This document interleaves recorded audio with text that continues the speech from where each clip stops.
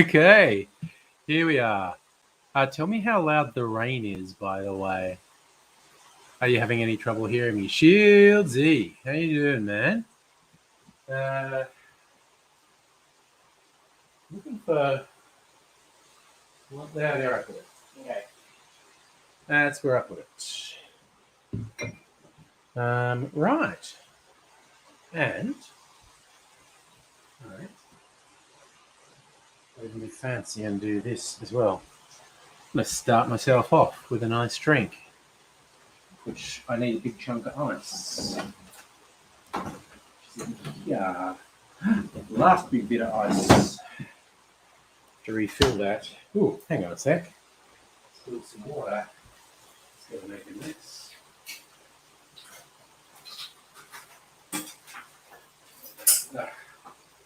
All right. I need to do it. All right. Oh, now we're getting the party started. Don't quite have anything. Good, you can't hear the rain? Hey, Salumi, you're cooking. That's okay. Are you there in the background? Keep forgetting one thing and one more thing. A little skewer. My cocktail cherry. Okay. Make a second attempt on the drink I was creating last night, American Pie, for the anniversary of the day the music died, which is coming up this week. Right. So, whiskey and rye, because that's what them good old boys were drinking. Hey, Chris, how you doing? Whiskey. I'm using a different whiskey as well. The Texas single malt from Balcones. It's a new style, newish anyway, style of whiskey for America. It's not being bourbon or rye or whatever. It's a single malt made in a distillery. All right, so half an ounce of apple to make it like a pie. Hello, Safa. Yes, thunderstorm got quite severe here during the day, and then it's just rained steadily ever since. And hello to Annette. And I hope you're feeling okay, because I know you've got the not great COVID symptoms. She goes, you like Lego? Yeah, well, I was pretty intrigued when I found out today was Lego Day, the anniversary of the patent for Lego bricks. And those original bricks would still be compatible with sets sold today. Angostura bitters. You still got the thunderstorms, Safa? It's just been rain for like freaking, I don't know, 6 hours now. Most consistent rain we've had in ages. And for my particular suburb, first time we actually got a storm in ages. It's been a few storms come through Victoria in the last month or so, but they all missed us. I'm trying to stab a mystery cherry. Got one. It's actually hard to do when there's not many left in the jar because they move around a lot. Shields, are you getting hot? Oh, God. For Melbourne, there's a heat wave. More than a week of 30 plus temperatures. I think it's going to finally start easing off next week after a freaking 2-week heat wave. Fucking sucks balls. Could be worse. I mean, like Perth got 40 Celsius every day for a week. Look at the color on that, though. It's a fantastic color. It's essentially a little bit of a riff on an old-fashioned that I'm calling American Pie.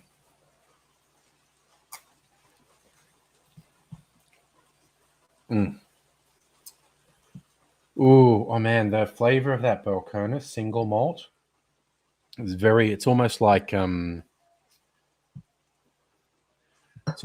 burnt toffee. Like homemade toffee made with like brown sugar. A real brown sugar thing going on.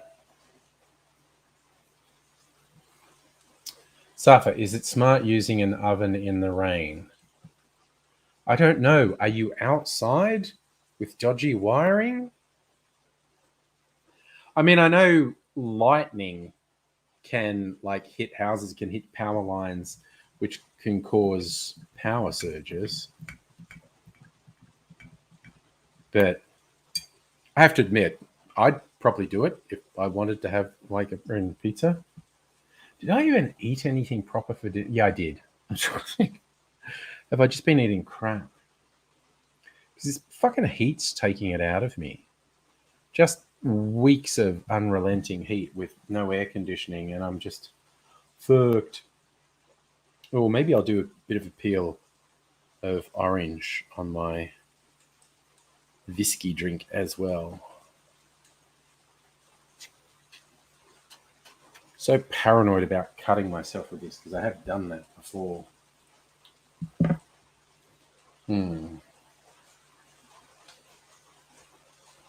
So orange oil around there. Do a little twist. Stick it in the glass. So using gas again. I don't even really understand the question. I don't understand why it's a question. Why you wouldn't just use your oven in the kitchen. Hey, Justin. How are you going? That's nice. Yes, a little orange oil aroma going on now.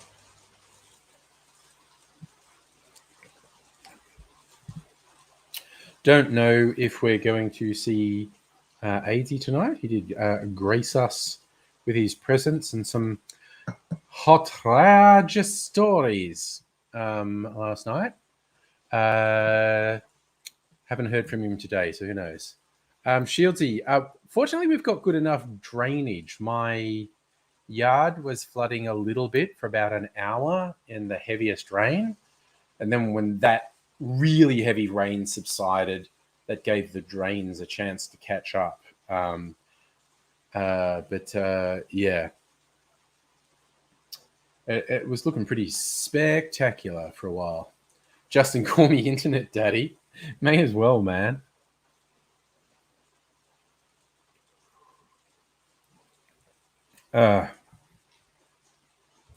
Just chilling out for a Friday night chat.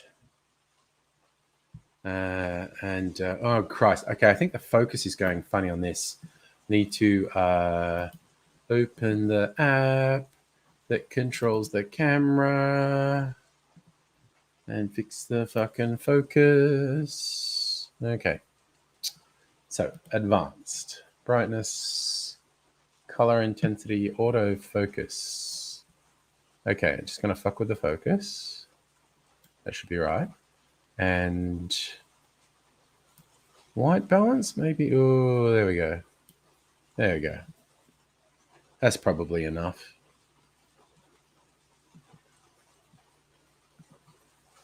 Yep, I think that's okay. All right. Silimi, you gotta move a sprinkler. Making lamb, sausage rolls, chow mein. Nice.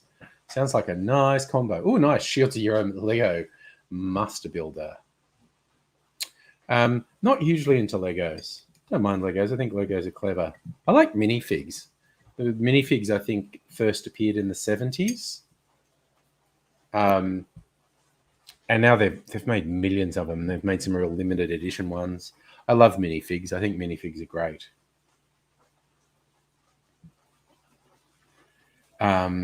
And they finally started doing them with different facial expressions, because for decades they all had was like saying two dots and a smile, or they had different bodies and outfits and whatnot, but the face was always the same.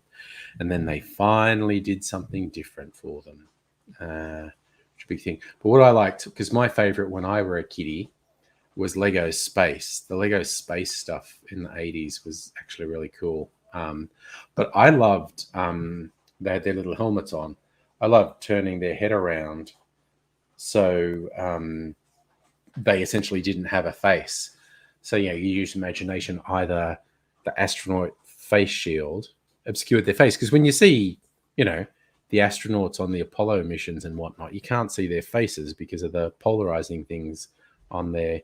You don't see their faces. So it's either like a face shield, or they're like a robot that doesn't have a face. So sausage rolls are amazing. Oh, nice. Oh, the lamb and Vegemite sausages. Took them out of the casing, added cheese and rosemary. Man, that sounds really good. And Celtic, hello.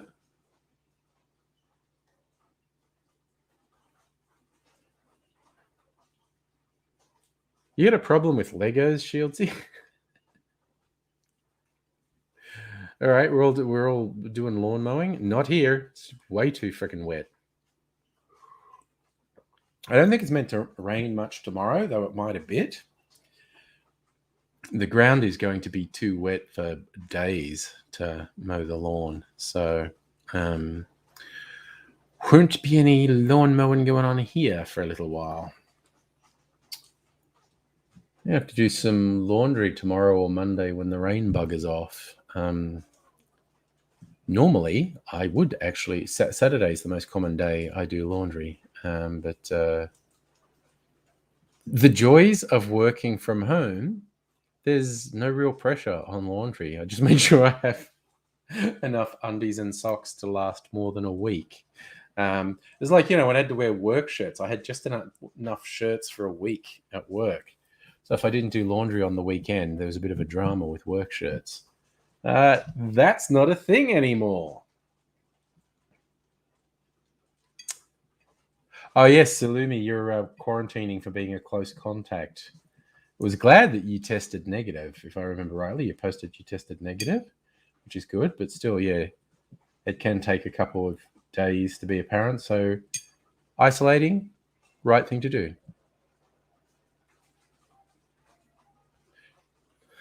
Shieldsy is a Lego nerd, doodah. Shieldsy is a Lego nerd, all doodah day. And there's nothing wrong. We're all nerds about something. Maybe tonight's the night we all get to nerd out about Lego. I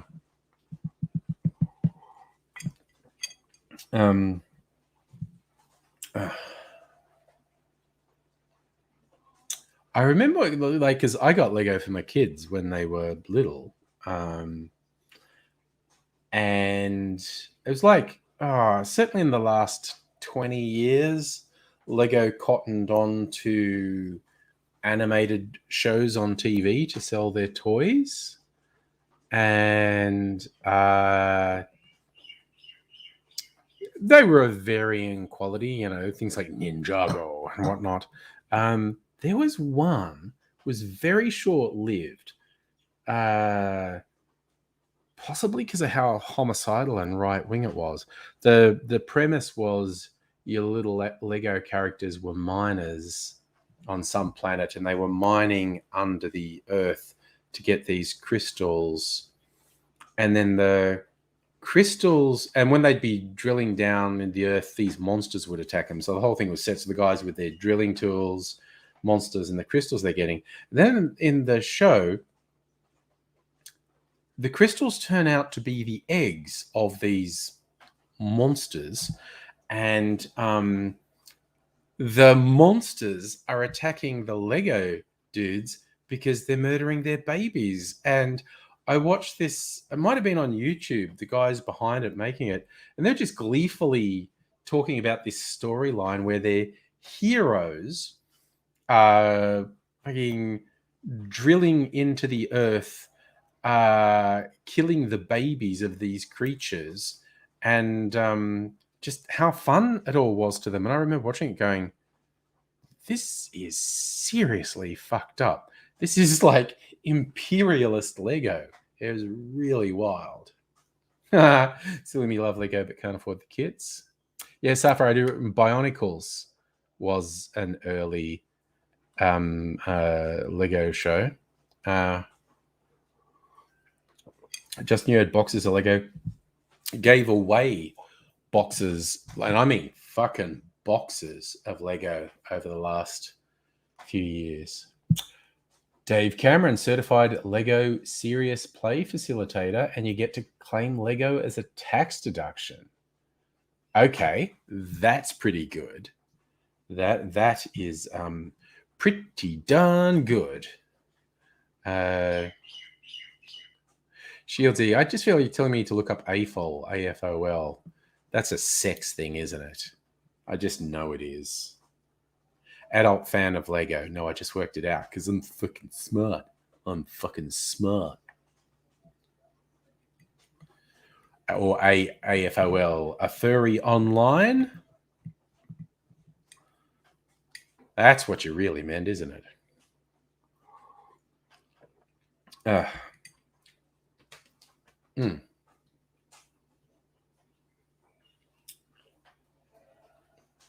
Okay, I'm definitely making this drink for my cocktail channel this week. American Pie, to commemorate the day the music died. Justin, you had boxes of toy train tracks and toy trains. I had a bunch of first generation Star Wars figures that a girlfriend at college made me get rid of, which is bullshit because they ended up being worth lots of money. Things you do to get your dick wet, honestly.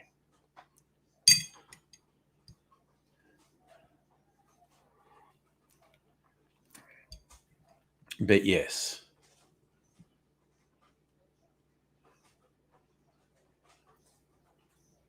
What? Adult fan of Lego is not AFLO. Do you know how acronyms work? That's adult fan of Lego is AFOL. How the fuck do you get AFLO from that? Silly sex is never worth it. Yeah. And again, but this particular relationship, we were both very young, and she was far from. Actually, I don't really have any negative feelings to her at all, even though the breakup wasn't great. I think that was a product of our age. We're both like, what, 19? Had a fairly intense relationship for a year and had a fairly intense breakup. I think that's just a product of our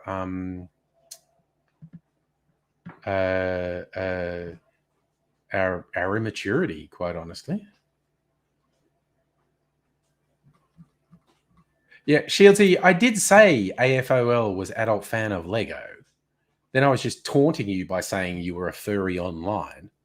Friend of furries.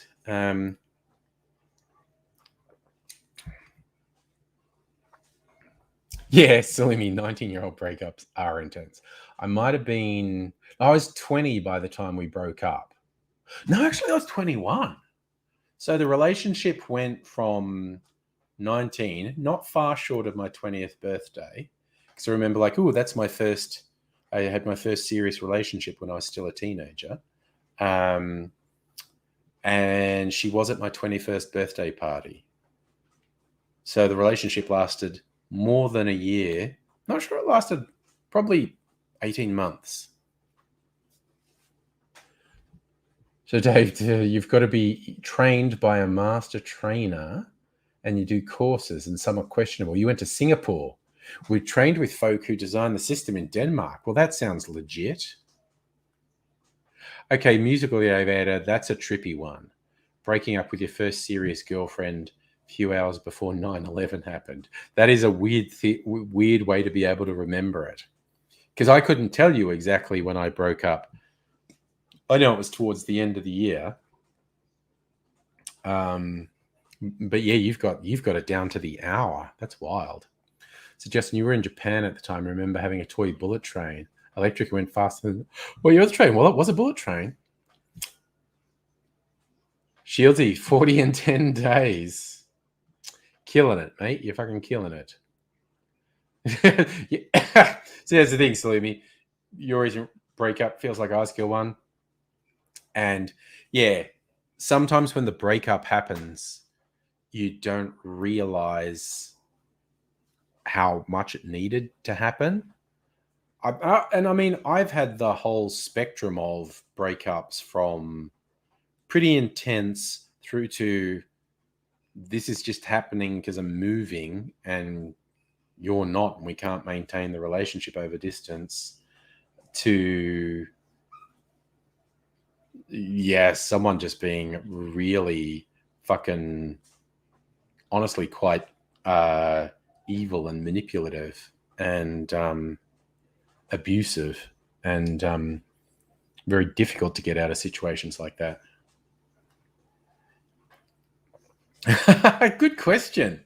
Safaz, Dave, did you go on the Lego Master Show at all? I never saw grabs of that moment because I just don't fucking watch commercial TV. It's agonizing.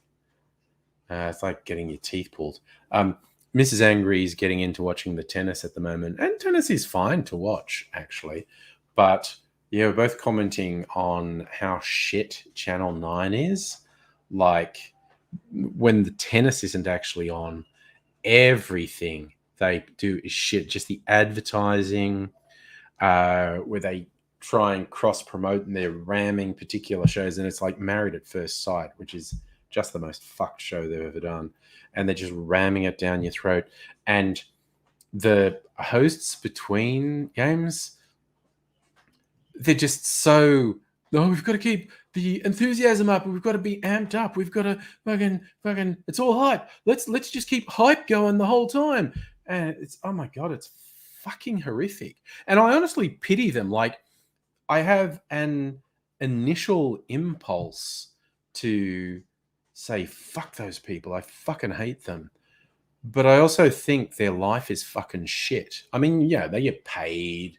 They get celebrity benefits, blah, blah, blah, blah, blah. But they're on a fucking knife edge the whole time. Like, oh my god, if I'm not bright and bubbly enough, and if people don't love me enough, I'm gonna lose my job, and I have no actual skills. What the fuck? Their life is shit. And yes, Justin, 9 buying Fairfax is doing nice. Pat, you and Rachel, girlfriend, boyfriend, nice. So something you realized today, since month 1 of the 6 months, you'd had very serious talks with our friends if that relationship was sustainable. Well, we do shit.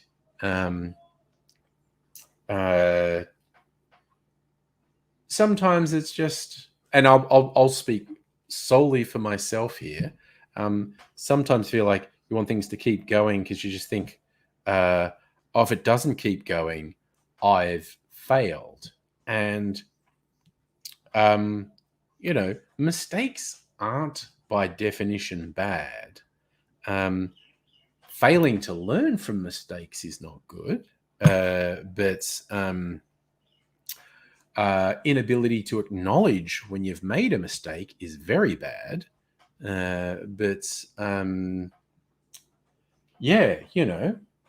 Mistakes are how we learn. No one's perfect. No one's infallible. So the big thing with mistakes or missteps, stumbles, is learning from them. Not, I never want to make another mistake again as long as I live. That's just doomed to disappointment if you friggin' focus your whole life on not making mistakes, because you're going to make mistakes. So if that's how you judge your success and your worth, you're going to be disappointed. You're going to be miserable because you're going to make mistakes. I mean, I'm not saying fuck things up on purpose, but yeah. Justin, you've never had a relationship, but you have been rejected. Yeah, you don't have to be in a relationship to get rejected, man. Been there, done that. Abigail, 30 degrees, 65% humidity, refusing to wear pants. That's fair. The rain did actually finally bring the temperature down here a bit. I think it is pretty warm. I've got the door open, so there's somewhat of a breeze in here. Man, that big storm pattern is still around. I mean, it's been raining this whole stream. No, it's saying it's 20, 21.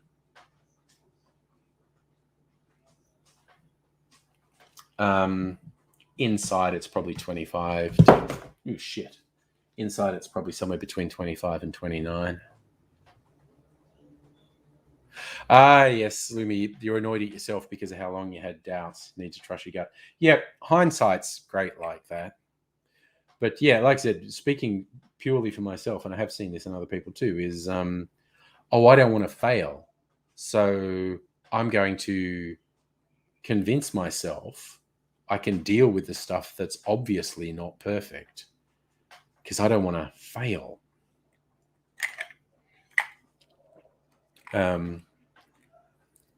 Yeah, sometimes you do work it out. Yeah.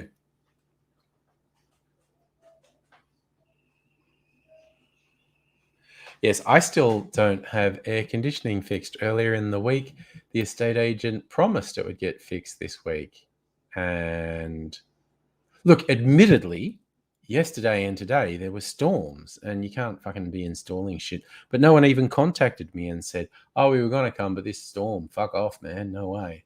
And this morning I actually emailed the estate agent and said, hey, you said it would get done this week. It's the end of this week. I haven't heard anything. And they didn't even fucking reply, which is annoying. So I assume nothing's going to happen over the weekend. So I assume it's another 2 days minimum, 3 days minimum of no air conditioning. So fuck.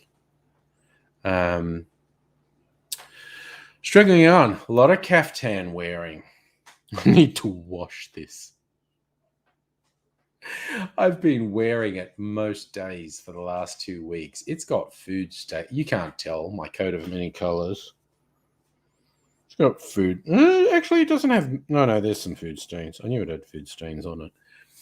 Not bad ones, but there are some food stains. Oh, nice. Abigail, martinis. Science martinis. This is fucking great caftan. I swear to God.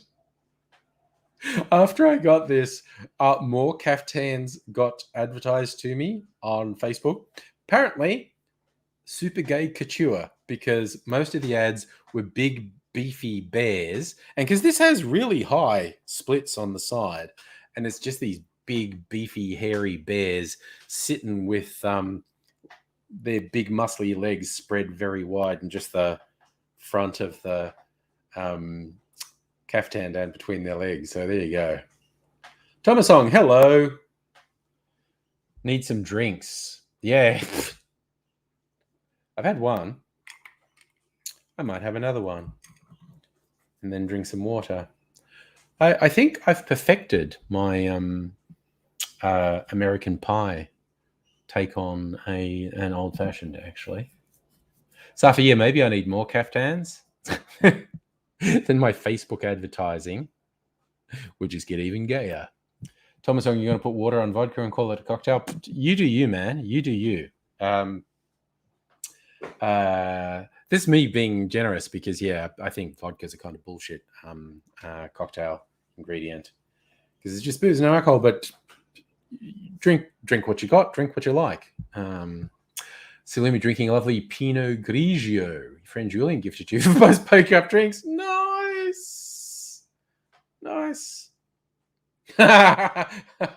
Silly icon for gay trans self spaces.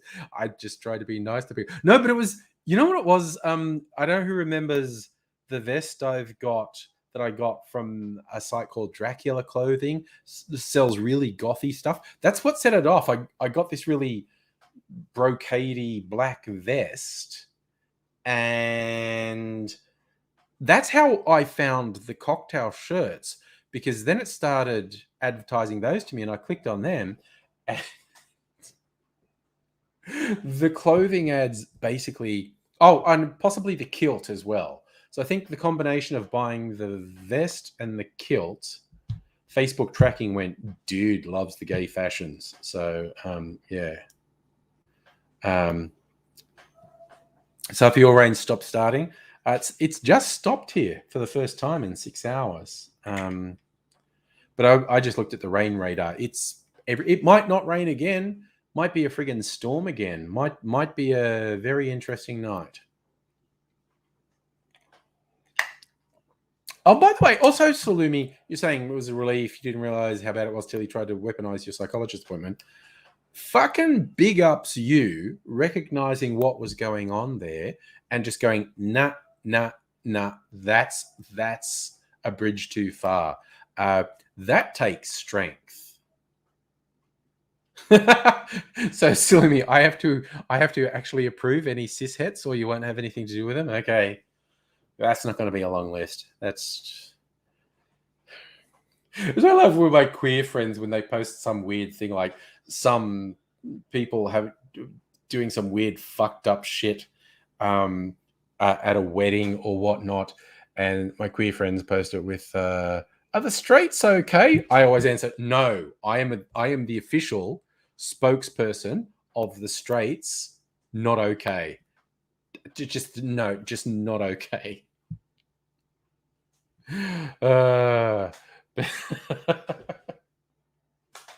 And I'm reasonably okay, but I think broadly the straights have issues.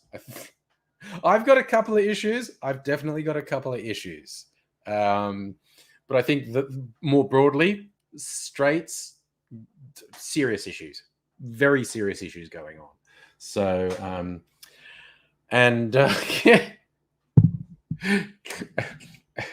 It's kind of like when I was with Dr. Abigail and Nettie very late in the night after our, I think it was Halloween live stream we did from your place, Abigail. And we went down to the fucking 7-Eleven at 3 a.m. and I was very loudly saying, cishet white male here, everything's under control.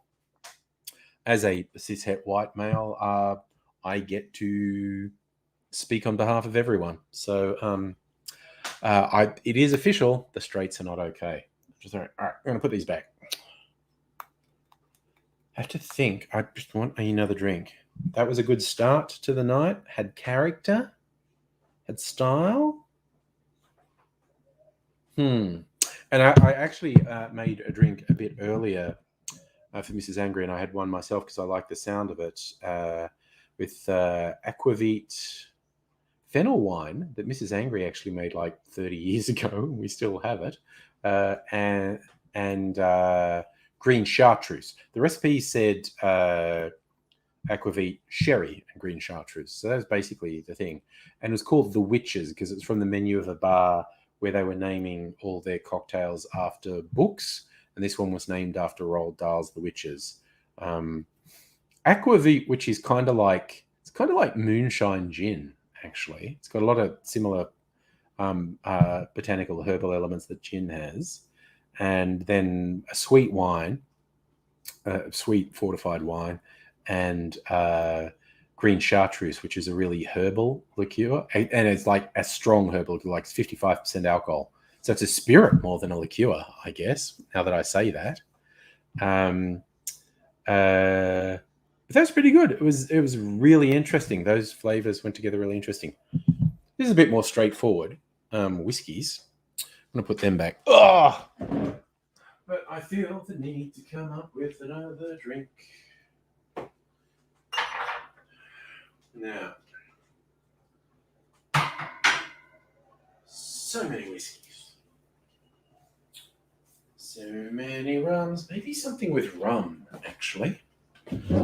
I need to look at some websites and get some inspiration. Put my liqueurs back. I bought some watermelon liqueur. Just on a lark.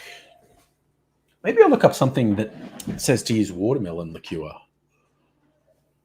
Silly, you had to explain how guillotining the rich is not the same as cis white woman threatening to slash tires.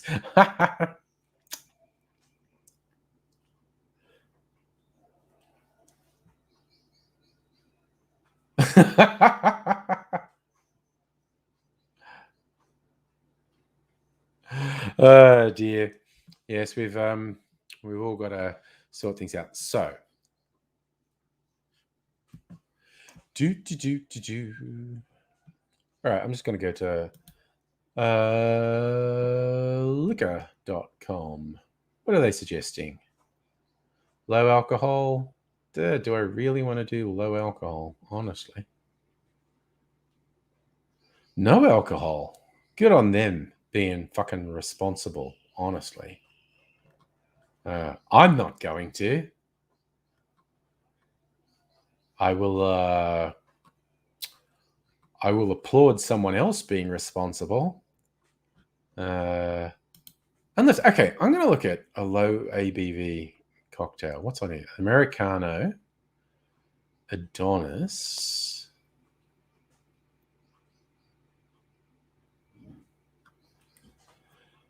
Bamboo, dry vermouth and dry sherry. And this one's sweet sherry. And that's fun.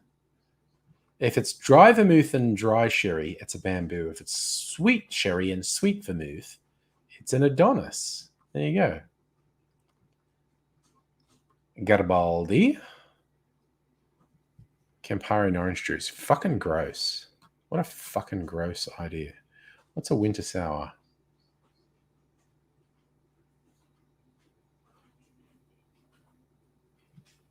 A Scarlet Spritz. What's a Scarlet Spritz? Aperol Spritz.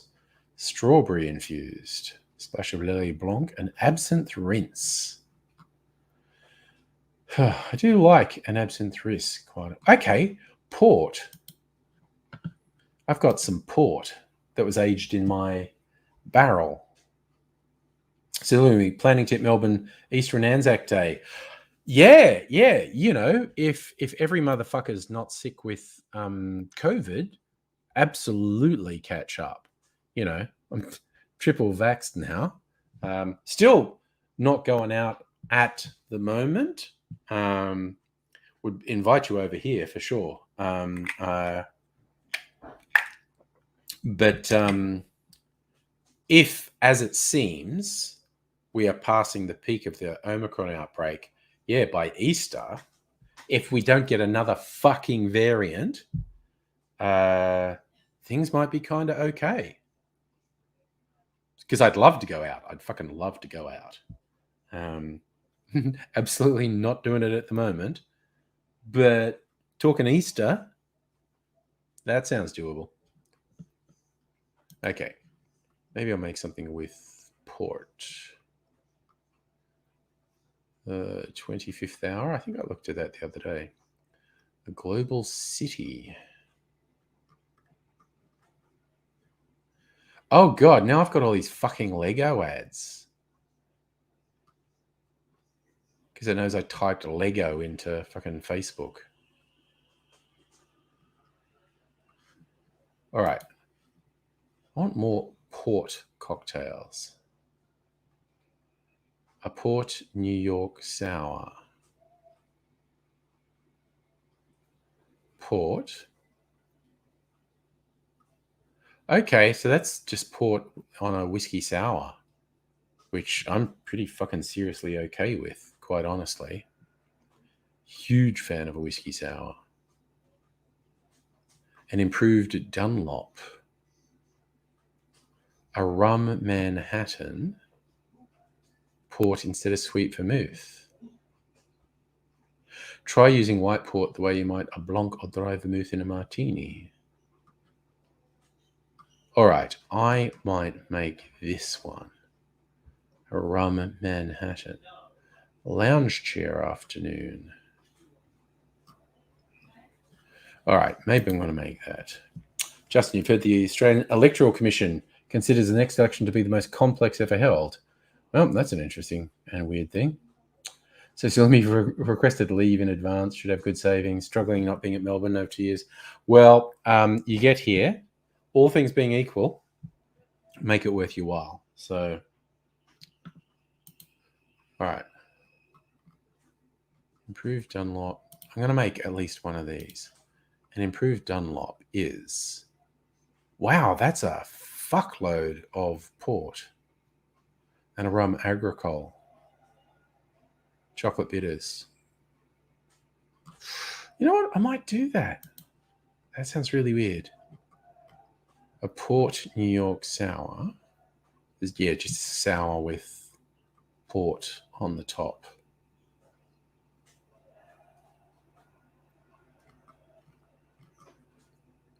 Yeah, fuck it. I might make these. All right, Justin, the election will be complex because of COVID. That makes perfect fucking sense. Perfect sense. Okay. Might do the improved Dunlop.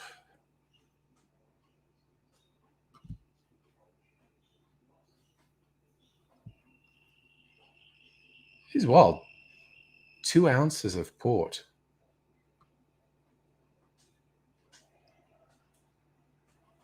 You know what? I might just make this in my glass. Okay. It says to serve it up, but I can't be fucked. I just chill it in this glass. I get even more flavor into my cherry that way. Okay, so I want port and my rum agricole, which is here. The things we do for now.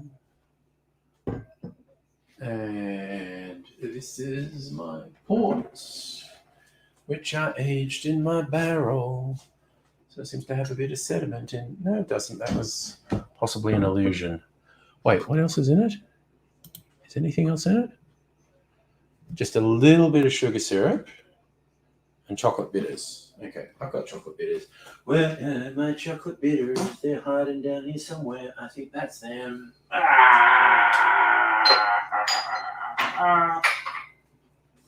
Yep. I are so smart. S-M-A-T. I'm in S-M-A-R-T. Splash. That's my rather characterful sugar syrup. Something's making weird noises around me, and I don't know what it is. I'm a little bit off put, but you know. So 2 and okay, 1 dash. Okay, we're good.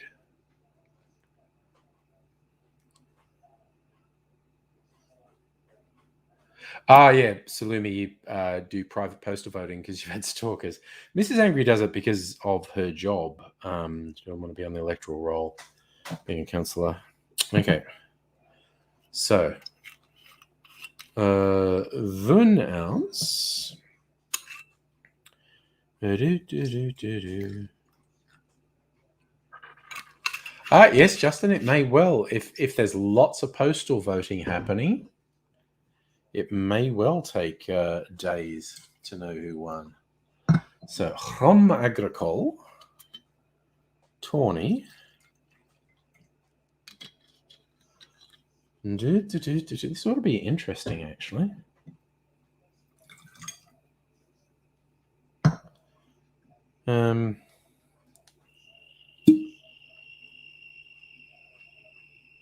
Little splashy of sugar and a dash of chocolate bitters.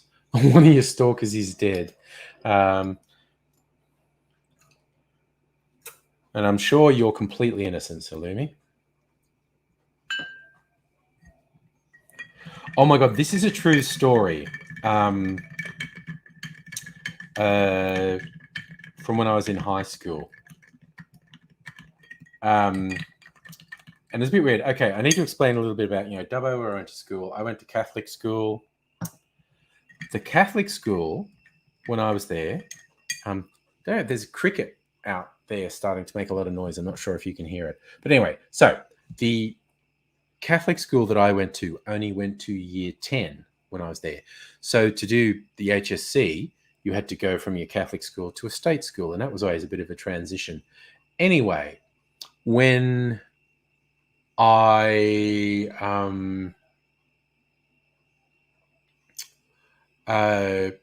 when I went to the state school, they'd try and mess with you and stuff. And the thing about one guy, I don't know, I took his ruler or broke his ruler, and there was a running joke that some people thought was funny and some people thought was going too far, they said,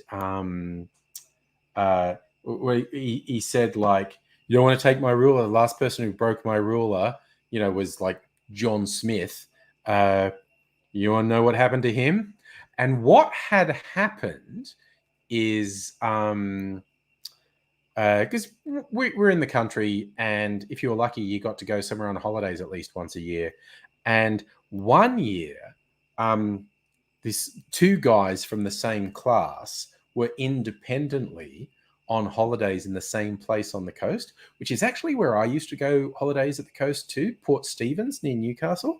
And anyway, this other guy, while on the family holiday, fell off a cliff and died. And when everyone found out, first they were all upset, but it got to the point where they made jokes about it. And they were like, yeah, do you remember just before holidays, he broke Warwick's ruler and Warwick was really angry and said he'd get him for it? And then they were both in the same place. And so it became a running joke that the one guy had killed the other guy for breaking his ruler. Oh my God, Salumi, were you the dead one his guy? Fuck him. Seriously. Oh. Yeah. Sure, I even want to go there. The fucking shit that I had to sort through. Ugh. Nice. Abigail knows how to get rid of a body with science, which is classy. Justin, imagine if it plays the same way as the US election. Morrison leads on the night, but Albo catches up a few days later and wins. Look, who knows? I have a delusional belief that Australians aren't quite as deranged as Americans. I could see being proved wrong. All right, so now I'm going to try this, the improved Dunlop.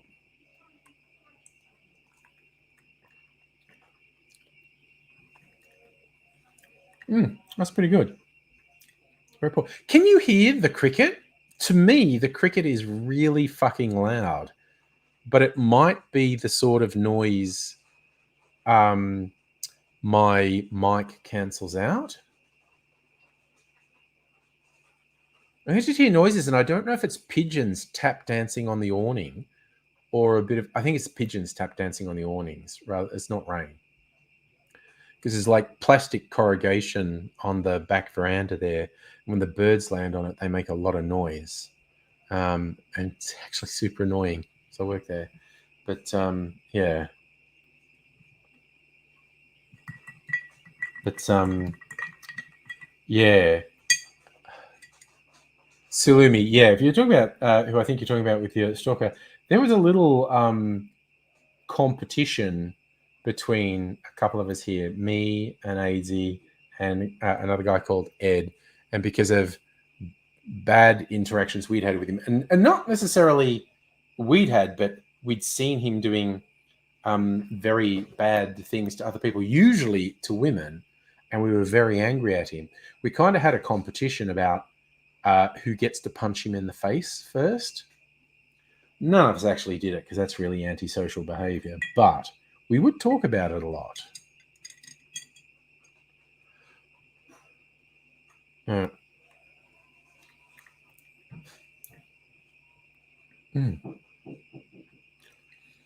That mostly tastes like, it's like quite pleasant and light. There's actually a really strong white rum in here, rum agricole, 55% alcohol, but it's mostly port. And so it mostly tastes like port. It's quite nice and light. And I think if I had a shotgun, I would just fire it randomly into the lawn in the backyard till that fucking cricket stopped, because it is bizarrely loud, to my perception anyway. Like, it's actually pain threshold loud. It's like someone playing a stereo too loud. And because it's this really constant. Oh, so he cyber stalked you. Yeah, well, what we witnessed repeatedly was him just treating, well, basically anyone who wasn't like a cishet male, treating them like shit. belittling them, ignoring them, making it clear he thought they were of very little value. And because at the time when I first came into contact with him, I had some influence in the YouTube world. So I was seen as being someone of value to him. So he sucked up to me. But so many of the women, after encountering him once, were like, "Yeah, I'm literally not going to be in the same place as that guy because fuck that guy." Oh yeah, everyone feels bad when someone died. Well, actually, no, I didn't feel bad when he died, honestly. So I just didn't say anything when he died because there were people going, "Oh," and I was just like, "Fuck that guy. He was a piece of shit." Oh yeah, no, Mrs. Angry knows and actively dislikes him because he did that dismissive thing to her when she came to one of our meetups just to see what happened. And again, because she was a woman and B, not someone he saw that he could gain anything from, he was really dismissive and rude. And this is why AZ and Ed and myself all wanted to punch him in the fucking head. But we were too well behaved to actually do it. Yeah, way dodgy shit with that guy. Heine, you think you can hear the cricket? It is high pitched, and again, I think although I can hear it, the way microphones work, because the source of the noise is a long way away, I think the microphone doesn't pick it up. Human ears, not so selective. Ugh. Nice, Abigail. Your son has crickets in his room to feed his other bugs. So yes, you'll have to tune them out. Well, so because I actually slept in Will's room when we did that live stream because he wasn't there. So yes, I found the crickets in there just kind of lulled me to sleep. It was like this is a really fucking aggressively loud cricket. I'm pretty sure it's not a cicada. Cicadas have a different pitch. You do think it's a cicada? It's very constant. It is okay. Mrs. Angry's smarter than me. I think I'm going to side with her and say because it's been going on for so long and it's so loud, it's pretty much definitely a cicada. And I do want to go out there with a shotgun and fire it blindly into the dark until the noise stops. Oh yeah, my neighbours might have thoughts about that, but and then I just say it was the cicada, and they go, "Oh, cool, we get it. We get it." I do remember in a farm when I grew up in Dubbo, some really fucking weird cousins of mine. Yeah, farm people weird, and they do this thing. They had these cicadas. And he would find it really amusing when there was a big sort of cicada infestation. They'd be in the trees. They'd be in like the barn. You just go with a shotgun with a wide spray buckshot, and he really enjoyed like firing it into the tree, and like 20 dead cicadas would fall out, or if you could hear them all in like an upper part of a shed or a barn, he'd fire it towards them, and all these dead cicadas fall down. Farm people get like that. Hey, Alexander. High pitched background noise. It's a cicada. Yeah. Oh God, Salimi. Yeah, I had a panic attack when he showed up. Voltaire 2017. Voltaire went into golf dead mode. That's nice. Heine, yes, you new guy. And you may not have seen any of the horrible things he did. But I did. And oh my God.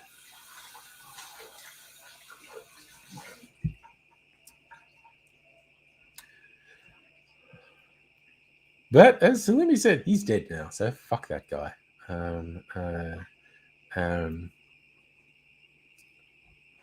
Yeah, it's just I was very concerned as Salimi said, with people going, "Oh, they were so sad, he died," and I was particularly concerned when there were young women who seemed sad at it. I was going, "Oh God, I don't think you know what he was really like." And Pugwash, is that a clickbait title? Because it is Lego Day, and we've had quite in-depth conversations about Lego so far? Oh, Heine, that's the most polite thing you could say about him. He was a strange one. He was a fucking prick. He wasn't strange. He was a fucking prick. He was a nasty, shallow, manipulative piece of and creepy, stalkery piece of shit.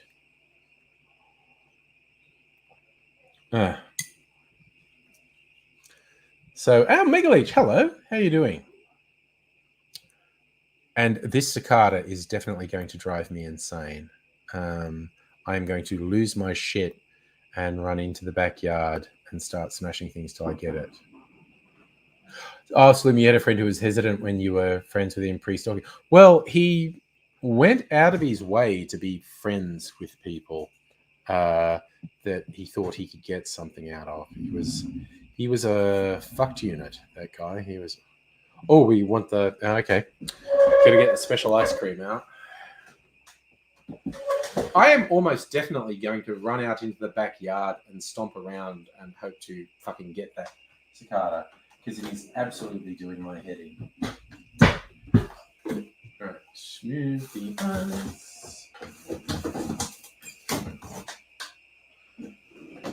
These people should sponsor me, because it's the second time I've showed it off during a live stream.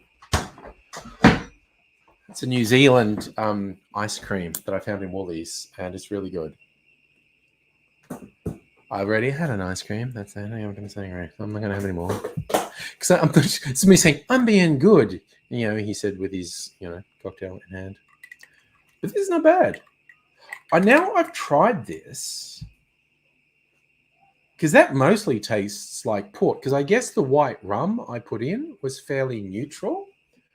Now I kind of want to try that with a more flavorful rum and see what that's like. Like by itself, that rum agricole is not completely... It's 55% alcohol. It's quite strong. But the port is a much stronger flavor. But I've got some rums that are not... Actually, I've got rums that are much stronger alcohol than that. But I've got a bunch of rums that are much stronger flavor than that. And several of which are lower alcohol content. So I think I want to make the same thing with the port, with a rum that has more flavor. Pugwash, if you don't build a house with interlocking ice cubes, you'll be disappointed.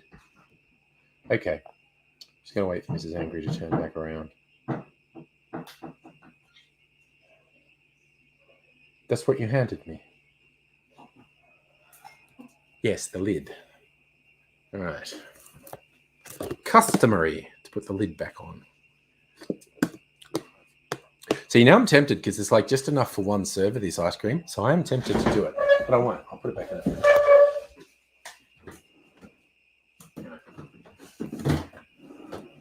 I might need to get something from the shops tomorrow, so I might get a new thing of ice cream. Who knows? Watch Dominion. Hello. We're doing crickets. No, it's cicadas. No, I think you're wrong, because crickets do intermittent noise. That has been a constant, painfully loud noise for about 20 minutes now. Crickets don't do that. It's the first cicada I've heard for a little while. But yeah. So Suleiman, sitting in bed, eating your lamb sausage roll. Chow mein was delicious too. That sounds great. Make fried rice in case you get plague. Found a new place near here. Apparently they have 3 different kitchens in it, making different Korean food. And I tried to order in person, found it confusing, so I ordered online. But they do like traditional Korean style stuff, like rice bowls with, bulgogi beef or pork or whatnot. But they also did this thing for fun. It's like, this is what I got. It was, they called it bulgogi beef burrito. And it was great. It was bulgogi beef and, some veggies, lettuce and whatnot, and some rice in a wrap with some chips and a little dessert, a little caramel dessert thing they threw in too. It was quite nice. Thursday night's our takeout night in Angry House. So if you want to try drumstick fudge flavors, I had one of them, this strawberry or raspberry fudge, which was okay. I do eat far too much ice cream. Go to the supermarket and either buy tubs of ice cream or, ice creams on sticks, or drumsticks, gay times, all these things. Yeah, Safa, cicadas are fucking.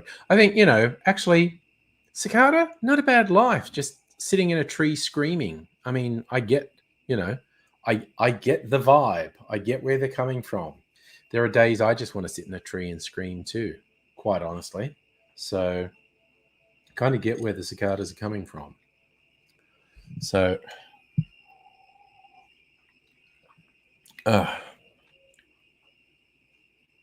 Puggles, you were thinking chicken drumstick lollies. See, there's another thing, various things with the same names. But I was thinking of the drumstick ice creams, the one with the sugar cones and whatnot. Oh yes. No, Salumi, just screaming is a mood. Definitely, it's definitely a mood. So, Safi, your rain stopped. Rain stopped here too. That's why that stupid fucking cicadas out, and it is absolutely gonna drive me crazy. What's the rain radar doing? Still 22. Christ, it is absolutely going to drive me stark raving mad. It is. Oh no, it's past us now. Almost definitely no more rain. Oh, we got flood warnings for Dandenong Creek, which doesn't affect me. The Yarra River. Everyone along the Yarra's got to be careful. You know what? I'm just going to go out into the fucking backyard and see if I can scare off that cicada, because it is driving me fucking insane. Just a sec. Let's see my caftan and I'll go. Where are you, motherfucker?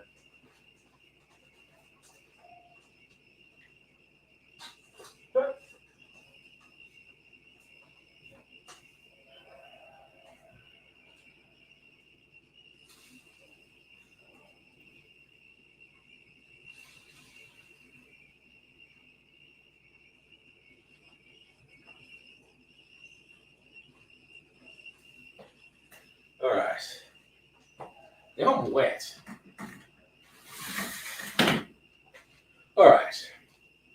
It did not give a shit. It did not give a shit that I was throwing things in the tree. It did not give a shit. I'm going to fucking lose it. Absolutely. I'm assuming you saw a tiny cicada, size of your finger. No. There's a couple of them in the tree out there. Fuck them. Suppose drumsticks only refers to lollies, not even sticks for drums. Yeah.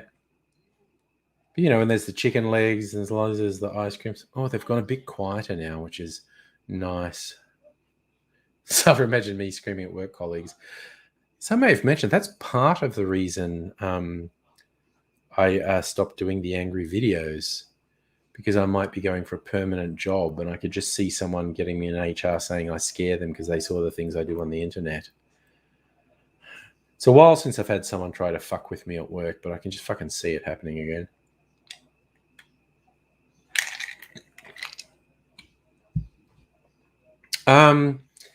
Abigail, I think cicadas have a big part of their life cycle underground. Like they do this weird fucking thing where they burrow underground. And Watch Dominion, okay, not to be one to argue, you are definitely categorically 100% wrong. There is no chance you are right. You are absolutely, completely wrong. They're in the trees, they're cicadas. Crickets do periodic noise and they are not as fucking loud. You are hearing diminished sound through my microphone. I'm getting the real fucking sound. They are loud above the pain threshold. Like it's hurting my they've quietened down a little, but it's hurting my ears. So you can either accept it or not, but you are definitely categorically 100% wrong. They are not crickets. They are cicadas. There is zero chance they are crickets. They do not sound, when you got them in real life, they do not sound at all like crickets. Their sound they're making is not the pattern that crickets make. It's a constant fucking horrific painful noise that cicadas make. Also, they're up in the fucking tree, not in the ground like crickets are. So Safa, there were never cicadas in town in Dubbo, but it's like saying cousins of mine who lived on a farm had cicadas on the farm. So it's weird. We didn't have cicadas in town in Dubbo, so far as I know. Sure as fucking hell have them here in Melbourne, though.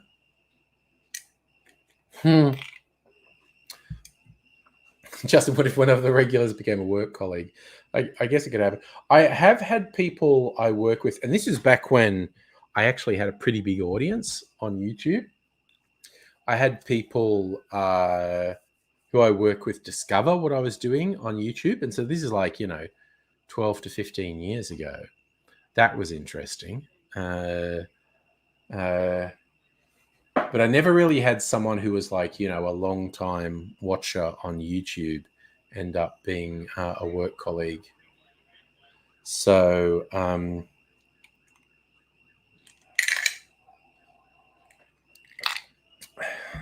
swings and roundabouts. Kevin, mate, you think it sounds like bellbirds through the mic? Kevin, mate, on Twitch. Yeah, because the microphone is designed to only pick up noise that's close to it. It's only picking up the cicadas at all because they are so fucking loud. They're getting loud again, like it is doing my fucking head in. I feel like I want to just put some noise cancelling headphones on so I can pretend they're not there. Absolutely doing my... I just want to poke myself in the head with my cocktail skewer. Just fucking self-lobotomize so I don't have to put up with it anymore. I've heard worse ideas, basically. Right. I think it's probably time to drink some water.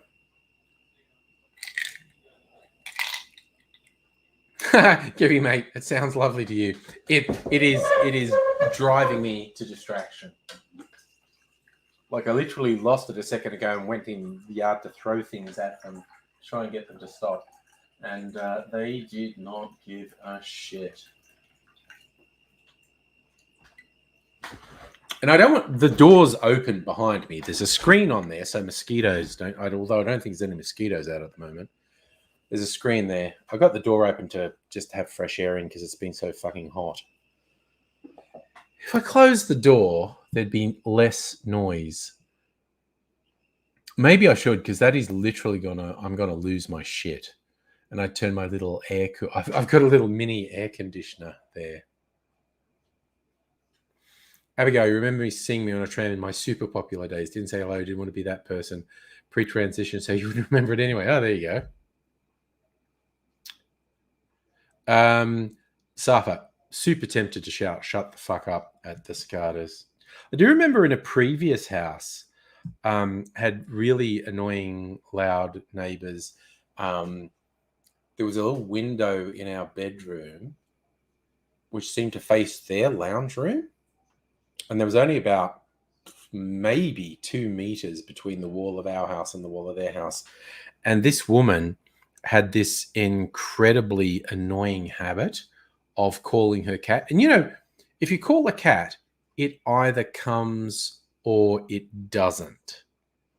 And if it doesn't come, stop calling it because it's never...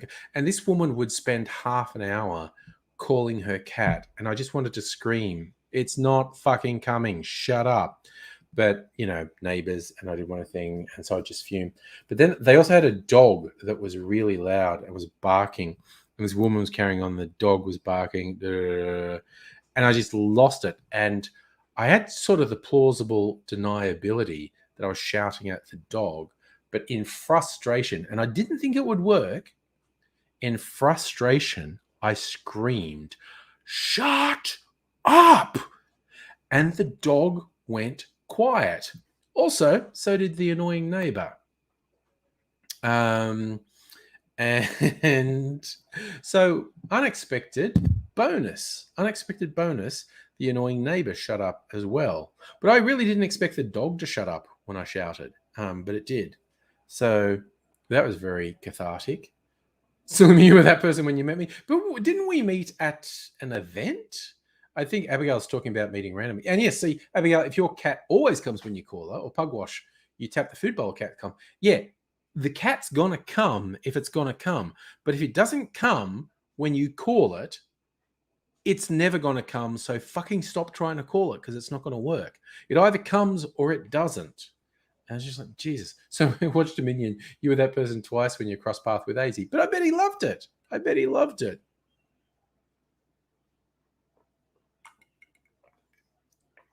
Oh. Whew. Actually, water was a really good idea. Oh, my God. Sorry. I just realized, why am I suddenly feeling a bit more peaceful? The cicadas fucking stopped. Oh. It's kind of like, you've been banging your hand with a hammer and it feels really good when you stop. And it's like, why do I feel really good? Because I stopped banging my hand with a hammer. Oh, I don't bang my hand with a hammer. It's a metaphor. So, Silly, we met on a tram. You were with Dad, Chris, and the kids going leaving me. Oh, okay. Well, cool. I don't know. We crossed paths so many times over the Yoda. Wait, the aquarium. No, yes, the aquarium. I actually do remember that. Yes, also Music Gravetta, the temperature stopped being 30. It's only about, in here, it's probably somewhere over 25. But it's 21, 22 outside. So you remember saying I'd been talking to a friend about recognizing you recognized me. Oh, there you go. Oh, yes, Arthur, but you come to one of our meetups where we had a jolly good time. Oh, dear, Abigail. Yes, I knew a pussy that would come for a while, kept trying for ages, eventually came explosively. Yeah. Say no more.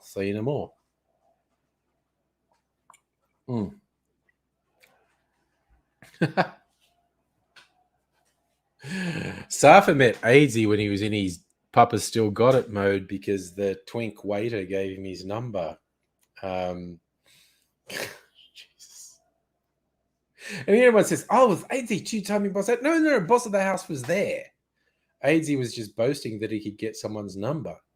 And I honestly didn't inquire too much as to what happened after that. But yeah.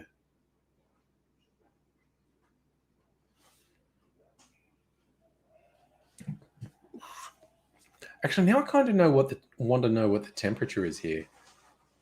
Oh, a little bit of rain. Just a little bit. Like I said, it's hard for me to tell the difference between a little bit of rain and fucking pigeons tap dancing on the awning. This after you were drinking to 3 a.m. That's right. You went to where your sister was working, if I remember rightly. Watch Dominion. Yeah, you're still really hot in spite of the rain. Oh my God. This fucking heat wave is bullshit. It fucking sucks so much. The Murphy's Law of my air conditioning breaking right at the start of it. Jesus. So, you want to meet more queer and trans polyamorous humans who are aware of what their needs and boundaries are. Ooh, that's a good balancing act. Needs and boundaries. And being cognizant of both. Oh, yeah, you're going to need to come to Melbourne. Go out to some friggin' venues with Dr. Abigail.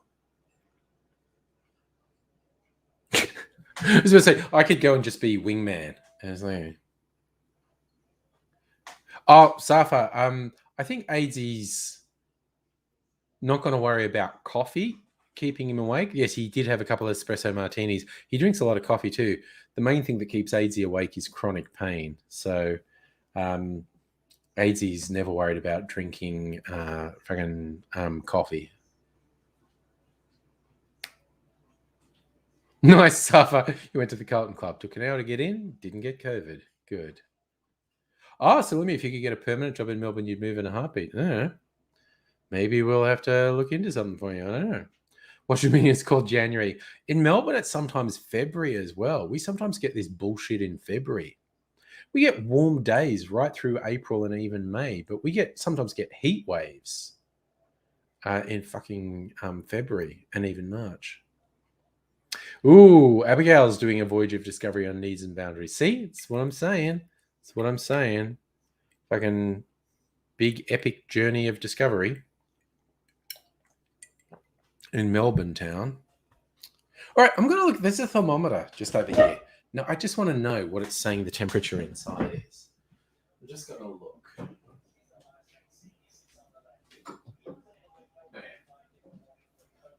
I just want to know what temperature it said it was inside. Yeah, it's about what I expected. It's saying it's 24, 25 inside, which is, fucking tolerable. Not great, but tolerable. Safa, can I be your wingman, mate? Oh, yeah, we might do it one day. You never know. Oh, shit, Pugwash, you had ice on your car this morning. Jesus. I think it's easier to get warm in cold weather than it is to get cooled down in hot weather if you don't have air conditioning. Mind you, I've been just fucking getting a cold bath. Well, it's more tepid, I suppose, but it feels cold. I've been getting in the cold bath with the jacuzzi, I guess, like twice a day. And then it's got the stage where I just air dry. I don't even towel myself off. It's like I work myself up to putting all the way under the water. It's like each new bit that goes under is like, oh, and the breath goes. I still think the real challenge is when your junk goes underwater. That's the moment. That's the most challenging moment, getting in a cold or cool or tepid bath or pool. If you can't just jump in, if you have to lower yourself in, the most challenging moment, I think, is definitely when your junk goes underwater. Because it's like, oh my God, all those nerve endings. Oh my God. Oh my God. But I'm surprised how much it's difficult for me to put my back underwater. Because each bit of my back that goes underwater is this really bracing cold and sort of takes my breath away. But so far I have actually made cocktail videos in my caftan. Look, I'm going to fucking find one. Now we've said it. It was only a short, like it's a less than 60 seconds. It's a less than 60 seconds cocktail. Let me go to subscriptions because I'm on the Angry Aussie thing here. Why is... Oh, fuck, it's already there. Jesus. Angry Cocktails. Videos. Trying to remember because they're all fucking thumbnails. So I forget. It's a short.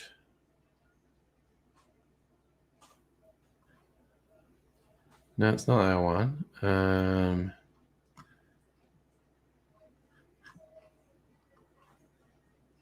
Actually, I feel like playing you some of these shorts I made.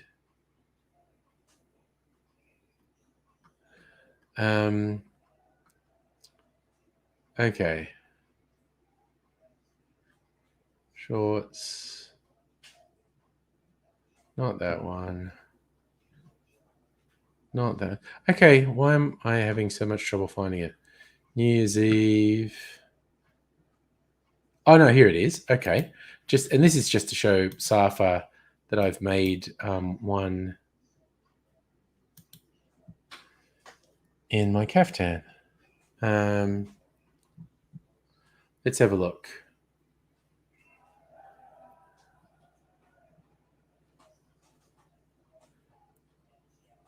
Okay, let me share screen, share audio, tab. All right. So it's here, full screen.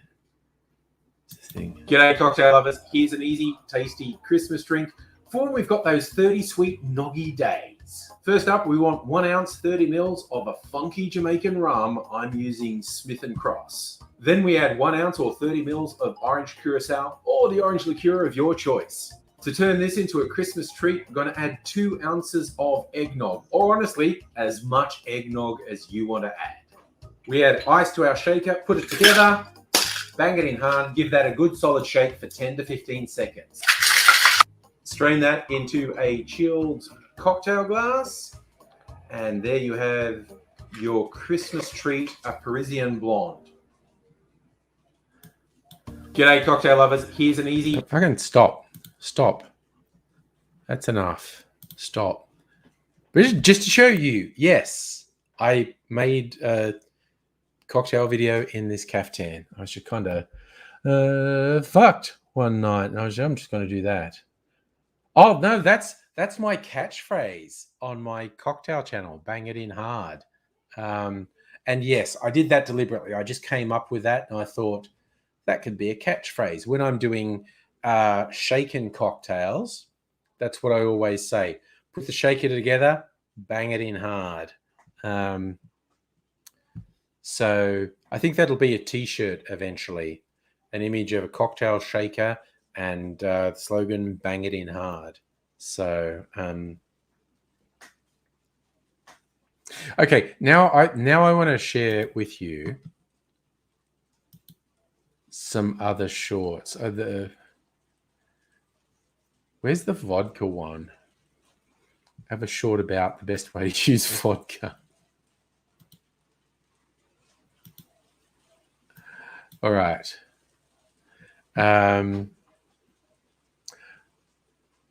All right, so there it is. No, wait. I think I might have forgot to stop screen. I'm just going to make sure it'll do sound. It probably would have done sound, but now I'm just going to do that.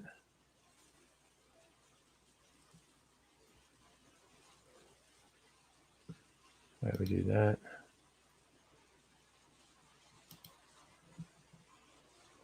I recently got a giant-sized bottle of vodka from Costco.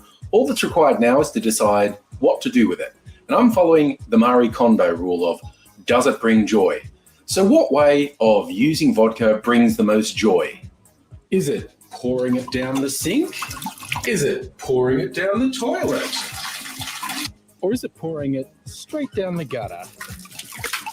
Do whatever brings you the most joy with vodka, but don't waste your time with vodka cocktails.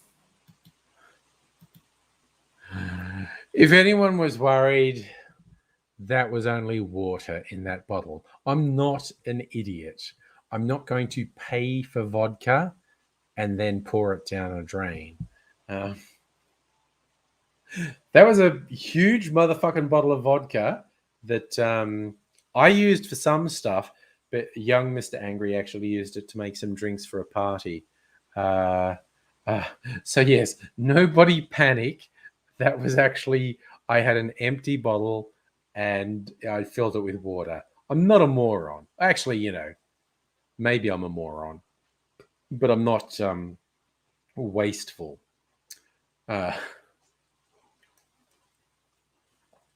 In terms of cocktail world, I think vodka is a good base for making flavored things. What young Mr. Angry used it for, he got like a bunch of different flavored Jolly Ranchers and dissolved them in vodka. So he had this whole fucking rainbow of, I think there were 6 different colors and flavored vodkas he had for a party. So yeah, that's where most of the vodka went. But yes, I just made that video for a laugh, basically. Was there another short I wanted to... Actually, I think I need to do a loo break. Maybe I'll show you my most recent animated video. Went live today. I'll fucking stop that, honestly. I'll do this. I need to make a toilet break. So you got to vacuum the baking soda off your bread.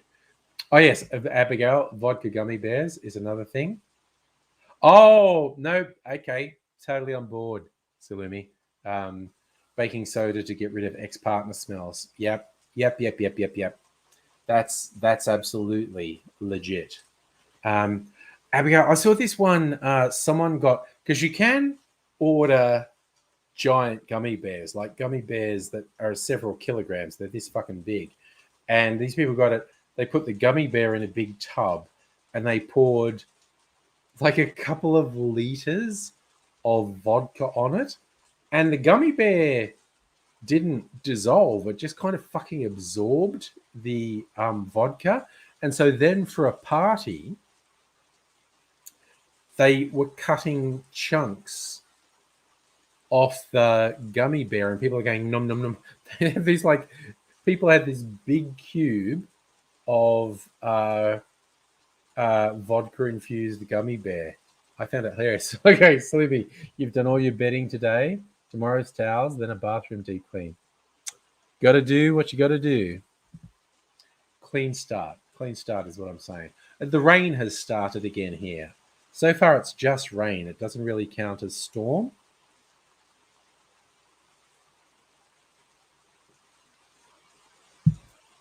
Did the storm move? I'm just going to look at the rain radar again. I'm intrigued as to, did the fucking storm move? Oh, no, there's a little one. Okay. There's a potential, only a small chance, but there's a potential this rain could get intense for a little bit. It probably won't. It'll probably just be a bit of rain that lasts for a little while. But as I was saying, I think I need to do a toilet break 1.5 hours in. I think it's reasonable for me to have a break at this point.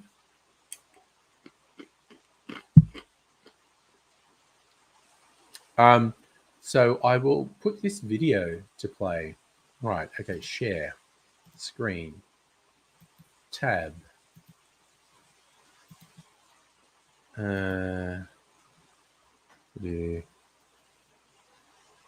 Wait, no, fuck, shit.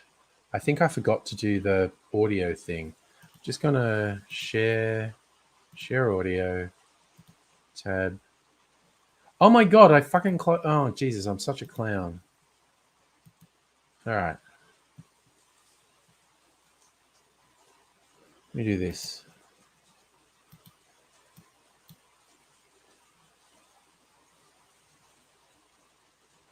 All right, so share, tab, YouTube.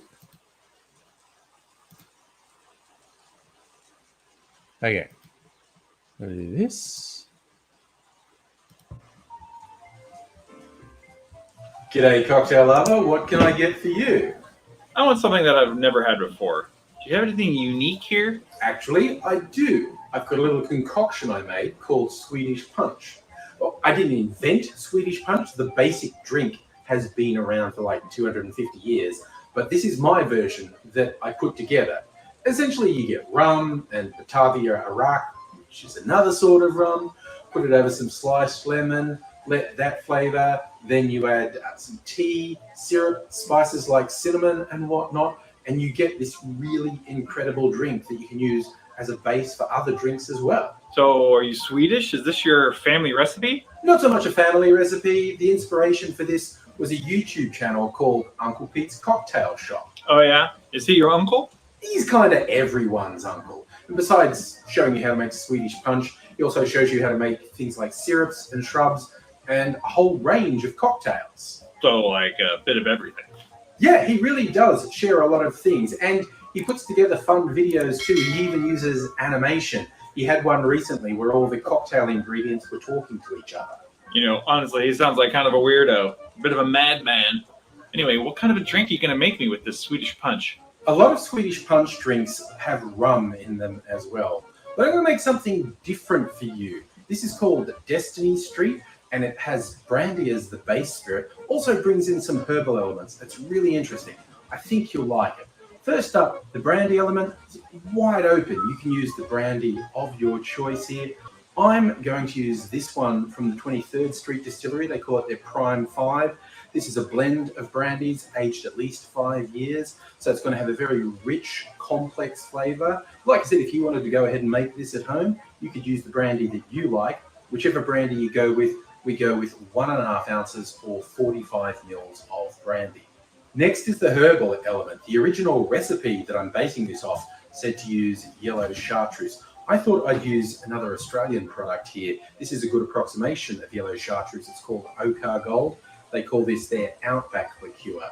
It's got a similar profile to the Gentian liqueur, that is yellow chartreuse, but it uses a lot of Australian botanicals. So it's a little bit of tone thing as well. I'm going to add 1/2 ounce or 15 mils of the Ochre Gold.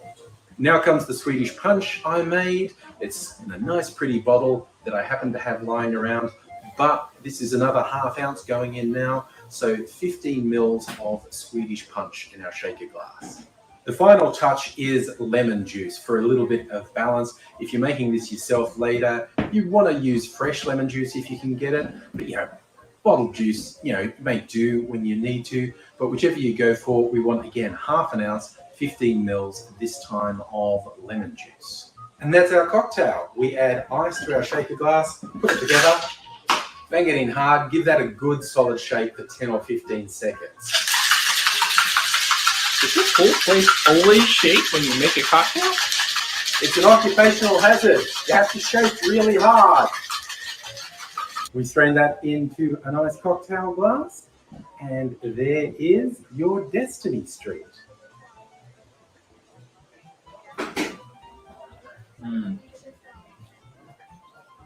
Sweet and tart, herbal, very complex. I love it.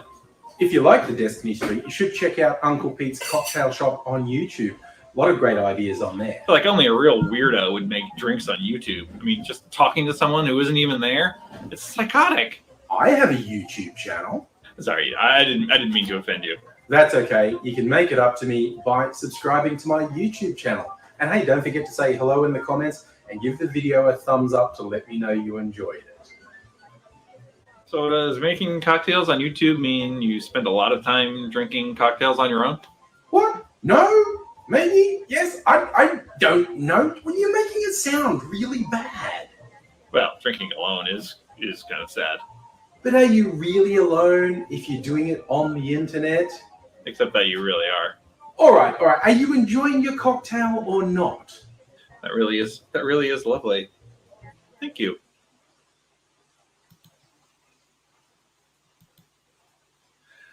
So, got any more frames per second? Yeah, I'm not sure how that thing's.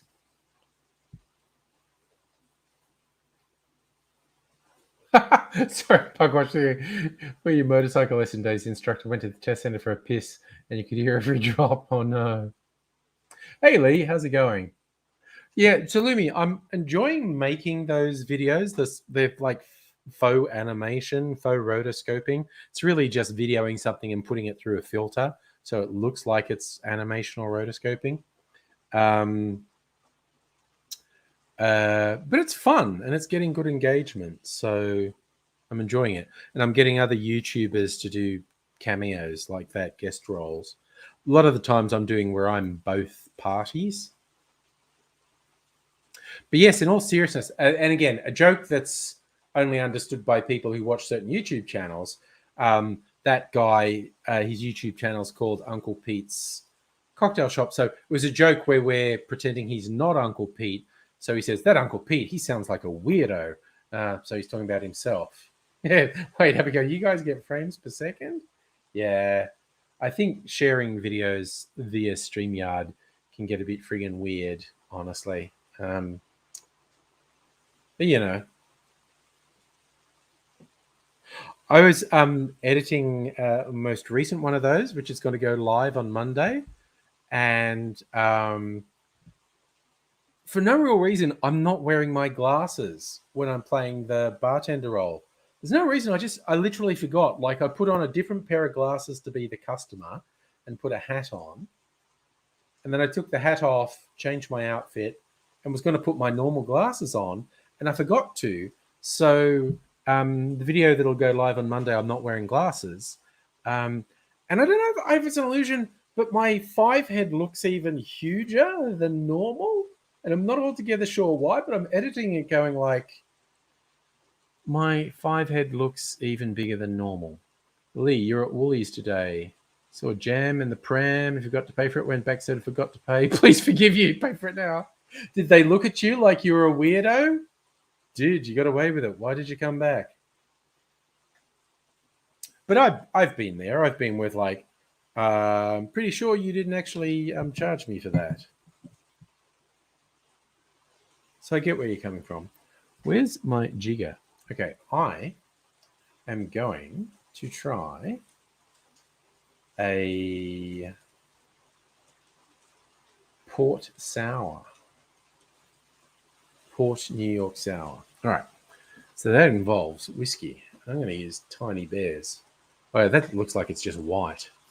Tiny Bears single malt. Lee, I look shocked at your honesty. Yeah, I don't think many people would do it, man.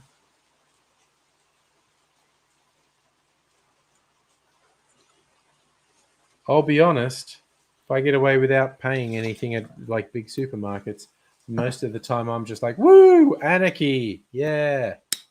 And I just go for it. Okay. Bitters.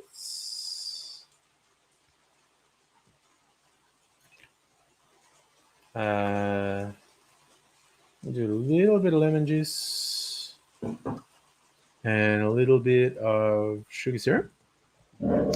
And my foaming stuff. Where's my foaming stuff? Is that it? No, that's goodness. Wait, is it still up here? Because I was using it earlier. Oh, where's it gone? Oh, where the fuck is it all the way over here? No wonder I couldn't see it. Okay. So I want lemon juice and sugar syrup. Lemon juice. Lemon sugar syrup. Let's do this. Trying to make it foamy. That's fair enough. Safa, got to be honest. You can't live with yourself. Noble. Right. So.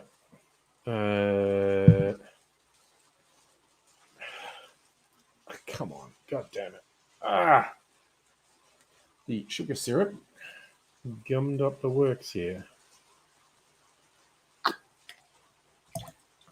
Do that. Fuck that. A little bit of lemon juice. Don't want too much. Wonderful. I love that, Lee. Security guard looked at you like you were from another planet. Abigail, gotta be honest, big supermarkets don't deserve your money. They've got enough money. They have bad business practices. Yeah. I have no qualms with big supermarkets. You know, freaking whatever, man. Yeah. Dry shake. We'll not try and make this foamy.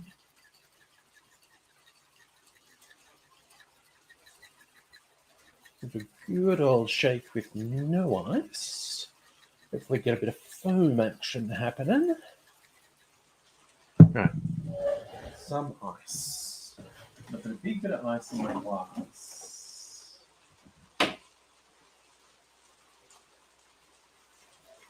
All right, you sit in there, big bit of ice. And we'll put some smaller ice in my shaker.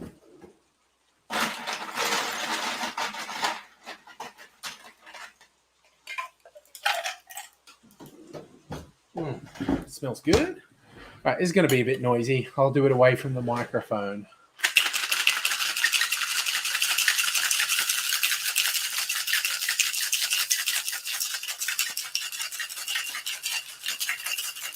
Okay, painfully cold to hold. So you know you've shaken it enough. Where's my fucking strainer? Over here. Okay. And also, The fucking shaker has contracted from the cold. And I can't get it apart. It doesn't normally happen. Oh my god. I can't fucking deal. Honestly.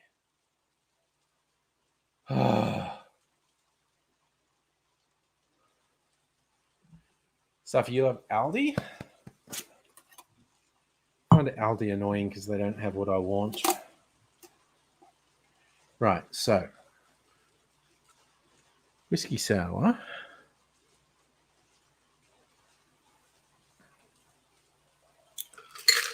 All right. A bit foamy. Now, said to top it with an ounce of port.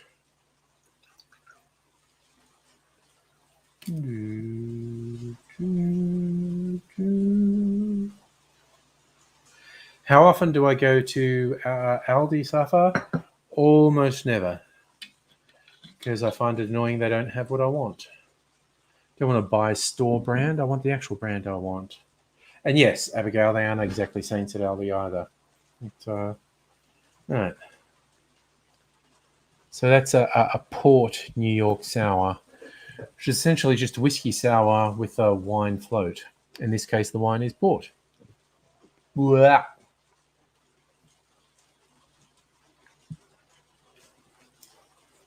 Oh, wow. Oh, my God.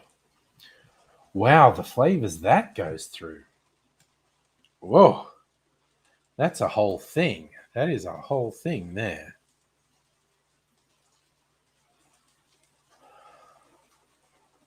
Well, Safa, Aldi aren't like, a mom and pop store. They are an international conglomerate as well.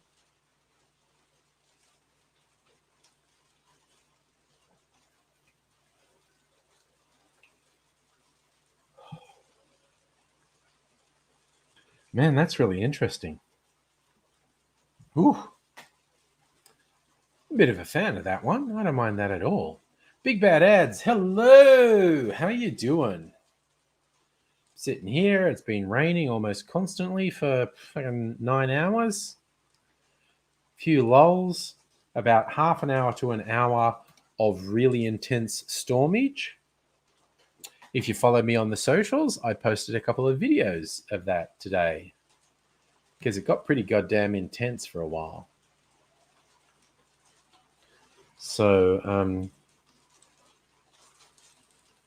Safa, Grilled open in your town. Don't think you're going to support them. I don't know. Grilled's okay. But, if there's actual independent shops, maybe they're a better option. I don't dislike Grilled. Ads, you've been dealing with leftist infighting on Twitter.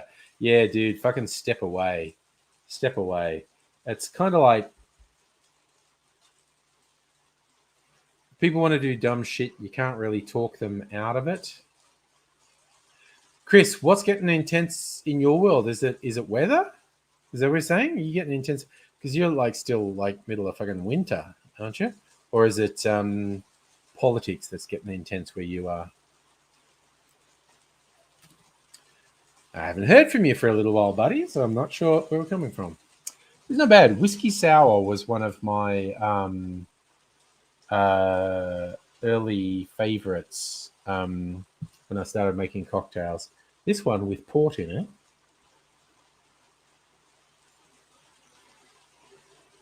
Man, that's pretty good. Oh, shit. The COVID numbers are getting bigger and bigger. Yeah, of course they are.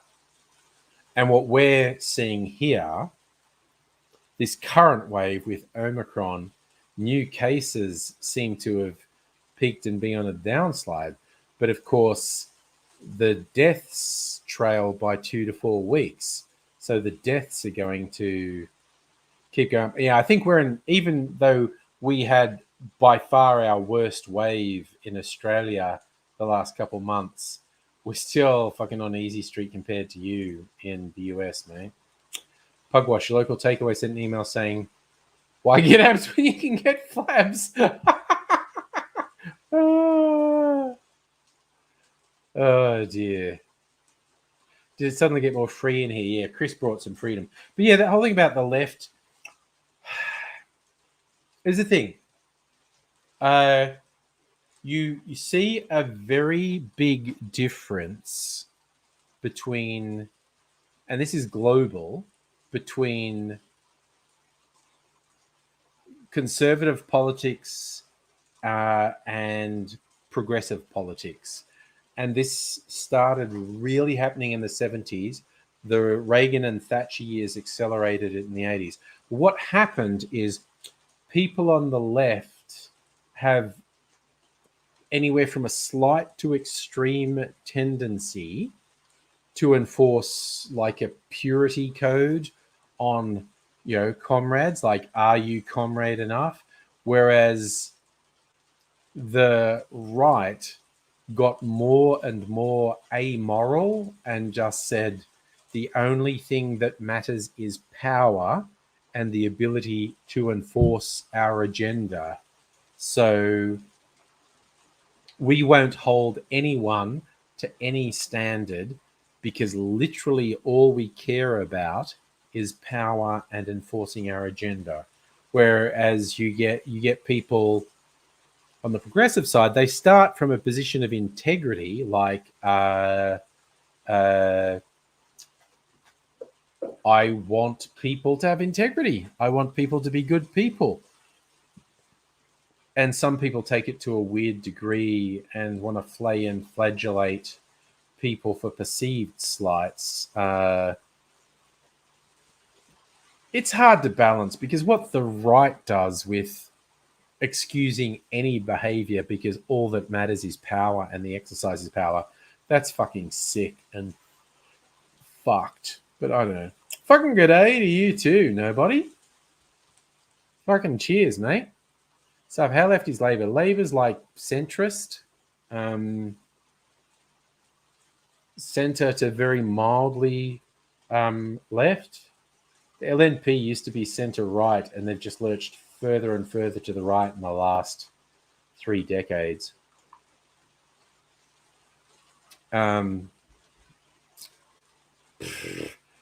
Safias, I hope Labour is going to do very well in the next election. I clearly hope they're the next government. Okay, there's no way this is a coincidence, okay? I'm just talking Channel Smart. Nobody and Nettie appeared available on the chat at the same time. Throwing it out there, not a coincidence.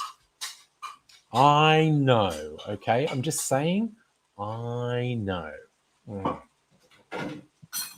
But it is lovely to see both of you. What is it? 9:40. Oh my God, does anyone want to do Angry Bunch? It's almost 10 o'clock. Let me know. Is anyone in the mood? If anyone's in the mood for Angry Bunch, let me know and I'll share the link. But yes. No, I might do this one for my YouTube channel at some point. I might call it the Port of New York Sour. Because I'm a crazy out there guy, I do my own thing. Pugwash, your UK government show they can organise. Nice call. Because there's the old insult where you say about people that you don't like who are useless, they couldn't organise a piss up in a brewery. Yet we now have evidence the Tories can organise a piss up during a lockdown. Nice.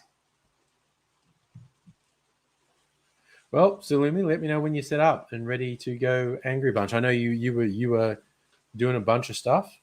All good. Oofed. Okay, but that was I was saying Angry Bunch. All right, fuck it. I'll share the link. I don't know who's up for it. That's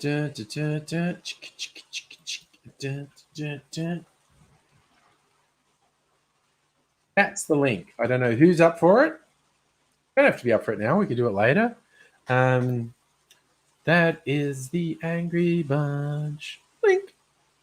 I swear, there are pagans at fucking Mr. Black. This is a Mr. Black bottle. If you can see the sort of weird sort of abstract pagan symbology. And I've got a little bottle, and that's like a print. It's like painted onto the bottle. I've got this little bottle where the bottle's embossed and it's got all these mystic symbols like eyes and whatnot. There's definitely some fucking pagans at Mr. Black, is all I'm saying. So for how many Australians hate Scotty? I think more than half the population fucking hates Scott. Oh, Nettie, you're a sick bitch. Yeah, no, I completely fucking understand fucking COVID running through your house. And I wish, like, I did actually see you were trying to get rats today. If I knew where to get rats, I'd drop them off at your building. I just don't think they're fucking available anywhere at the moment. Unnamed channel. The back bottle. This is I might have been making it look unnaturally large. This is a 500 ml bottle.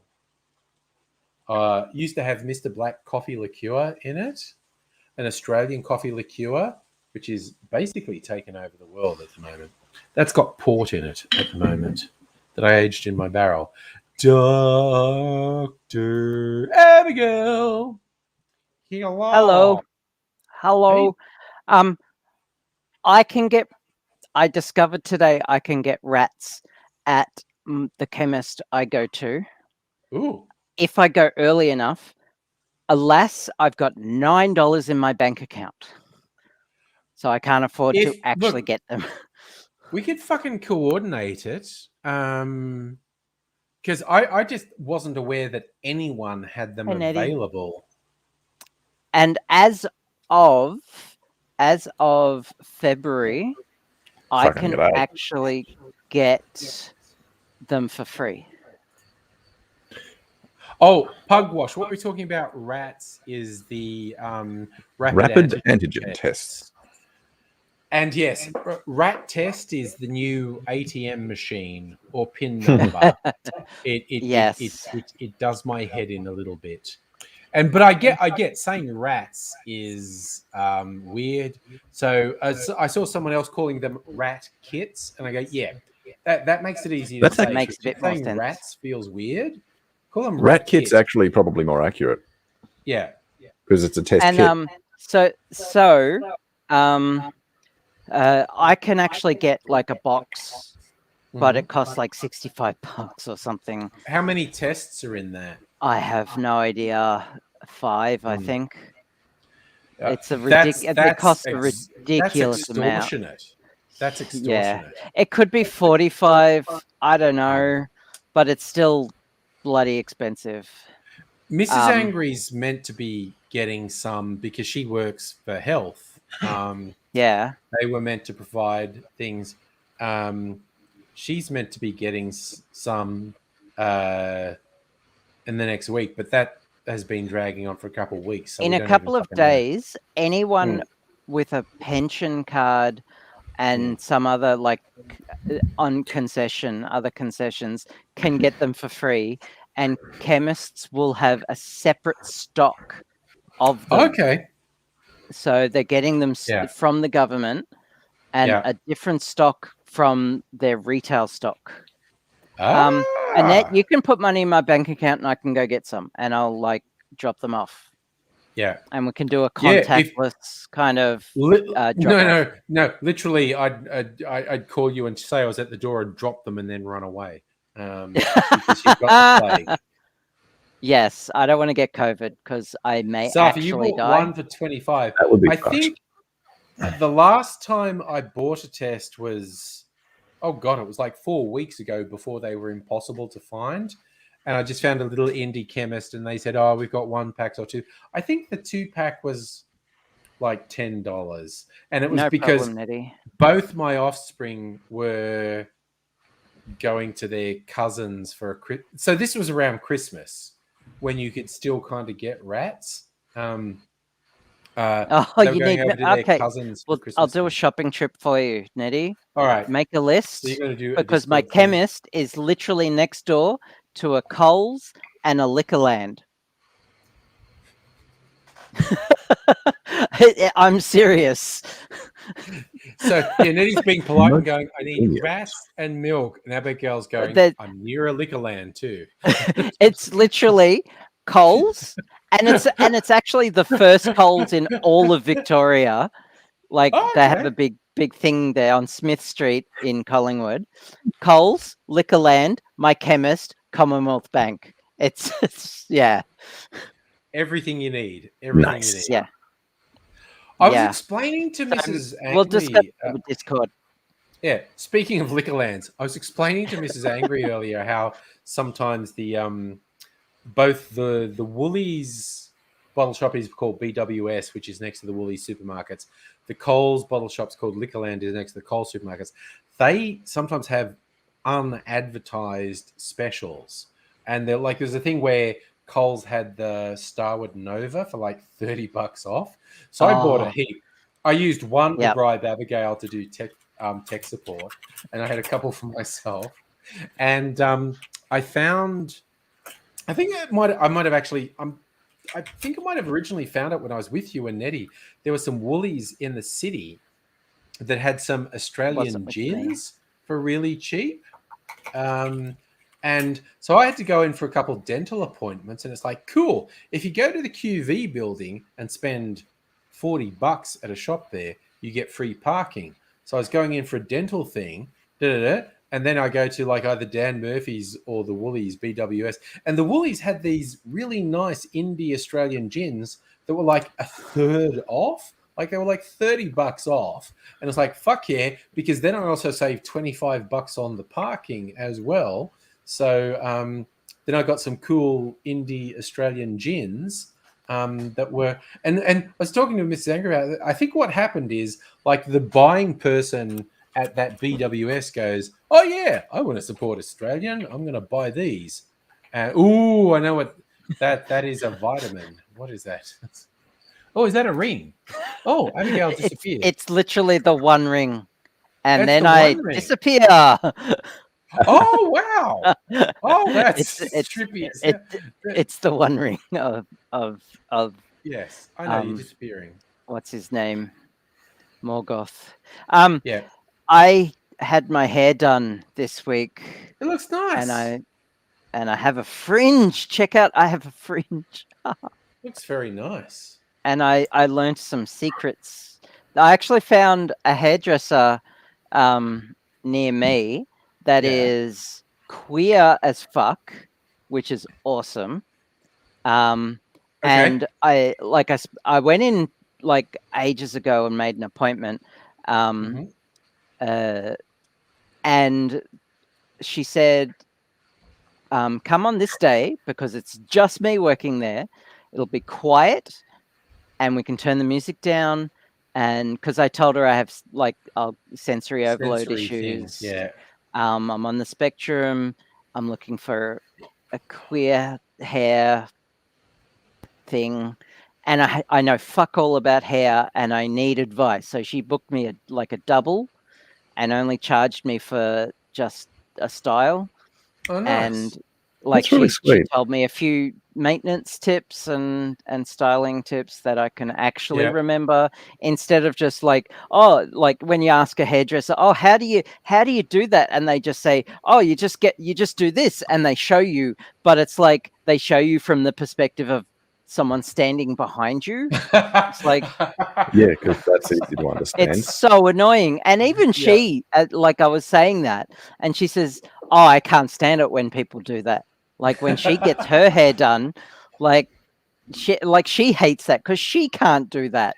And so it was Sounds awesome. like you have found a real winner there. I found my hairdresser. That's Unfortunately, she moves around a lot.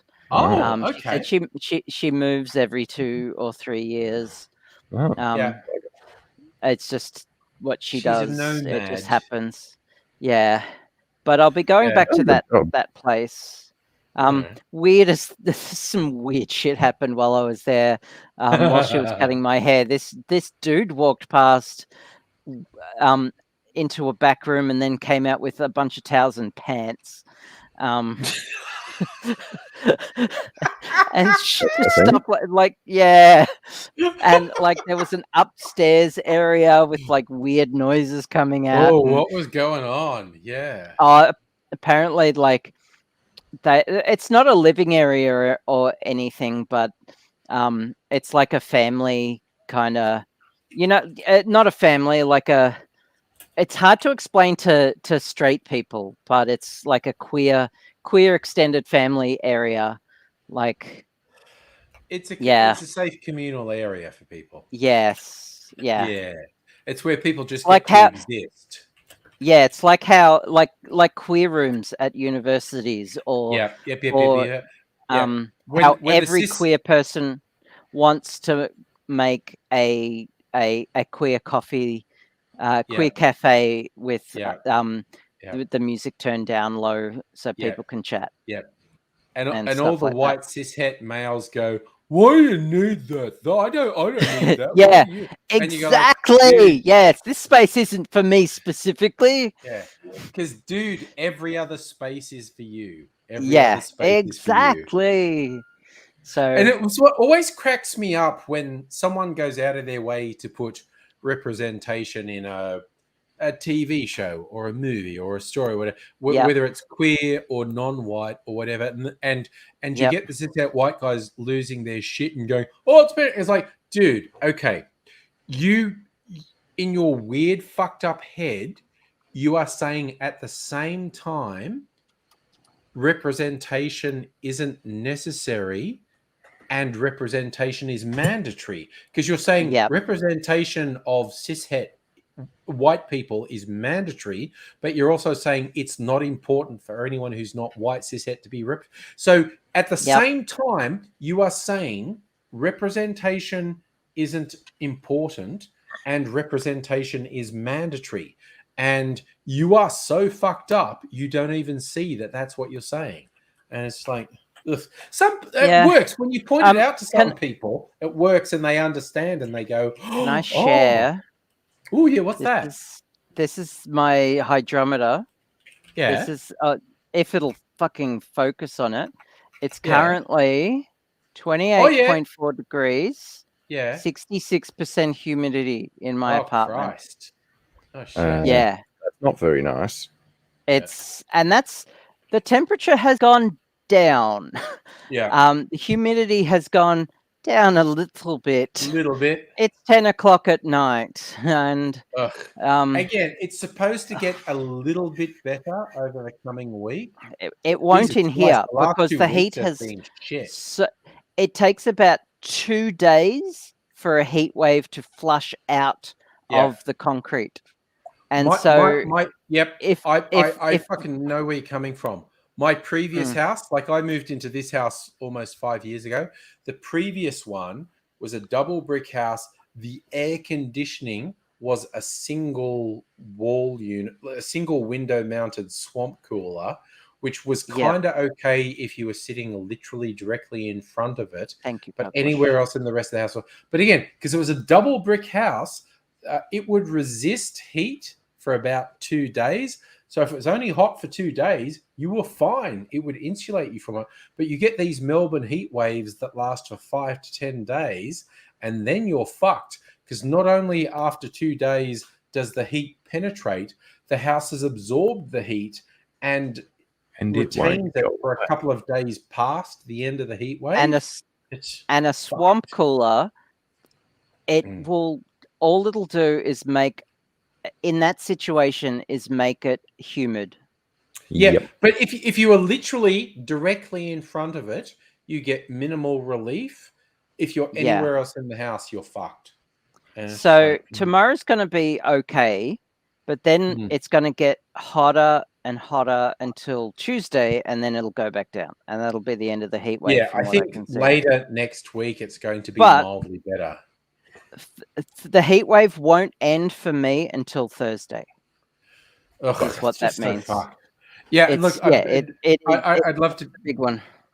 Yeah, now I'd love to be able to help you, and I kind of have some thoughts, but it's kind of like I want to. My aircon in this house fucking died on the first day of the heat wave, and I want still to haven't buy fixed an it. air conditioning unit and just vent it outside.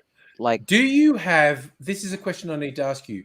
You're able to open windows, right?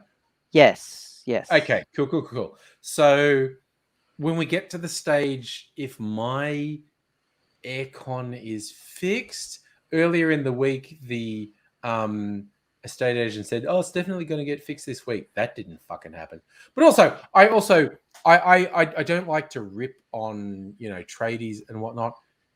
We've had torrential rain for the last 48 hours. They can't fucking install an air conditioning unit when that Yeah, shit's of course. happening. So I actually forgive them.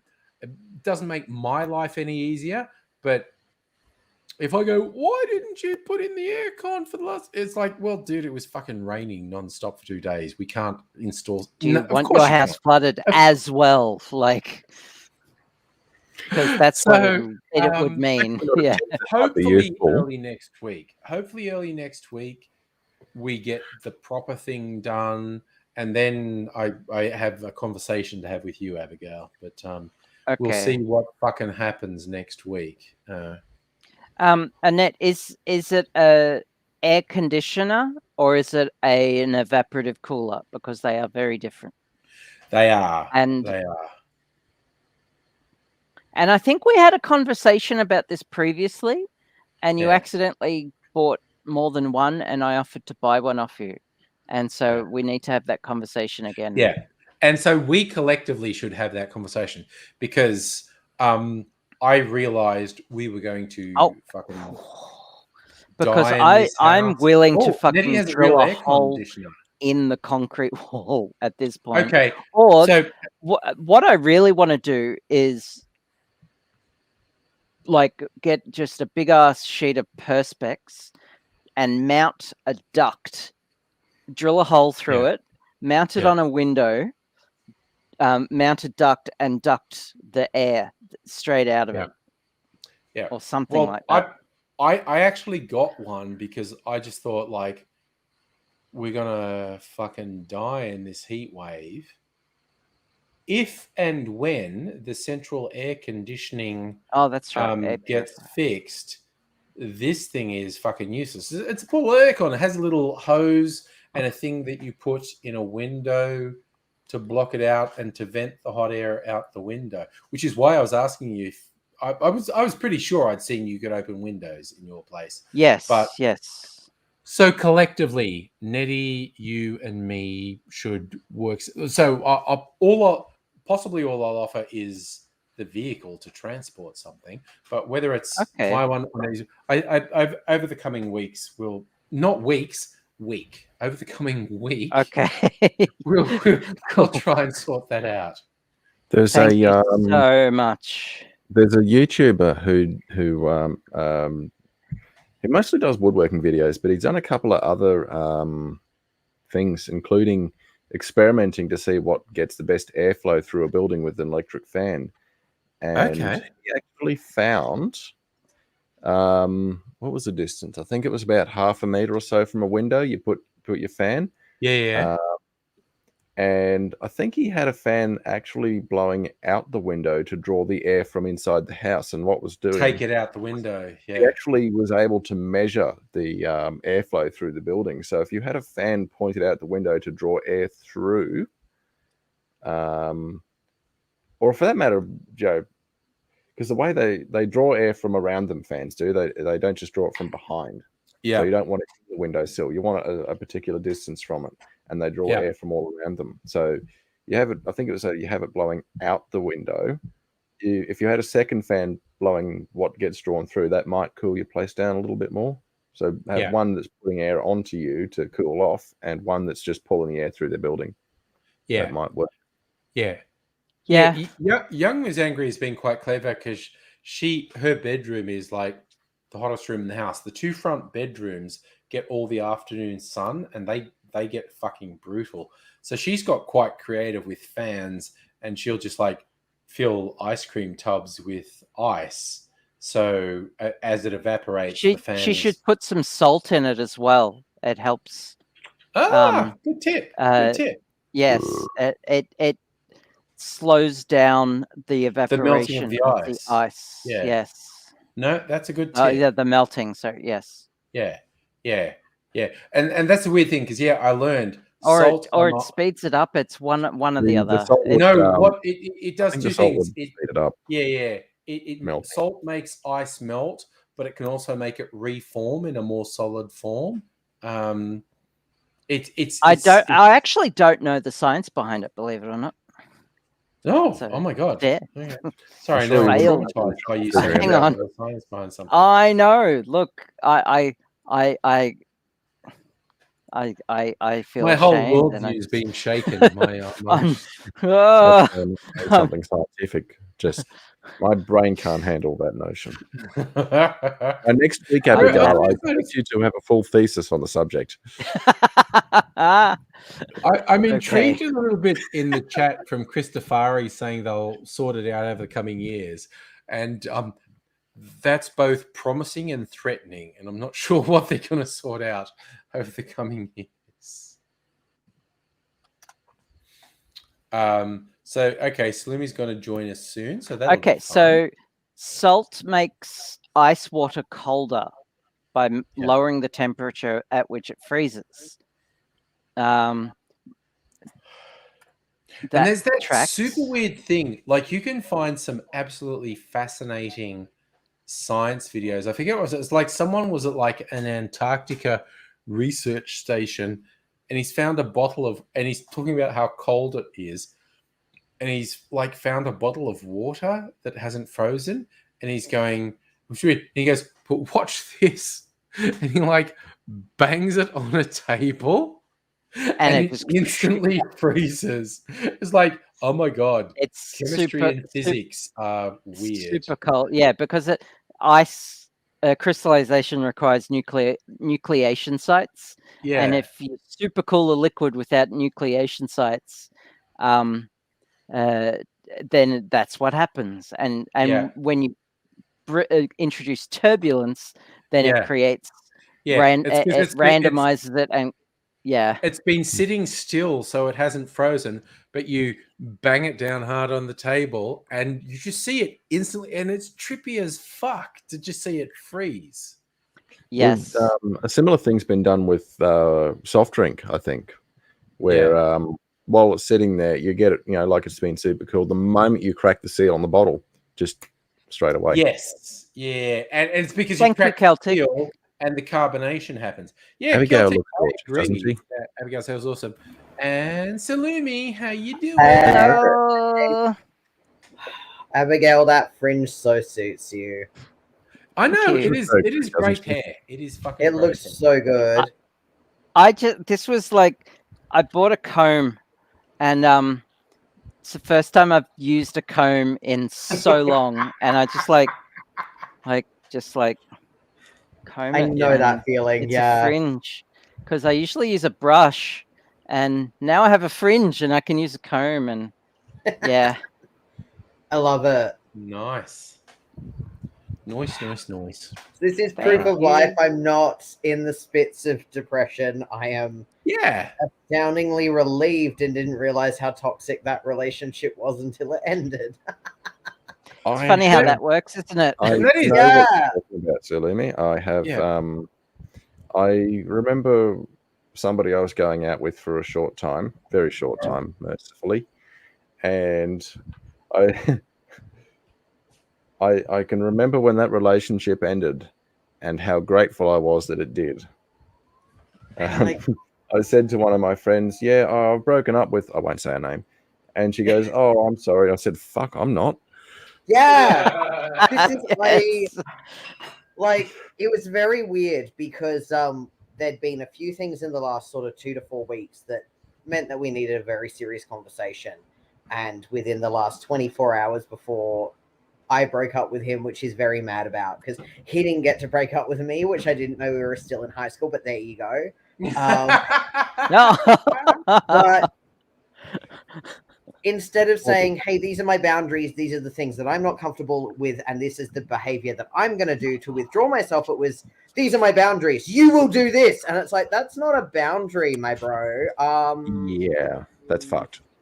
Yeah, that's that's abusive, that's controlling. And if Yeah, and in no. best case scenario, it's someone not understanding the difference between boundaries and rules. Worst case scenario, he's an outright narcissist. Which, given that he very much tried to play me out as the crazy ex as he was breaking up with me, and then I was like, are we breaking up or are we having an adult conversation? Which then he skirted and tried to gaslight me about my psychologist appointment. I went, I'm not going to be in a relationship with someone who's going to gaslight me about an appointment that I've already said I'm not discussing. So because I broke up with him, I'm the bad guy. I made myself the victim, and I was like, bitch, I've never been a victim in my fucking life. You got the wrong one. Fuck that guy. Yeah, so, and then found out yesterday at the end of work that he has tested positive for COVID. So, oh no. Now I'm in close contact isolation. Oh no. I tested negative on a rat the day after I saw him because we'd, due to a situation at work where someone had tested positive, we were required to do daily rats for a week.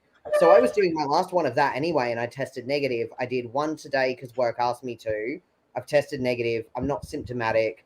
So I have to do my day 6 rat test on Monday. And so far, all I've heard is that then I should be back at work on Wednesday, if all goes well. Unless IMT, which is our incident management team, decides something different. But, like, I sit at my desk with a mask on, doing data entry. So hopefully they'll let me back. But until then, I'm just doing gardening and cooking. So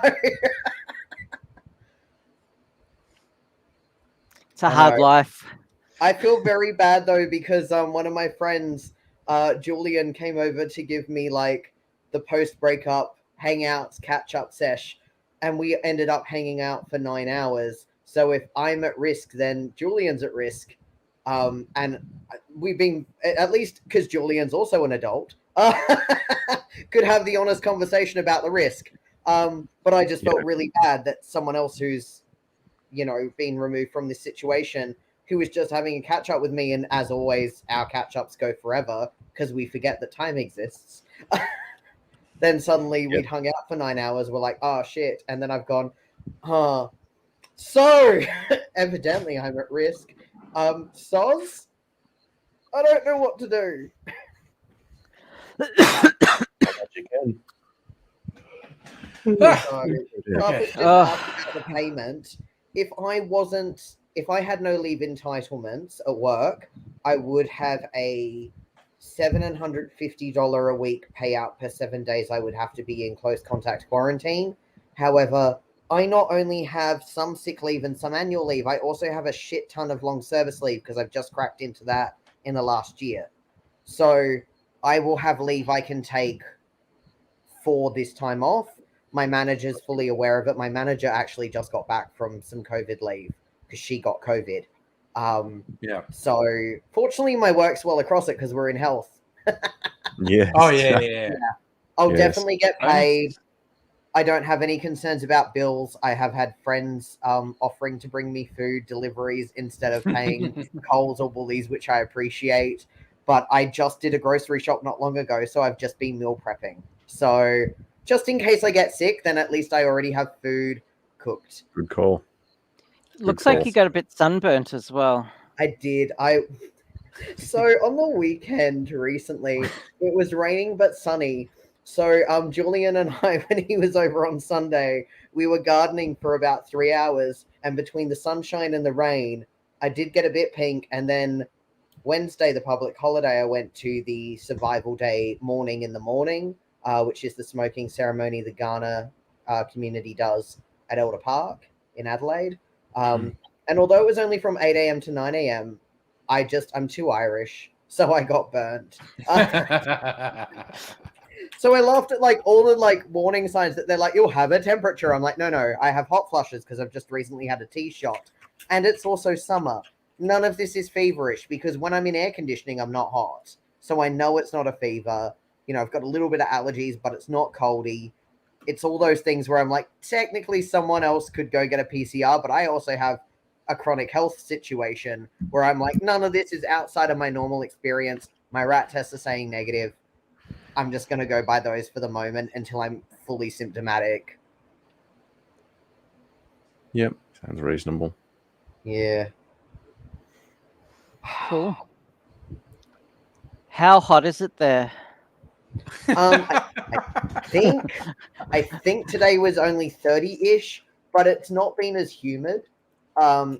29 cloud clearing. So although I have the aircon on now, that's only because I just vacuumed my mattress and made my bed. So I got warm doing that. But I've had the house open for most of the day because I've had a It's cool humid breeze. I'm around the because it's- foothills, so I get a lovely breeze. Because it's been storms for the past Yeah. like 2 days. It's humid as fuck here. It's We just so need hot. a shifty here, Abigail. Oh, it's we're not used to humid weather in Melbourne at all. No. We're so And we're it's so lasted we're for so 2 wimps for weeks. humidity. It's like, It Like fuck. 74% sucks. relative But I'm the humidity. same, like, It's like Sydney weather, yeah. It's fucked. yeah, Mm. because we're so used to, like, in the southern states, we're so used to that dry heat.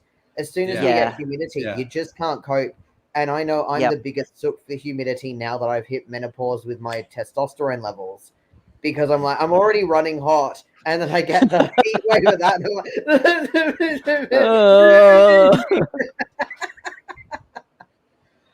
I want to Oh my completely God. get it. I want to come and visit. I want to come and visit. Definitely. I want to time it so I'm there for the Adelaide Fringe Yes. festival. There's so many good fringe shows this year. Yeah. Ugh. Yeah, and the humidity is fucked anywhere in the world, and if you're not used to it, it must be doubly fucked. Oh, it's Yeah. terrible. Like, so from the ages of 2 to 5, we were up in Queensland as when I was a kid. And the good old pine tarsal for allergies is what I used to have bars in humidity because I don't Pine cope with tarsal, humidity so bad. yeah. I just get hives. So I used to Yeah. just get bathed in pine tarsal. I don't know what they are. Oh no, it's horrible. this yellow shit. I had to do it with my kids Okay. when they got chicken pox. And in fact, I ended Yeah. up getting chicken pox from them. You bathe in pine tarsal when you have a skin irritation, essentially. And the funny thing is now as an adult, I'm allergic to pine. Oh, okay. Cool, Oh cool. no. That was the thing. Incidentally, I got really lucky because I never had chicken pox as a kid, and then Yeah. my kids got chicken pox probably from daycare when they were very little, and everyone's going like, Not like you're "Oh, weird." adult chicken pox fucking sucks. You'll fucking hate it." And Yeah. I did get it, and but it turned out to be comparatively mild. It was like Oh, good. a couple of days. It was like a flu. It was fevers and shaking, and like it wasn't a cold. It was Yeah. it was But it was uncontrollable full-blown shaking flu. and fevers and itchiness, very bad itchy. And after like 3 days, it went away. And from what everyone tells me, I was super lucky because some adults who contract chicken pox have weeks, if not months, Yeah. of fuckery to deal with. Well, see, I was So- in that being a baby born in 91, like late 91. I was one of Yeah. those kids who ended up on like the experimental chickenpox vaccine, which is why I found it really funny when people are like, "Oh no, the experimental COVID vaccine," and I was like, "Your fuckers were super keen to jab me with chickenpox vaccine." Now I'm an adult and I can consent, and you don't want to let me get the thing I'm consenting to. Are you kidding me? But yeah, so I when I got chickenpox, because what happened? Not that is you're both bitter. Yeah, it made no sense. Both my older sister and I had the chickenpox jab, but we both got chickenpox from a family friend who hadn't had the jab. So while we got chickenpox, it was very much mild, and I have like one chickenpox scar on the side of this face, like just Yeah. one tiny pock mark, and that's hang on, it. hang on. This face? Yes, as opposed to which face? Well, more than one? hey, faces apparently I do have you have? multiple faces because I'm also a professional victim, according to some. Oh, of course. Ah, yes. No. Oh, Nettie's bringing up shingles. Oh, shingles. Oh yeah, Shingles, Oh, yeah. shingles, because no. One of the One of our chickenpox, parishioners at church herpes, got and shingles. shingles are all related. Yeah, Um, someone Can at we work just got agree shingles last year? It that- was horrible. Diseases are bad and awful, and Yeah. like there's no good disease. No. Yeah. Agreed. Oh, And I don't want to get any of them, and Yeah. it sucks to get any of them.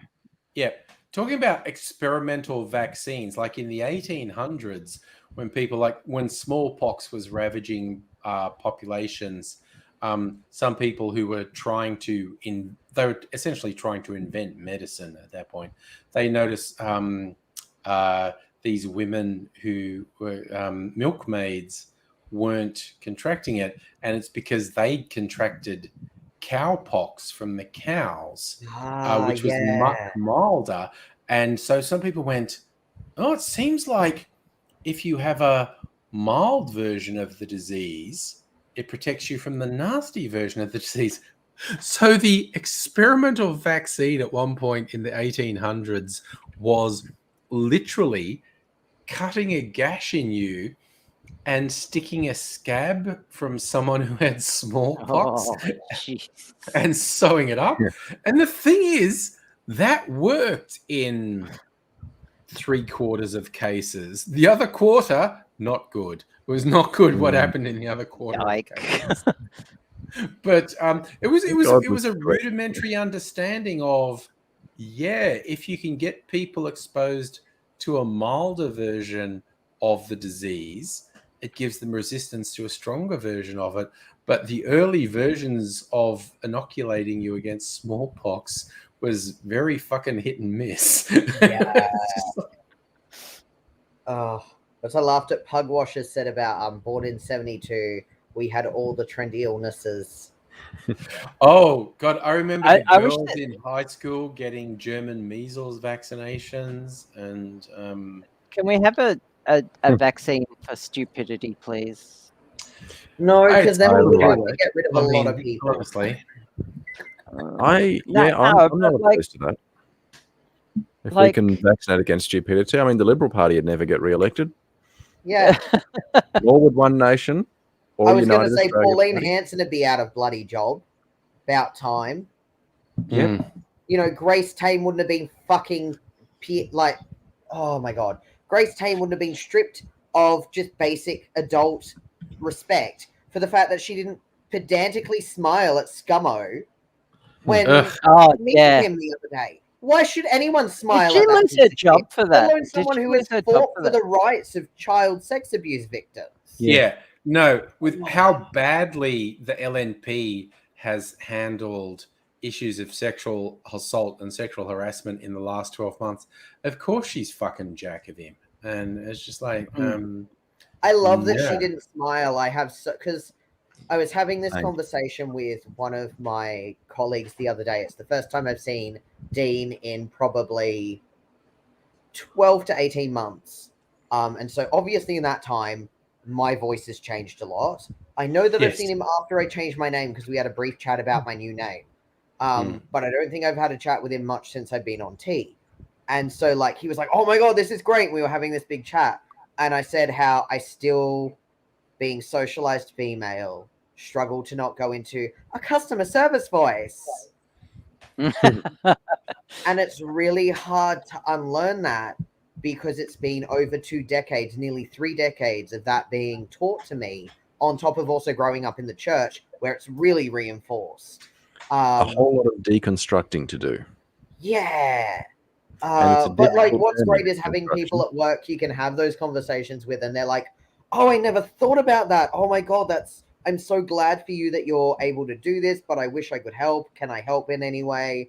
And it's like, yeah, having colleagues who are just like, what can I do to help? I'm like, if you hear me going into a weird voice, just be like, bitch, please.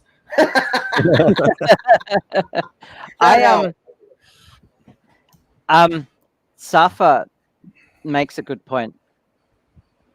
That physically hurt to say, but Safa makes a good point. A vaccine for Drag on dishonesty. Safa. Hello, Queen. Yeah. Sorry, Safa. A vaccine for dishonesty is such a good idea, and to add more nuance to that, not a vaccine for lying, because sometimes lying is acceptable. Like, Yeah. Well, if you tell a white lie to protect someone's feelings, yeah, there can be times when that's kind of. But dishonesty is like, if you could like just give it to every single politician, like just stop them from being completely dishonest. I'm getting images vaccine of for liar. Yeah. Yes. Yeah. or that Ricky Gervais movie, The Invention of Lying. Or what was the one with the guy from Malcolm in the Middle? Big Fat Liar. Oh yeah, when he was still a kid. Yeah. Hi, Kirsten. Hello, Kirsten. But I love Saf has also pointed out that the Liberal National Party hates Grace, but also ABC completely gaslit her. And they did. Yeah, that was fucked. It was completely ridiculous the way that the media's covered it. And I did love watching other female personalities or socialized female personalities in media call out cis-het men, particularly white, privileged, wealthy men, on criticizing and really infantilizing someone who was a child sex offender victim. Like, this was someone who wasn't allowed to exist as her own person since she was an infant because she was offended against. She's allowed to not smile. And to have men tell her it was childish when she wasn't allowed a childhood was so offensive. What's childish about refusing to play the game of, oh, look, I'm going to be insincerely friendly to a person who has less right to be on this planet than a piece of cat shit? Like, anyone who has a problem with her refusing to smile for Scott Morrison is by definition a fucking turd. Yeah, absolutely. What stunned me was there was I can't even think of his name. He's that inconsequential. But some white cishet man who writes for some media in Australia tried to say, "Oh, she just shouldn't have gone." That was Peter Van Onelson or whatever the fuck his name is. Some people talk shit, don't they? And he went on that Channel 10. I don't watch it, but he went on that Channel 10 Yeah, the show, project and got called out. And the women just ripped on him like, fuck is wrong with you, dude? I was so proud of watching Carrie, and I can't think of the lovely lady. I think her name was Amy, who is another writer who's spoken about being discriminated against as someone who is female in this space, who was speaking about sexual assault and being socialized female within that kind of media industry, how hard it is to have your voice heard. So it's really nice to have those women be like, shut the fuck up. Yes. But also I've just seen in the comments about Andrew O'Keefe. Yes. Andrew O'Keefe has always been trash. I don't know why it's only taken till now for people to realize that he's trash. And he should never have been given a platform. Fuck Andrew O'Keefe. What's he going to do? Offend against me? Fucking try me, mate. Yeah. And it's weird, like, again, it's that terrible thing of, and it's like, I try to be positive and supportive and whatnot, but you keep seeing all these examples of guys who go, I'm going to speak out against it. I'm going to found the White Ribbon Organization, and they turn out to be the worst person. And it's like, White Ribbon is a hugely flawed organization anyway, and I say that as someone whose workplace is White Ribbon certified. White Ribbon doesn't actually do an awful lot for domestic violence. And, they do a lot of promotion of what the White Ribbon organization. It's more money they do about the organization than they do actually helping people who are victims of domestic violence, regardless of their gender, sexual orientation, or financial status. But let's face it, unless you are a privileged cis-het white female, they are not helping you. And they really did seem to be more about giving a platform for cishet white guys to say, I'm pretty cool because I'm saying this is bad. And it's like, well, it's kind of the bare minimum, bro. It's kind of the bare minimum. You shouldn't fucking feel like you're doing something outstandingly good for pointing out that something that is fucked happens to be fucked. Yeah, Like, I yeah, felt it's kind of like something that deserves bold special statement. recognition. I'm against the child murder thing that's happening, and it's just like, Yeah.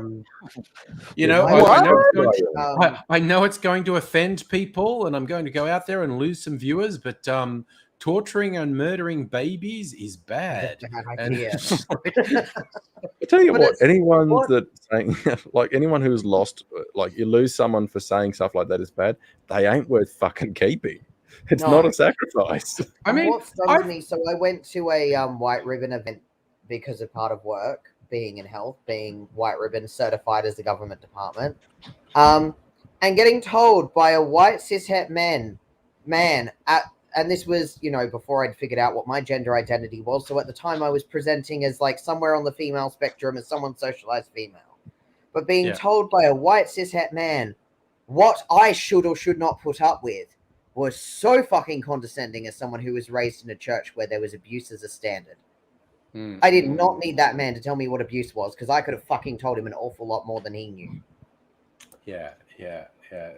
I actually cringe with embarrassment on behalf of all churches because of the shit that has happened to people under the very fucking roof of a place that should be there to protect them. It should provide a healthy, you know, spiritual leadership and you know, a sense of safety and these people who have abused their positions of authority and, you know, alleged moral authority have fucked it for everyone. So fuck those guys. But it's also that thing of like the people who are like, there's a huge separation between religious organization that's in it, just in it for profit, and people who are religious because it's their spiritual belief and that's their actual that's what makes sense to them, and that's what gives their life meaning. And I think that's like a huge thing that we need to separate, that I think I know from talking to a lot of the queer friends that I have. A lot of us who have grown in the church, we have a huge separation of it, but people who are in the church, who are in organized religion churches, don't see the difference. But it's like, but if you've got someone who's just in Salvation Army or just in the Catholic Church, because that's what it tells you to do, versus this is what actually resonates with me, and this is what the scripture and I have resonated and what it's taught me. Those are two fucking different situations. There are actually bishops. Sorry, there are actually bishops who have more or less said that they they do the faith thing as a sort of, I'll paraphrase, but basically a fire insurance policy. It's like, you know, just in case it's real. That's I love that reasoning, and it crosses over all the religions I know. It's like, I'm pretty sure I can fool God. People are going like, I'm going to do this just in case, and I'm like, I think God knows that's what you're doing. Okay, if there was a God, an all-knowing deity, and you were going, I'm just going along with it just in case, I think an all-knowing deity is going to go, yo, fuck you, man, fuck you. Sincerity is the most important principle. You don't need to be a person of faith to be sincere or to be decent. Yes, Mark Walters in the chat, Pascal's wager. Yeah, there was the philosopher Pascal. I literally just said that. Yeah. So it was like, but there's a delay between us talking and the chat. And okay. Yes. Pascal's wager is, Pascal was the philosopher who said, well, you should believe in God, because if God's real and you don't believe in God, you're fucked. If God's not real, but you believe in God, you haven't lost anything. Therefore, believe in God. And if I was God watching someone say that, I'd be, you know what? Fuck you, man. Fuck you. It's like when you get, I love when you hear the discussions of people trying to get around the religious rules. And this crosses over from Christianity to Islam to Judaism, where someone goes, okay, so there's a law that says you can't do that. But what if we did this? Then technically we're not doing that. And I'm going, so your plan is to fool God. That is your plan at this point. That you're going to put 50 on God. Okay, the pork good luck. and ham industry in Israel comes to mind. Yeah. I'm not kidding about that. There is a thriving pork and ham industry in Israel. You know how they get away with it? They have their farms built on little plinths above the earth. The farming doesn't because it's not on the ground. Yes. Therefore, it's like, Like, who do you think you're fooling, you fucking idiots? Yeah, no, literally this whole. But here's my favorite because I live in the fucking bagel belt of Melbourne, and I'm from like Eastern Kilda through the Caulfields, where I've lived for the last 10 years. It's where most of Australia's Jewish population lives. But you get these people that really, particularly Orthodox women, and where there's this thing that they're not allowed to expose their hair. So Yeah. they wear wigs, and I'm like, okay. Technically, you're arguing you're following the rule because the hair you're showing is not real hair, but your whole thing is I'm fooling God, and it's like, really, you think God goes, oh, they got me on a technicality? And it's just like, I do find it as someone who is pagan in my spiritual belief. I joke often with friends that, like, in all fairness, I do believe that my own practices are just spicy psychology. Like, there is nothing about witchcraft that's scientifically sound. It is simply just placebo effect. If I put someone in the freezer, it's not that magically I'm thinking less about them. It's that I know I've put them in the freezer and I don't need to worry about them now. Abigail. Bits of the Bible I have read. Yeah. God strikes me as a huge pedant. Massive pedant. So technicalities are his kink. Yeah. And so things like Jewish women wearing a wig so they don't cover, so they don't show their hair. Yeah. They just get God going. Like, God loves that God's shit, king. I reckon. Yeah. Okay. Yeah. Technicalities. That's fair. But that's it's my always opinion. And I've seen this in, like I said, I've seen it in Christianity, in Islam and Judaism. The whole I'm going to fool God, and I'm like, sure. Oh yeah. Sure. Good luck with that. Yeah. There's one thing I've learned about Christian faith, about what it's supposed to be about. And that is, like, if you're a Christian, you actually follow the teachings of, Christ, is that obeying the letter of the law and looking for loopholes, not a thing, not okay. The spirit of the law is far more important. And people obeying the letter of the law is the reason why religious leaders victimized, and condemned divorcees for a long time, because they had this idea of what the letter of the law was. They didn't take into consideration the context and all that sort of stuff that that particular passage was talking about when it comes to divorce, for example. And the fucking church was split over these issues. And it's weird as hell. But yeah, it is probably my favorite thing. People of the different faiths coming up with, on a technicality, I'm going to get after. Yeah, you're going to fool God. That's going to work. That is absolutely good luck. Sunshine. This is why I like the Norse idea of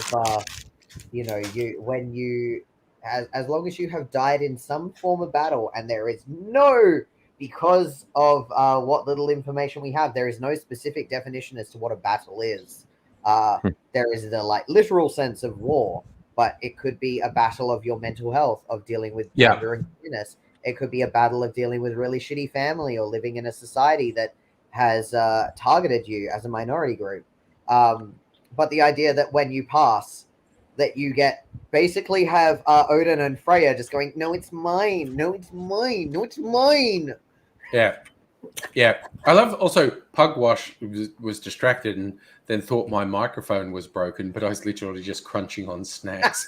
And yes, no, so for that thing you're saying about women wearing head coverings, honoring the Lord, that all the Abrahamic religions have that. In Christianity, you have nuns doing that head covering. Orthodox Jewish people do it. And of course, Orthodox Islamic women do the head coverings as well. All the Abrahamic religions have that as a thing. Not for guys for some reason, but okay. And this just popped into a random thing. You know the yarmulke that Jewish dudes wear?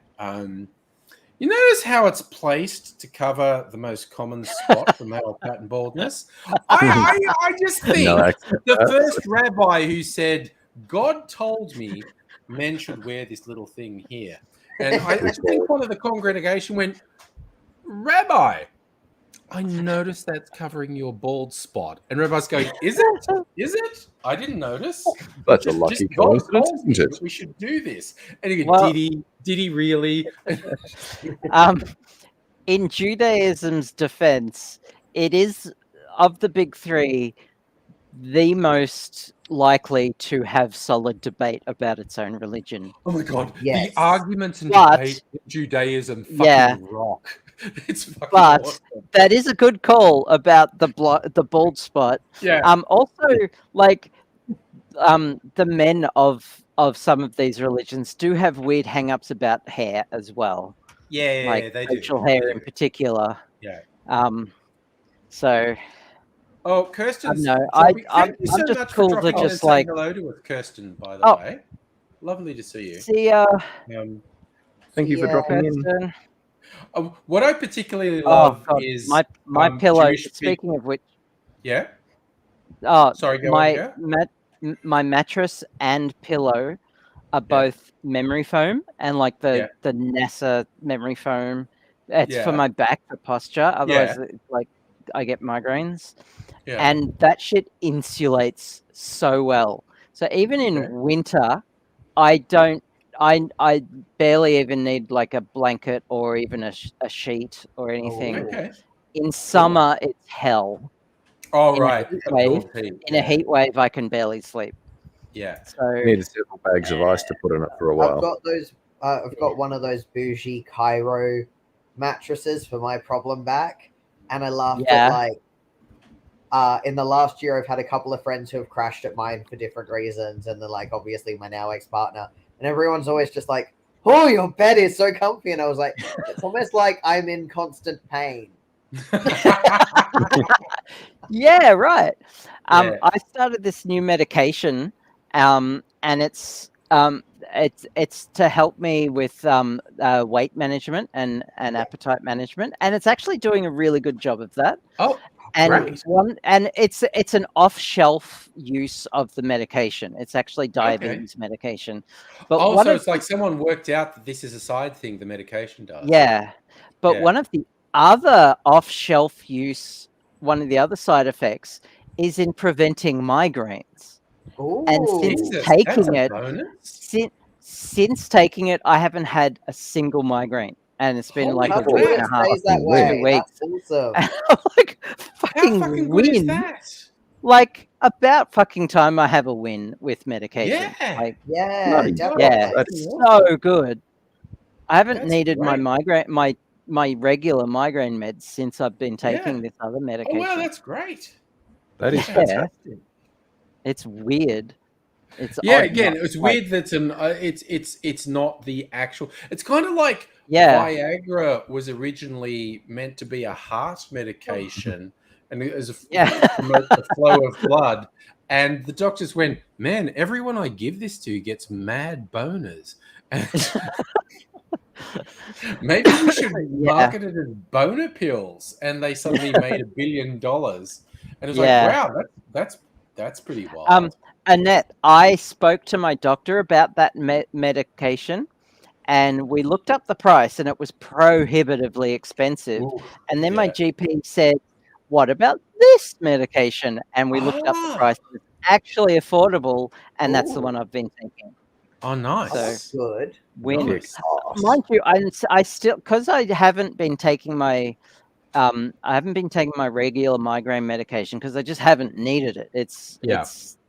Yeah. pretty good, but I still have like the anxiety that I've been living with of, oh shit, am I about to have a migraine? What's that Yeah. headache? What's that Yeah. feeling? What's Yeah. this about? Do I need my migraine meds? Can I go to this place without migraine meds? This constant anxiety. So I'm still Yeah. dealing with that. What's your new Um, normal? Yeah, it is a new Yeah. normal. Yeah. I'm just waiting for actually having a migraine because it'll happen. Been getting them since I was a teenager, so Yeah. it of will course, happen. yeah. But I'm enjoying just this reprieve while it lasts. I've fair enough had to me. these occasional ones. They're a form of stress-related cluster headaches that turn into migraines. Oh, those are the worst. And it only happens in weird, stressful things. But what can trigger them is an orgasm, which is hilarious. That you're having sort of the best moment, and then someone hits you in the Then migraine. head with an axe, and you're Yeah. like, where was that Wow. person with the axe hiding? That's really cruel. It is That's- fucking awful. And also that's- explaining it the very first time, explaining it to the doctor, and I went like, and dude, I'm definitely having mad sex. I'm not masturbating to internet porn 5 times a day. Okay, it's mad sex with a human female. And the doctor goes, okay, buddy. And it's like, I've noticed so this summer, because like I've now been on testosterone for 14 months, I think, because it was like Yeah. November the 14th was my Yeah. November the 14th last in 2020 was my first shot. So 14 months. Yeah. The last 3 months, when it gets really hot, I get migraines. I don't know if it's the testosterone, because it can be a side effect of testosterone. I don't know if it's the heat because of the menopause, because it could also be that. No one knows. Oh, Abigail's It's a gone. mystery game. Oh no, where'd Abigail go? oh, she'll hopefully come back. That might just be a random internet thing. Hopefully. But yeah, like that's been something that I've been going through, and I laughed at when I just went for my recent shot. They're just like, are there any side effects? And I'm like, I don't know that it's a side effect, but I will flag that I've been having intermittent migraines. Yeah. It could just be the heat. And he was just sort of like, oh, okay. And I was like, but it's not debilitating. It's just like a day or two. And he looks at me and I'm like, no, I've had worse before from other things. Look at my file. And he's like, oh, I was like, yeah, no, it's not like this is the first time I've had a migraine ever. Like, it's just previously it was like trauma. Yeah. So like, I see like memes, my friends who have chronic pain, I have multiple friends with chronic pain sharing memes like going to the doctor and the doctor says, what's your pain level today? And I say, normal. Yes. And they go, the doctor says, the normal pain level is 0. Is none. Oh, okay. Okay, Yes. well, it's not that. It's not that. That doesn't exist in my world. Yeah. Mm. And it's, the number of people worry about the number of medical staff who don't realize that a chronic pain sufferer is managing debilitating levels of pain on a daily basis, because you can't afford to let this debilitating pain get a hold of you, or you just can't function. I need a call tomorrow to reschedule my massage appointment, because their clinic policy is that I have to be 14 days from being in close contact, and it will have been less than 14 days. Yes. But I'm already overdue for a massage, so I'm already in a major pain flare up. Yeah. So I'm gonna have to say to them, just put me on a cancellation list, and I don't give a shit. I will leave work. Like I'm in so much pain right now, and I'm doing all my foam rolling and stretching. Yeah. But I am a chronic pain person who needs a massage at least monthly, and I haven't had one since last year, because I was supposed to have one 2 weeks ago, and my massage therapist was off with kidney stones and gallstones. It's your ex's conspiracy. He deliberately got COVID so that you'd be a close contact. The bust. Oh, I was so mad when I was just like, of all the things I loved, one of my friends just went, well, I mean, in all fairness, at least it's not an STD or pregnancy. And I was just like, yeah, but it's the plague. It's not good. It's not good. It's still not good. Sorry. All I was thinking when you were talking about massage, I've told this story in the stream before. I went sort of one suburb over with Mrs. Angry to try a restaurant one night. And in this little suburban strip of shops, there were 6 massage places. And I'm like, okay, this is sus as fuck. No suburb is that tense, okay? And then one of them had a sign saying, we do not offer sexual services. Do not say anything. And I went, okay. And I went, you notice only one of them has that sign in the window? Because that's what all the other ones are doing. And I knew we just kept passing massage places, and I'm like, That's so okay, funny. no suburb is this tense. No suburb needs No. that many massage places. We've got some dodgy ones not far from my workplace, which is quite entertaining. But yeah, I go majorly out of my way to see my massage therapist because she's out the side of town I used to live on. Yeah. But she's just so worth it. Hello, that bum I'm like, fungus. nah, I Oh will yeah, travel. hi Bum Fungus on Twitch coming in and saying hi. Yes, hi Bum Yeah. Fungus.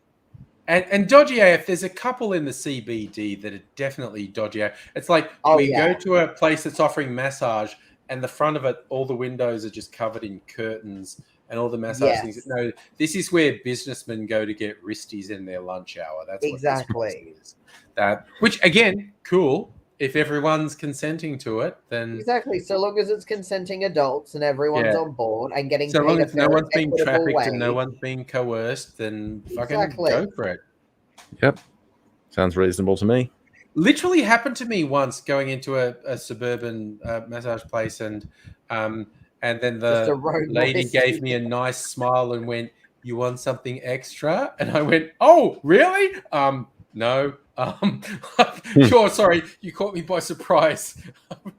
This was years ago, but it was just this moment where it's like, and she turns me over and goes, "You want something extra?" And I went, "Oh."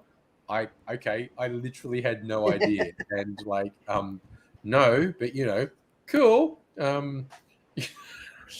It was like, okay, mental note: this place does handies, and Abigail's back. Hello.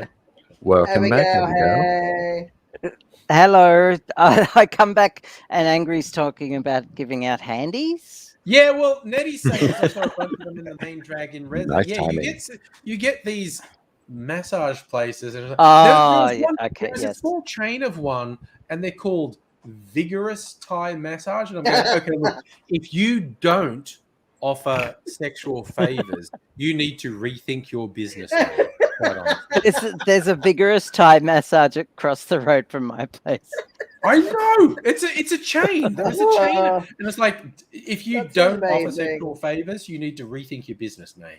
And it's just, Vigorous. yeah, calling it vigorous is like, okay, that's just obvious. That's next level. I'm also just noticing that Abigail's fan is essentially the white version of my fan. Wait, where is Hey, it? cool. Good. Okay, we're talking about sleeping things. My latest addition to sleeping is a chin strap. Like I've been wearing the CPAP for I don't know, 6 months or whatever. There's a problem with my mouth opening when I fall asleep, and apparently what that does, which is fine. But with the CPAP on, it makes a noise like a wind tunnel. And I'm sure Mrs. Angry is loving that noise. No, she doesn't. She doesn't. You'll be surprised to know she doesn't. Was that a hint of sarcasm we hear from you, Sarah? Yeah. But also, what had been happening to me, I woke myself up multiple times because I was talking in my sleep, but because this air thing was going in the dream, someone's going like, "But do you know where the mystic diamond is?" And I'm going, "It is on the hill in the far forest." And but I'm opening my mouth going, and I wake up because I'm going, and I'm going like, "Oh, that was fucked." I'm just like. So last night was the first you have night active dreaming there. No, last night was the first night I wore the chin strap, and it seemed to work. I was worried because it's this big fucking elastic thing I'm wrapping around my head, and it's like, is that going to be comfortable? I slept fine, and I've got an app on my phone that scores my sleep. It's hilarious. I gamify my sleep. Everyone else is doing Wordle. I'm just doing my sleep score every day. I also do that with sleep scores because of like generalized anxiety and trauma. So like the last few nights, I was expecting to have some flashback sleep paralysis. No, I slept the best that I've slept in months. See, how good was your decision? Obviously. Yeah. So the sleep app measures a couple of things. It tells what one me. are you using? It's just called what's it called? My Air. It's because my CPAP machine has a chip in it. What's the chip in phones called again? A SIM card? Yeah, it's got a SIM card. Sorry, my CPAP machine actually has a SIM card in it, which transmits. It's got its own display, but the SIM card records things and transmits. So I've got an app that communicates with it, and it tells me how many hours I was on the machine, how good the mask seal was, how many events I had, which is how many times did I stop breathing, and how many times did I take it on and off. Abigail, what's your one? A SIM card doesn't transmit anything. Oh, SIM card is merely merely has your login details to the network. Yes. So the app communicates with the SIM card. The app doesn't connect to a SIM card. The device has a transmitter, and the SIM card is what tells it where it gives it what it needs to know where it's got to go and connect to. There, does that help? Yes. Good Yes. enough? Thank you. Thank Whatever. You. Fucking nerds. Anyway, my CPAP machine has a SIM card, which is integral to me getting this report. And, I mean, yeah, I guess. I just put my phone on the Pillow app and just put that on my bed. Which at least now that I don't have anyone else in the bed, now no one else is fucking up my data. So, that's helpful. Cool. No, apparently, because my little nose piece with the breathing, it measures various things, and I don't really know how. But the mask seal was like one of my best ever. I've gotten this score before without the chin strap on, but it was a very promising sign when I had the chin strap on. The mask seal had basically the best score I get for it. So, so maybe that's good. But yeah, I'm not joking. Like Mrs. Angry complains not so much on these hot nights when we have a fan on, because the fan's a constant white noise. She said, me having my mouth open was less disruptive when the fan was on. But yeah, during winter, if I fell asleep and my mouth open, she said it was just like this wind tunnel noise, which was really annoying. And so she would nudge me or push me. So I'd. I'm surprised you don't have a speaker with some white noise playing or that would actually probably be a noises. Really good idea. That would probably be a really good idea. You can actually there are podcasts with 12 hours of thunderstorms, or 12 hours of starship noises and shit like that. The free app, even because you can get a paid subscription that gives you more options, but even the free version of the Calm app has white noise, and so their rain noises in particular I find really helpful. Yeah. But I'm not joking. Multiple times I woke myself up because I was sleep talking, but because I had the fucking CPAP. How it works, and I always make Mrs. Angry laugh if I put the CPAP machine on and then say good night or something, because it's forcing air up my nose and down my throat. And so if you try and talk while air's being forced down your throat, you've got this Davros voice going on, and so it always makes her laugh if I talk with the CPAP machine on. But yeah, I find multiple times I woke myself up, and after I woke up, I realized, oh God, I was talking in my sleep, but because the fucking CPAP machine was on, as I moved my lips, it was like, bah, bah, bah, bah, bah, bah, and it woke me up. And it's so hopefully the chin strap will stop that from happening. First night was promising. Nettie, you are quite right. Nettie says, 12 hours of starship noises, so you, Abigail. It really is. True. Really all right, I'm going to head off because I'm pretty wiped. Yeah. But it's so lovely to see you all. Good night. So nice seeing you. No, I'm dropping my computer now. Oh, no. Don't do that. Don't drop the computer. Night. Good night. Oh. All right. So it's a mere 11 p.m. I'm thinking of having another drink, quite honestly, because I'm only very mildly inebriated. On a Friday night, I need to get at least half Tim Smithed. So it's I've been extremely responsible tonight. I've made some more mango syrup, but I have no soda water. So that sucks. I've been meaning to ask, because I live under a rock of shelter. Who the fuck is Tim Smith?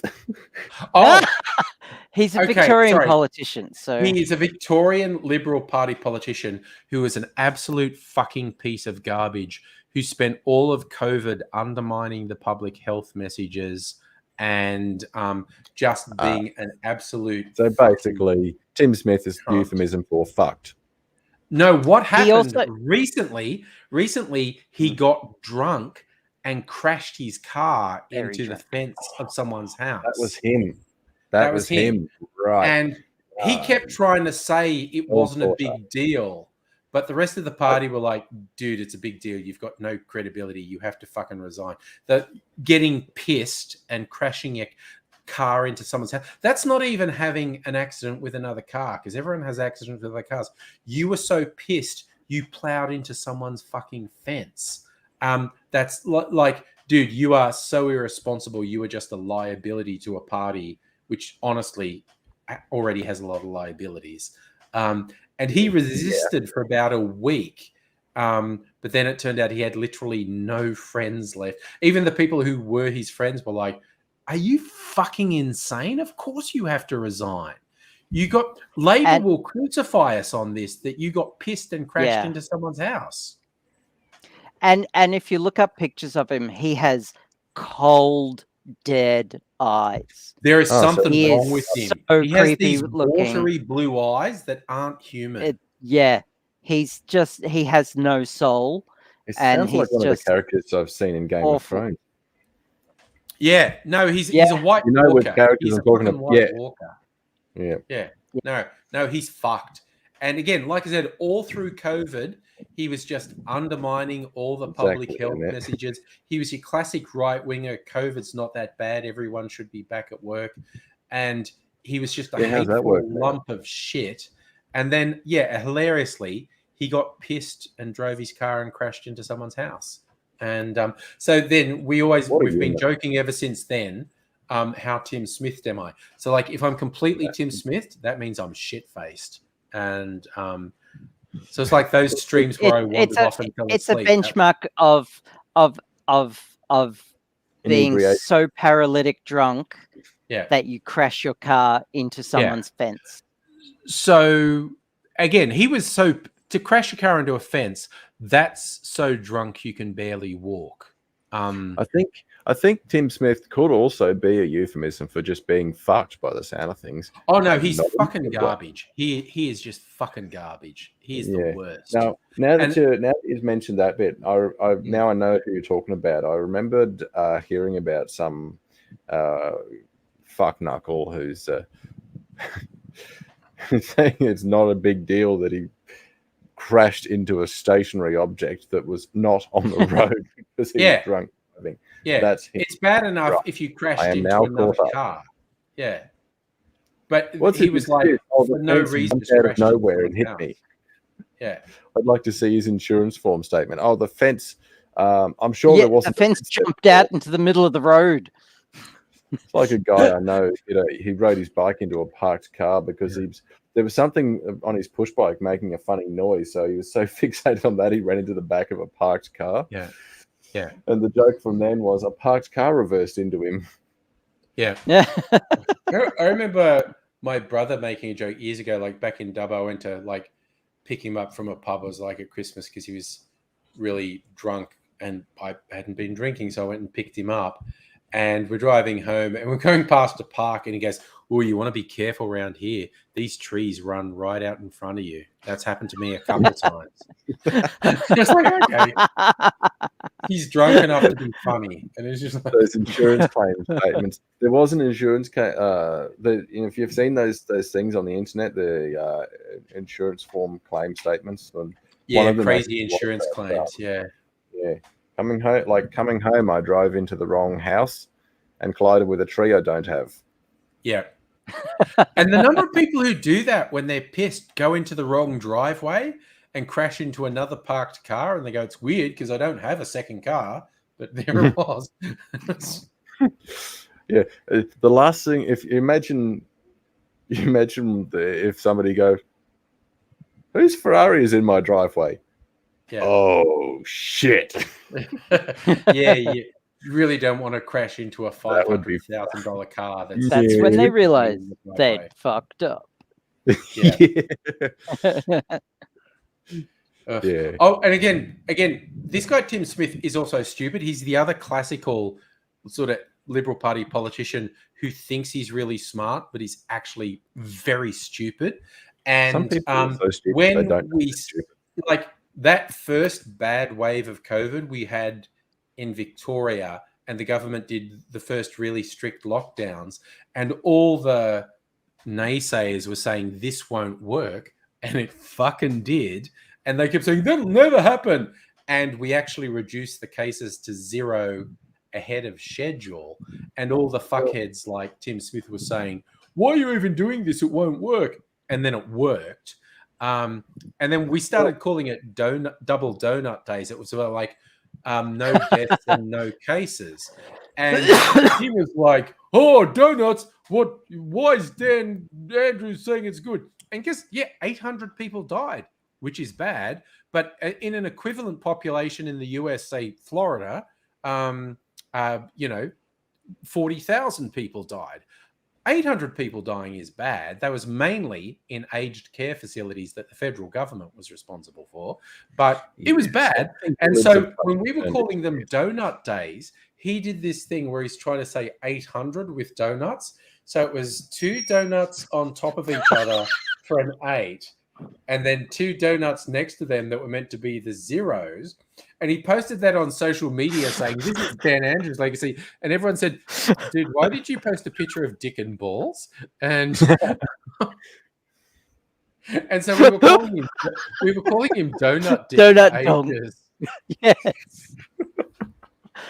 Oh, And it's like, that's childish. It doesn't look like penis and testicles. And we're going, it looks like dick and balls, dude. it does. It just you posted a picture of dick and balls. What is wrong with you?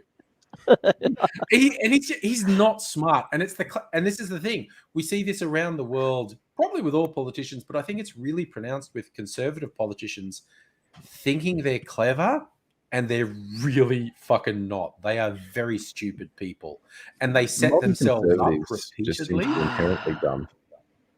Oh my god, it's just fucking wild. But yeah, Donut Dick, that was a glorious moment with him. And he tried to get shirty about it, and he's going, doesn't look like that at all. Why would you say that? And then everyone's going like, dude, it does. It fucking does. And I've It's got to like- find a picture of it. I got to find Yeah. it.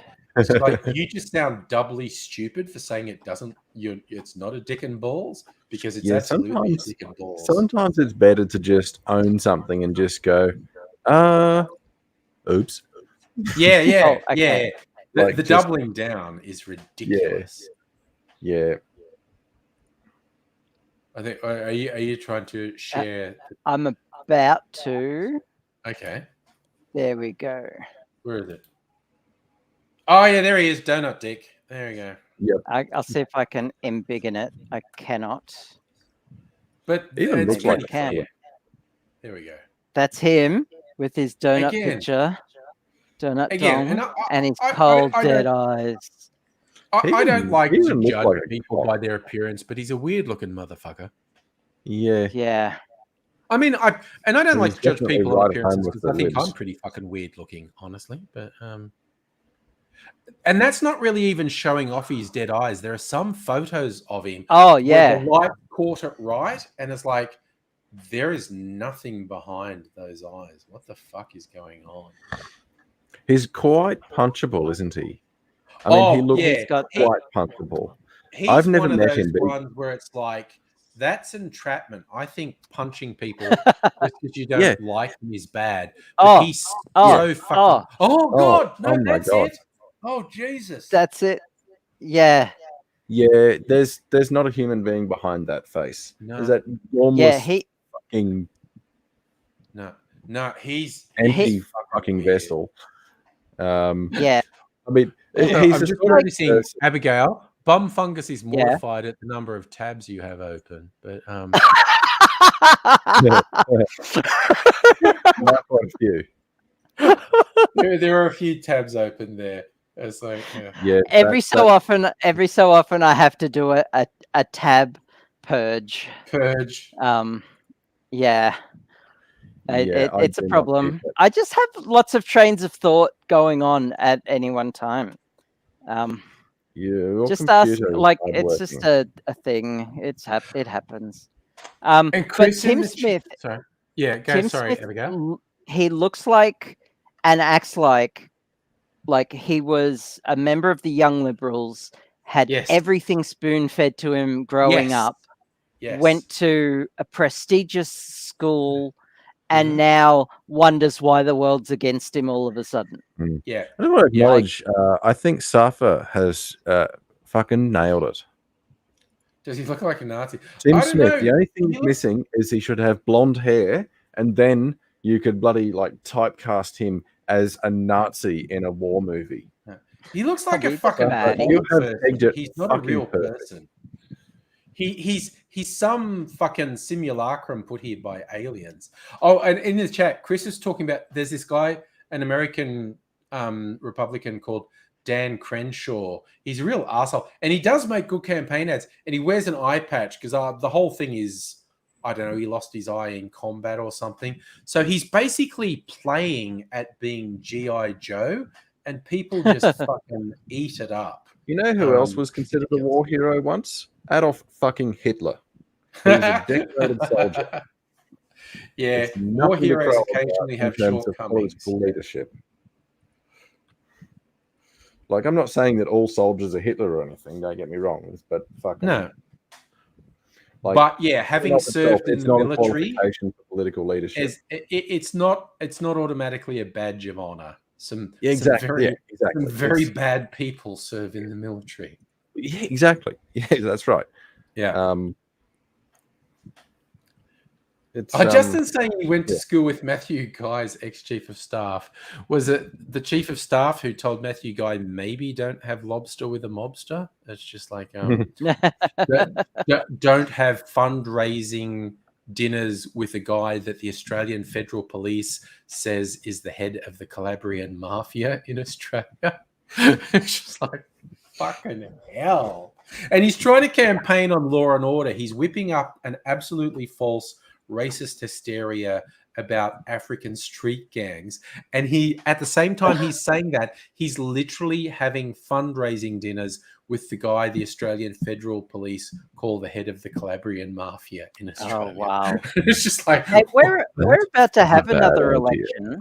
yeah, very We're about to soon. have- Yeah, So I wonder federal and if- state elections.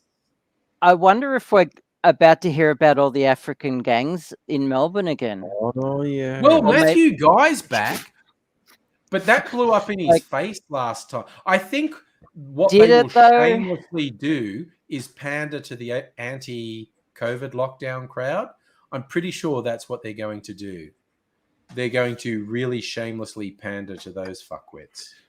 When I was in Melbourne, I saw one or two Sudanese people, and you know what happened when I saw them? Fucking nothing.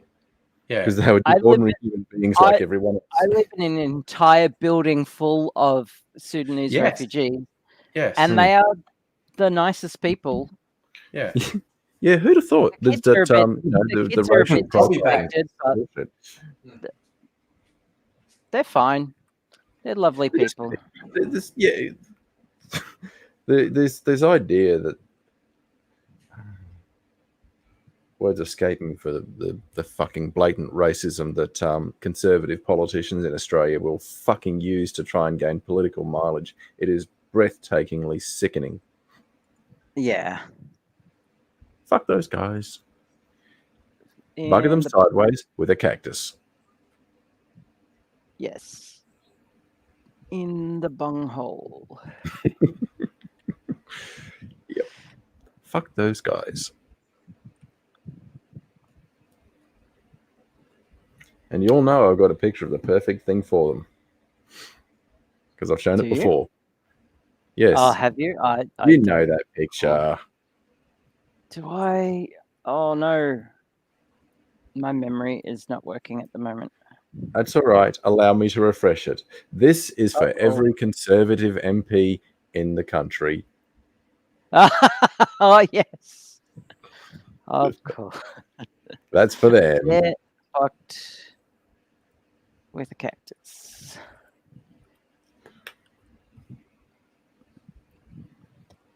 Uh-oh.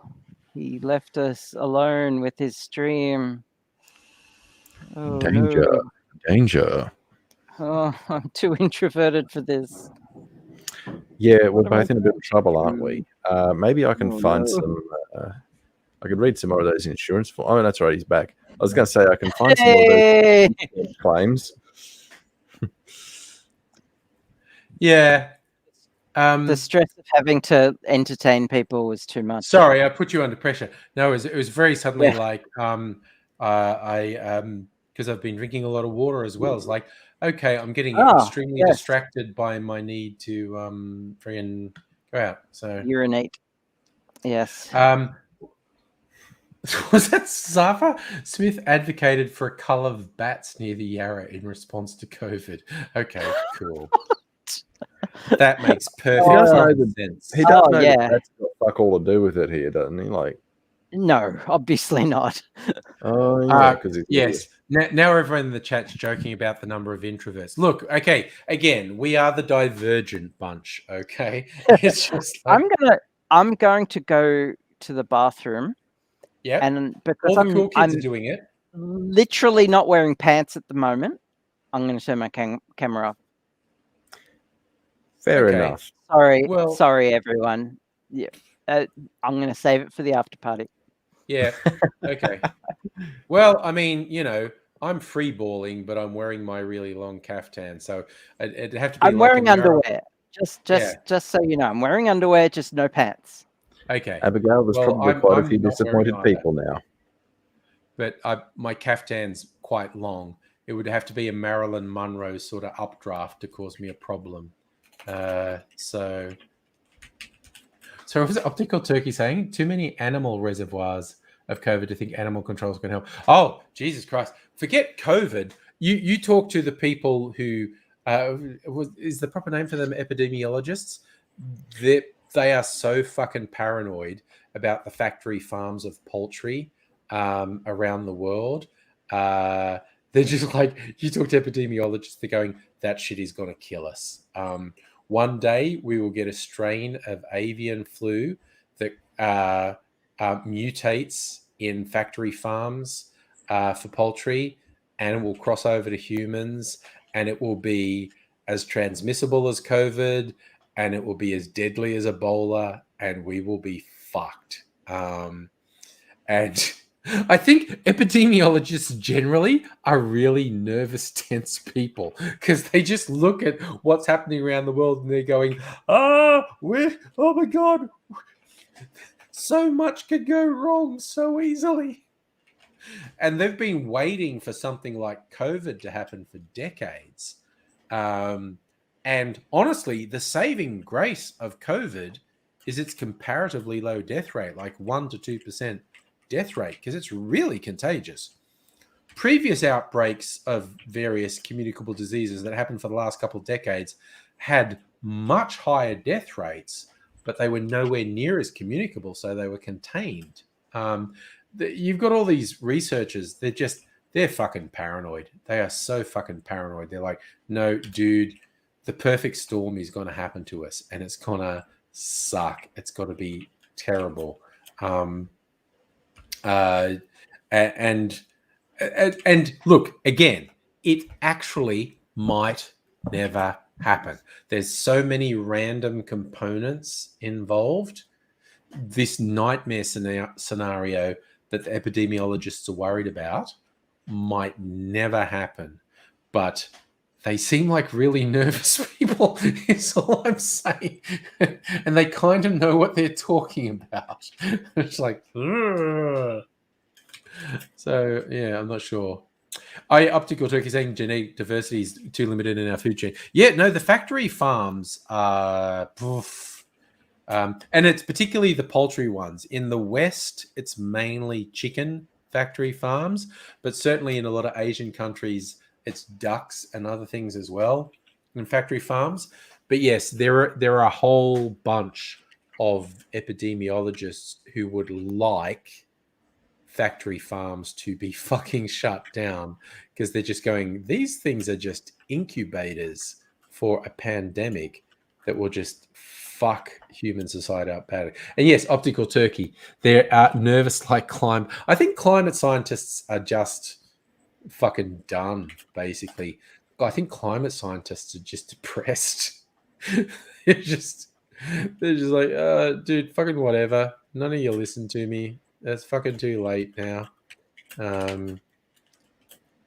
But yeah, I've read a few articles about the mental health struggles of climate scientists and the fact that they've been putting up with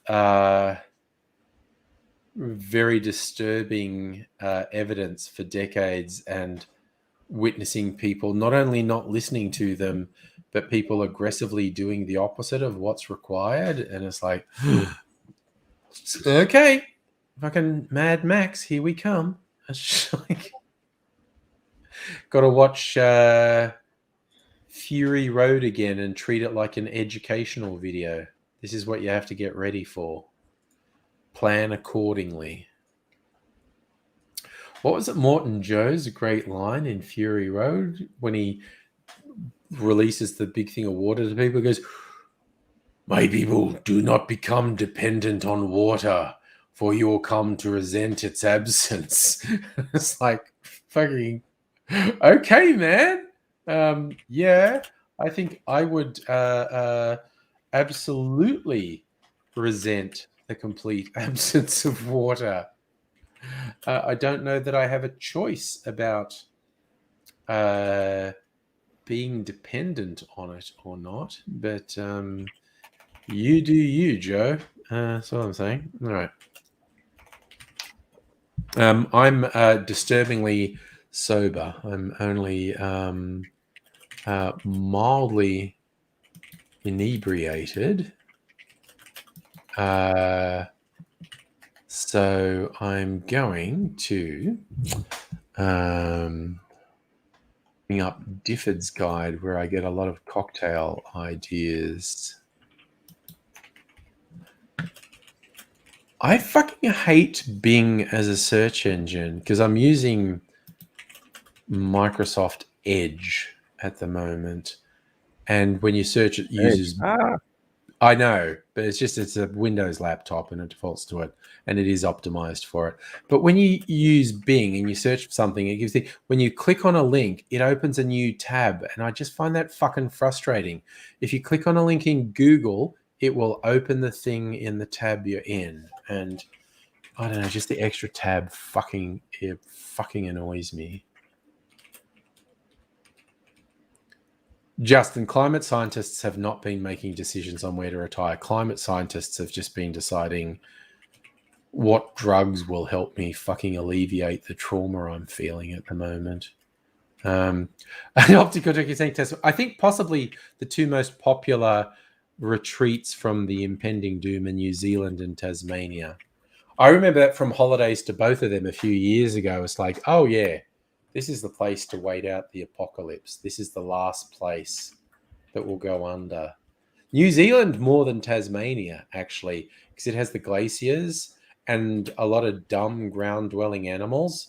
So you'll have fresh water and easily catchable meat until whenever. So New Zealand, the South Island of New Zealand, is a fucking great place to wait out the apocalypse, essentially. So I'm one of those people who goes off on a little tangent from time to time when a certain subject comes up, and we were talking about before the comment was raised about culling, controlling animals because of the virus. So I came up with a brief election speech that might be funny for us all. Yeah. First draft, so it might be crap. I'll go for it. All right, here it is. Some of our leaders have talked about animal culling for environmental protection. If elected, the party of forward thinking will bring in a policy for the culling of Nazis, homophobes, and general fuckwits, because we at the party of forward thinking understand the real threat to the environment and to humanity in general. At this election, think of the future, do the right thing, and vote to cull the stupid, the ignorant, and the plain awful. But I'm on board. I'm here. I'm completely on board. I'm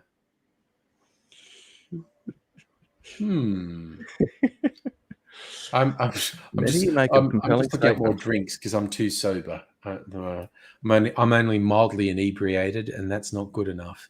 Oh dear. The only thing I'm missing from my thing is, written and authorized by nobody of whatever. I don't know.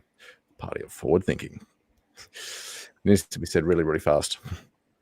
Yeah. Now, isn't that great when they squeeze in the disclaimer in the last 2 seconds and they talk really fast? I have returned. Nice. And in America, because they advertise medication on TV in America, and they always have to have a disclaimer. And so this real calm voice says, "Are you feeling stressed, upset? Maybe narcotic X is for you.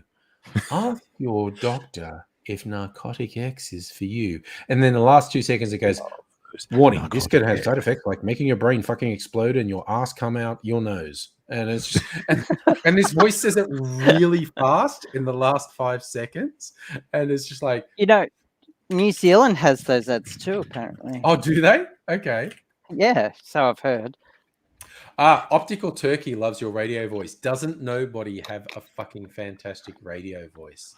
Yes, I did record 1 or 2 commercials actually. But I didn't use my calm speaking voice. It was well, it'll blow everyone's headphones off if I do the voice I use for that. Because I kept overloading the studio mic when I did that one. Oh dear. I had to stand like 1.5 feet away from it, and I still clipped the audio. Oh dear. Not the and well, Annette, you have a bias though, because I have been very seductive. Yes, doing the flirty voice on. Oh no, Chris is going, "Oh geez, what's it about?" You looked up Eye Patch Man. Oh yes, no, that's the other thing. This guy Chris is talking about, the Republican with the eye patch who plays it being G.I. Joe. He actually literally makes Z-grade low budget action movies. It's fucking hilarious.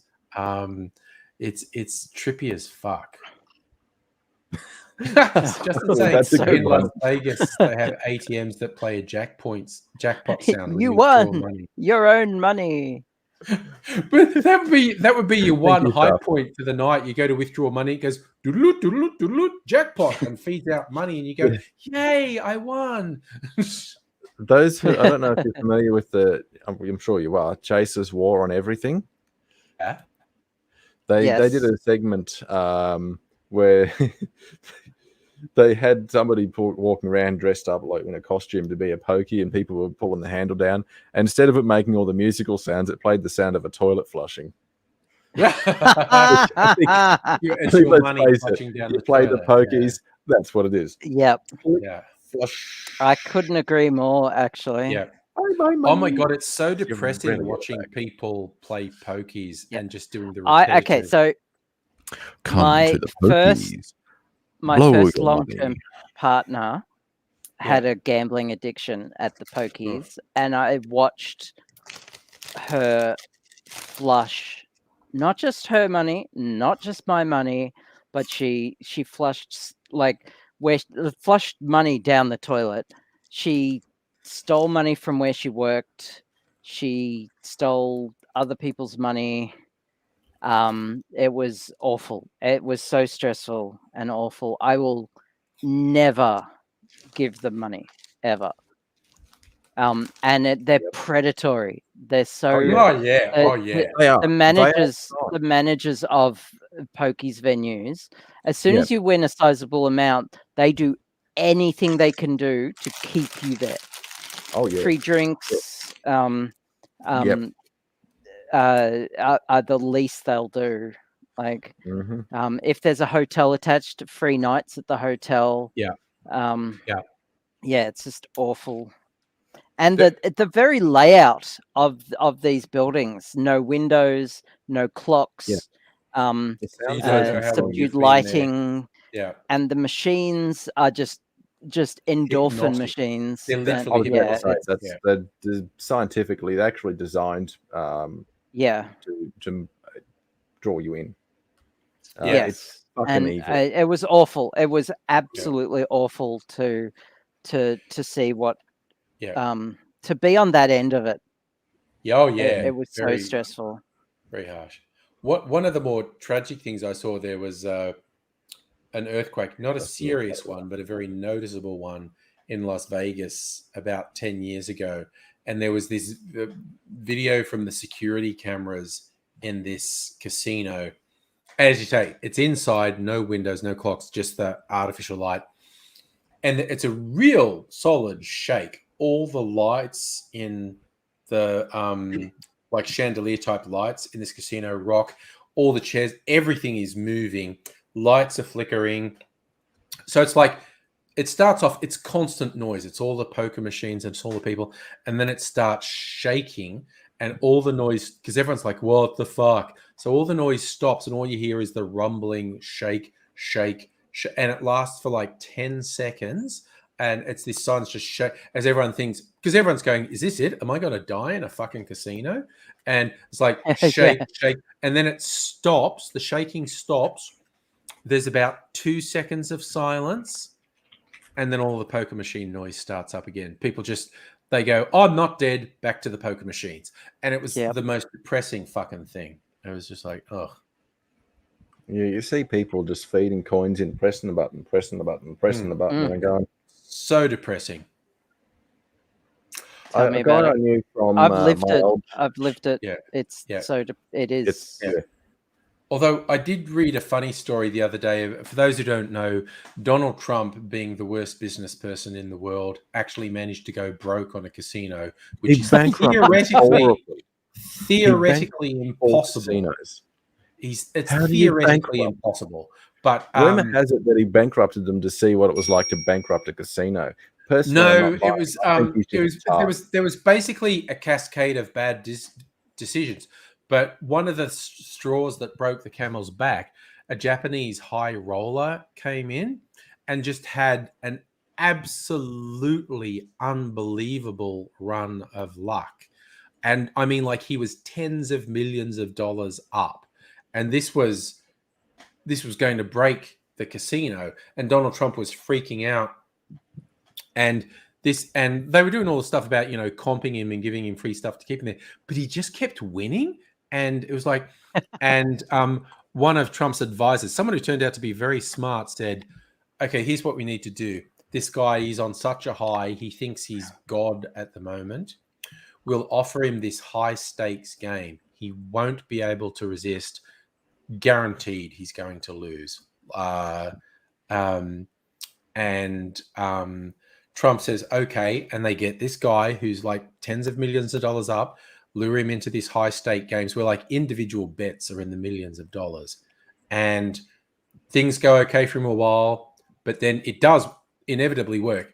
He loses everything, which is to say he didn't actually lose that much of his own money. He probably lost tens of thousands of dollars of his own money, but he gave up all the tens of millions of dollars of profit he had from the casino. Donald Trump was so relieved because this guy had like cashed out all these winnings and he's going, I'm going to get it back. The guy got murdered by Yakuza before he could actually pay back the debt because he had borrowed. The only reason he was able to gamble is he'd borrowed hundreds of thousands of dollars from Yakuza. And I did not mean to laugh at someone's death. And then they found out that he'd lost it all and they fucking murdered him. And so Donald Trump never got the money back because the Yakuza murdered the guy. Oh, I mean, it sucks for that guy. I couldn't help it. I laughed fucked too. Trump up. Like, So it's something you laugh at and you go, oh, I shouldn't laugh at that. It's horrible. I know. yeah. Nice. Justin has a you friend feel bad for who's a laughing at it blackjack while you're dealer and a pissing porn yourself laughing. star. That's a good double. I like that. What's that? Justin has a friend who's a blackjack dealer and a porn star. So that's a good Cool. double as far as I'm concerned. That's yeah. So if you ever see a couple arguing in the car park of a pokies or a casino, Oof. I've Yeah. been there. Oh, I've been there. It's awful. not good. It's fucked. Yep. Yeah. And the damn thing should be banned. Oh, It's they are fucked. evil. There's no two ways They about they it. are, Evil. and they're always in the suburbs that can least afford them. Yes. Manipulate the people least able. Yeah. That's No. probably the Yep. worst thing about them is that they target the people who can afford the loss the least, and they try and make themselves feel better. Well, actually, no, they don't even do it. It's at least in Queensland. I don't know about the rest of Australia. There's actually a law that a certain percentage of profits actually has to be reinvested in the community and donated out. Well, that's fine, but it's not going back to the community it stole it from. Yeah. Yeah. Oh, and do you remember? It was like in the first year of COVID. I remember seeing these things where it was like, "Oh, gaming venues have lost millions of dollars in profits because of lockdowns," and people are going, "You mean people have not lost millions of dollars to gaming venues? Yeah. Families have kept millions of dollars that otherwise would have been lost in gambling." Just thinking of that Whitlam song, blow up the pokies. Yeah. What's this? Let's blow up the pokies and drag them away. I'm not going to sing it because I can't sing. Oh my god! Okay, I just remembered something very funny, and I'm just getting a couple of things together for me. Okay, blow up the pokies. Just reminded me of the ending of Fight Club, where it's like, why don't these fucking I self-obsessed, shall return. I'm V for Vendetta hacker guys ever actually destroy the credit infrastructure, which was the climax of Fight Club. They actually blew up the buildings that had the mainframes that had everyone's credit history in it, which destroyed the whatnot. Story came out this week.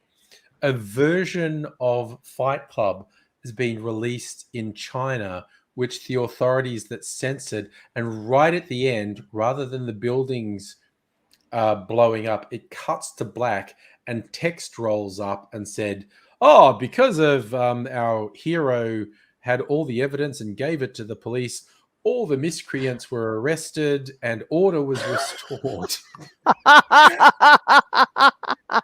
And I think that's fucking hilarious. I think that's so funny. It's like Poochie on The Simpsons, where like a sudden cut He went back to his home planet and died on the way home. Yeah. And it's just that mix of totalitarianism and petty bureaucrats that come up with something that's just so stupid. Oh my god! Apparently, that's literally like it cuts to black and goes, "Yes, our hero gave all the evidence to the police, and they thwarted the gang, and all the miscreants were arrested, and we all lived happily ever after." And it's like, oh my! And yes, Optical Turkey. Yeah.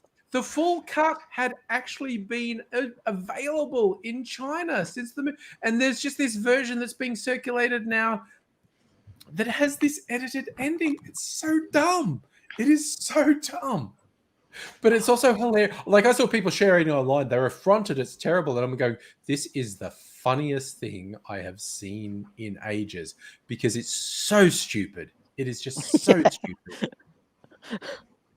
It's ridiculous that they think that's...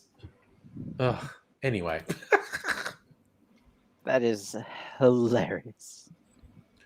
It is absolutely ridiculous. All right. Sorry, I'm making a drink I found.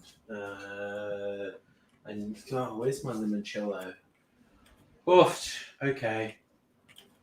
I'm almost completely sober. This won't do. I may be slightly inebriated enough to find it hard. I have a bottle of limoncello somewhere on this rack. Where is it?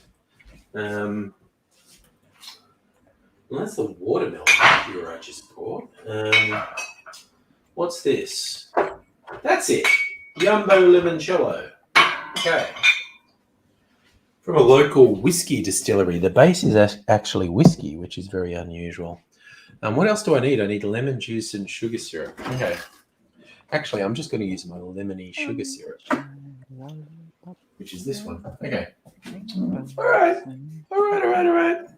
So I got this the other day because people on YouTube had been talking about it. Pretty bottle, isn't it? It's called Italicus. I like the colour. Yeah, and it's the bottle that's the colour, not the drink. The drink's clear. Okay. It's an Italian bergamot liqueur. So in other words, bergamot's the dominant flavour in Earl Grey tea. Earl Grey. So yep. This is kind of like a sweet alcoholic Earl Grey liqueur, basically. Sounds nice. It's Earl Grey's pretty good. Earl Grey's my favorite tea. Yeah, that is pretty good. That sounds nice and smooth. It is. It's like herbal and flowery. It's quite nice. So I'm gonna. I found a recipe that includes some. Oh wait, no, I'm going to use that gin. Fuck it. They say use a dry gin. I'm going to use my barrel-aged gin. How lovely. Annette points Nettie, out it is a pretty nice bottle to keep, actually. Yes. Would make a nice vase. Yeah. What's Safa saying? Former New South Wales gambling minister was removed because his clubs lobbied against limit gambling. I'm surprised anyone in New South Wales is ever held accountable for anything. It's so fucking corrupt there. And that's not just the LNP. New South Wales Labor has a long, proud history of being corrupt as fuck. It's just like, it's the most corrupt politics in Australia. And that goes back to the Rum Rebellion, basically. It's just like, it's always been fucking corrupt there. I feel like a neighbor is playing a TV really loud because I keep hearing what again? Someone talking and applause, and it's very weird. So this cocktail is called a favola. Oh my god, that's that weird. Okay, there's that weird footballer who was always in trouble for doing drugs and getting in fights and stuff. Brendan Favola. I'm sure it's not named after him, but I think it's spelt the same as his name. All right, so this was apparently designed to sell limoncello because it's got limoncello in it. All right, well, I'm going to put some gin in. My barrel-aged sailor gin from Tiny Bear. Since I found out they were only half an hour away from my home, I've bought several bottles from them. This is their Navy strength. What's this? This 58% alcohol. Wah. Jesus. And it was, you see, it's the not good stuff. It's not clear like gin normally is. It's coloured because it's been finished in ex-bourbon barrels. I've seen petrol that colour sometimes. Yeah. It actually is. It's a little bit probably about as potent. Yeah, so it's picked up some really nice whiskey flavors as well. So I'm going to use that and Italicus.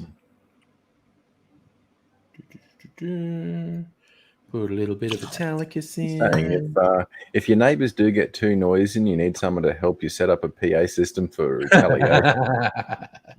I have some experience with PA now. Nice. I mean, I think I can only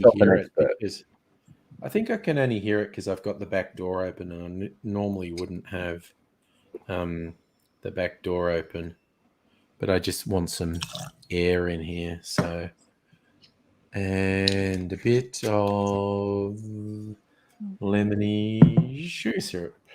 Okay. All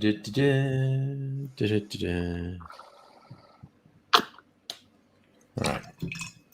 I'm bastardizing this recipe.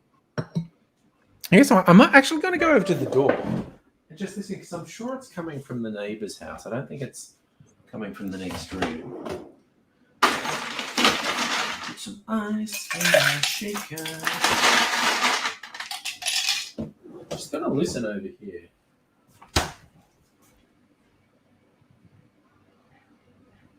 Yeah, it's definitely my neighbor. I don't know if they're watching something in the backyard or what's going on. A sec. I'm not even going to dirty another glass. I'm going to rinse this one I had earlier. I actually could do a movie outside if I wanted to. There's enough space around this place, and I have access to a projector. Ooh, nice. That might be a thing to do. And I've definitely got enough equipment to have cinematic sound that I wouldn't be able to use to its fullest potential. Okay, it's just sparing your ears there. Oof. Okay. Much obliged. That's the old, you shake it with ice. It was like, particularly if you've got a metal shaker and someone says, "Oh, how long should I shake it?" And it's like, well, when the tin gets painfully cold to hold, you've probably shaken it enough. The temperature has reached an equilibrium. Yeah. Yeah. And that is, getting frostbite in my hands.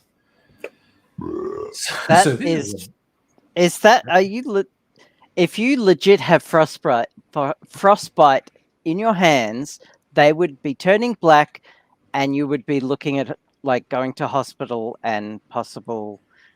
Okay, science nerd. Okay, so yes, actual frostbite would be fucked. Yes, so language matters. Just saying. That is good. Oh my god, it's like. If you like sweet cocktails, this one's for you. This is So what's in it? Well, gin, the bergamot liqueur, the Italicus, limoncello, which is another liqueur, lemon juice, and a bit of sugar syrup. So it's really sweet.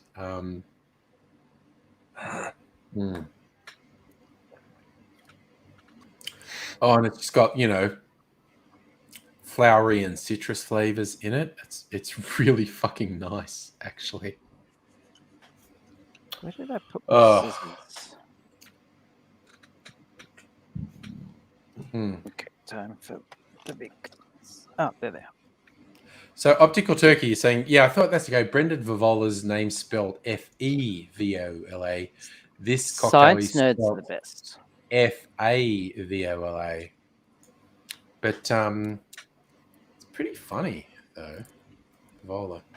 So this was just made to promote limoncello, which is funny because it's only got a little bit of limoncello in it.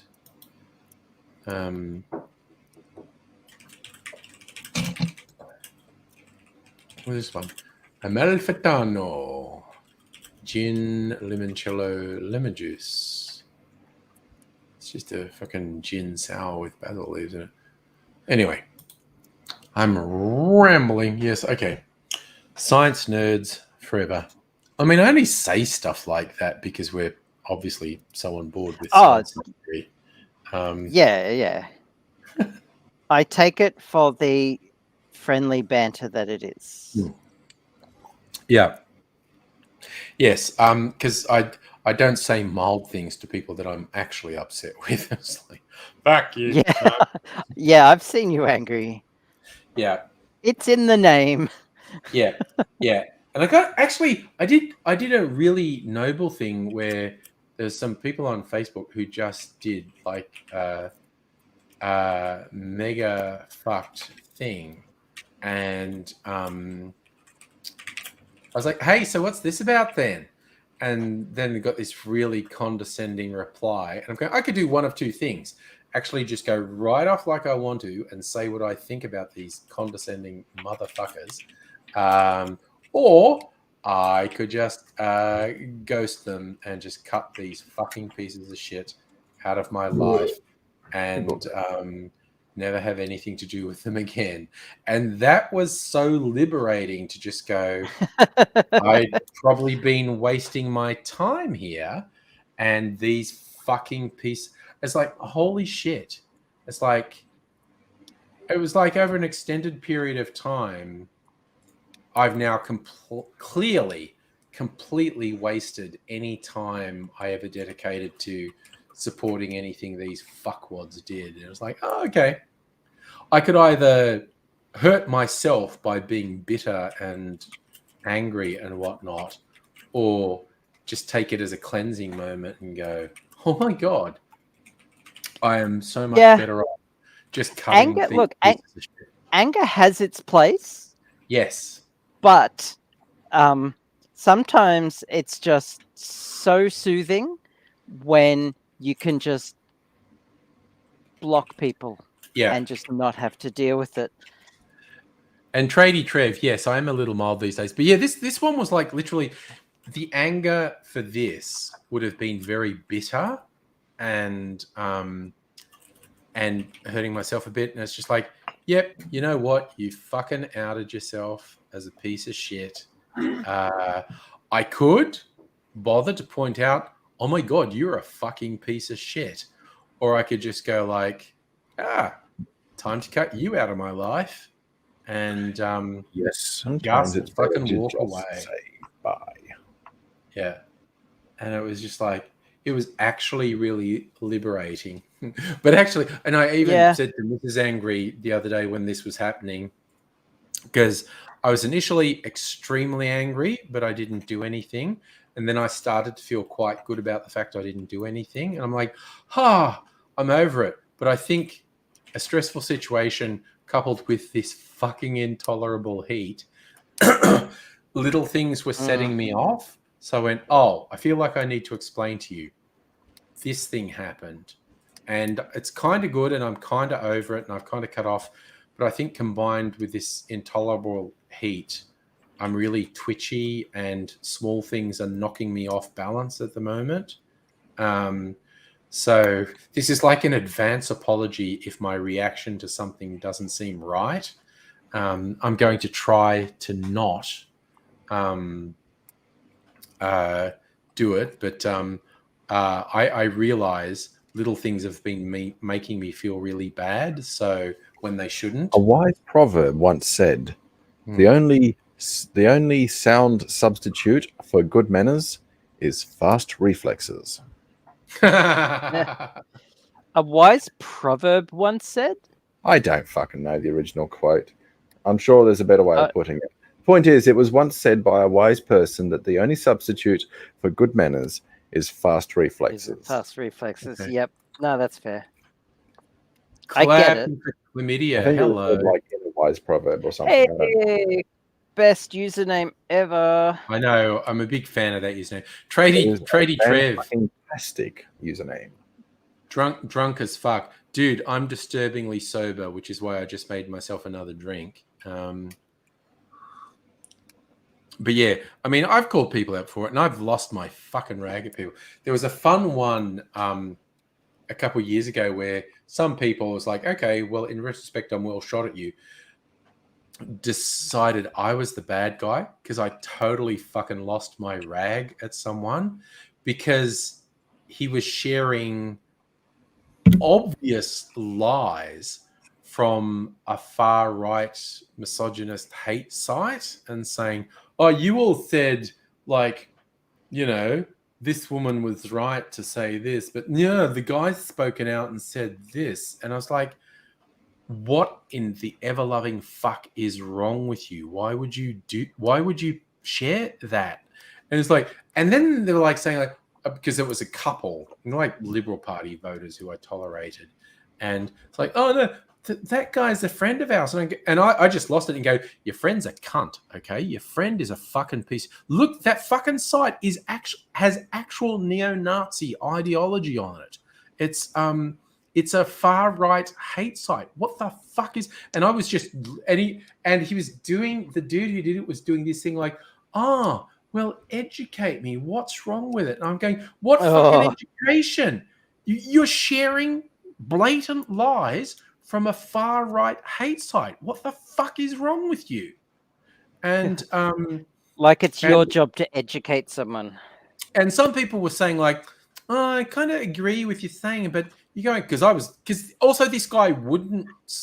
And this is a trap I get into sometimes when someone responds to something I comment, I want to respond back, and I was actually saying to them, I cannot have this conversation. I need you to leave me the fuck alone. And he kept responding, and I'm going, what part of fuck off is not getting through to you? And then I got really personal, basically, with Jesus fucking Christ. What the fuck? And some people are saying like, well, yeah, like you might have been right there, but the way you did it, and I was just like, dude, I fucking told him to leave me alone, and he wouldn't. And trying to take the moral high ground and be the more mature one and the self-controlled one, on a regular basis for people who are beneath contempt gets boring after a while. Yeah. And like, this just fucking enraged me because I'm like, what you are sharing is obvious lies from a far-right hate site. For fuck's sake. What is there to explain to you? And so a bunch of people decided I was bad because I got emotional about this. And I was like, oh, if you have to explain to someone, men are so emotional sometimes. I am. I'm a pretty emotional man at the mercy of my emotions. It's in the name. Which name? Angry. Oh, yeah. But yeah, and so a bunch of people, like, oh, I want to talk to you because you were like, you get really personal. And I get super personal at people who spread Nazi shit. And it's just like, if you have to explain to someone why Nazi ideology is bad, that person, then explaining it to them is wasted on them because they clearly don't have the capacity to understand common sense and basic reasoning. Yeah. So the only thing you do with that person is you take them quietly where no one's looking, thump the fuck out of them, and walk away. Yeah. My favorite, there's a web comic I used to read years ago. He hasn't done new stuff for ages, but it was called Basic Instructions, and he was like giving people basic instructions for modern society. And he had this logo where he's coming up behind someone with a 2x4 bit of wood, and he's going to smack him across the back of the head. And the wood is just inscribed with the word knowledge. And the caption was, "You will learn." he's just coming up to impart some knowledge in the back of this guy's head with a 2x4. And I've always loved that. Clapping for Comedia has a very good point there. Taking the moral high ground, being the bigger person, only works when the person you're dealing with is self-aware. Yeah, I think that is an excellent point. It is an excellent point. I had one on a much lesser scale today, and it was just this guy, and he was doing this thing, and he's one of those people who's just basically sure they're right about everything. And I guess in his defense, he is actually right about a bunch of things, but how he comes across to me is he's the type of person who can't tell the difference between something being true and something being an absolute truth. And how I describe the difference between that something can be true, but something else that seems to conflict with that can also be true. And so this is not what I was. It was a YouTube thing that this was about. So, like an unrelated thing, it's like one I love to point out: Julian Assange. Okay, to my mind, all available evidence points to Julian Assange is an absolute piece of shit. He's a fucking garbage person. But at the same time, the persecution of him and the pursuit of him by US governmental forces seems evil as fuck to me. And it's weird. Like, you get these people who want to defend Julian Assange and they essentially raise him to sainthood. And I'm like, no, all the evidence is he's a fucking terrible person. Who is almost definitely guilty of severe sexual assault. You don't have to worship somebody to defend basic justice and human rights. But you do get a lot of Julian Assange defenders fucking worship him. And if you say he actually seems to be a terrible person, they go, oh, so you agree with the US government? No, actually, I think the actions of the US government are also evil. Two things can be true. Julian Assange can be an awful person, and the harassment and persecution from the US government can be a bad thing. Clapping for chlamydia. I'm not saying anything actionable. Your comment there. I will go with self-aggrandizing, and that's as far as I'll take it. Is the other part. That's a. I don't know about that latter. I don't know about that. Yeah. That other one. I don't think know one he's almost. When you look at the charges that were leveled against him in Europe, I think he's almost certainly guilty of serious sexual assault. And it's like, dude, if you're not, go and face the court, man. That's all I'm going to say. In his defense, it is possible. I'm not saying how likely it is or isn't, but it is possible that the charges were fabricated to get him. Yep. Based on what I've read, I don't think the charges are fabricated. I think the charges are valid. But again, well, look, I don't have an opinion one way or the other. I don't know enough to have an educated him being a horrible garbage person is a completely different thing to the US government in particular pursuing him for WikiLeaks stuff. And again, the people who can't. Yeah, two things can be true. And it's like someone raises a thing and says,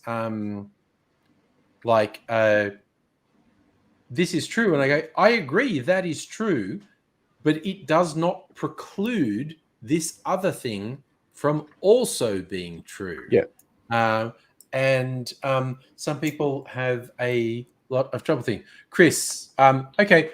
You're of the opinion Julian Assange is a journalist. I actually disagree with that, but that's to a large degree how you personally define a journalist. I do, however, agree that the pursuit and persecution of Julian Assange, particularly by the US government, is wrong and evil and fucked up. Just acknowledge based on the comment. It's just totally separate to what a piece of shit he is as a person.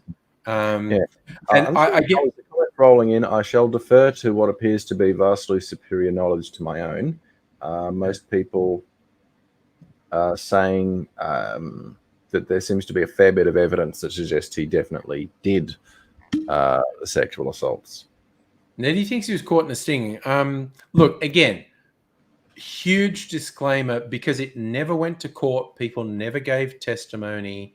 I can't assert to things, but I'd be prepared to believe it. He is an egotistic fucking psycho. No, he's a piece of shit.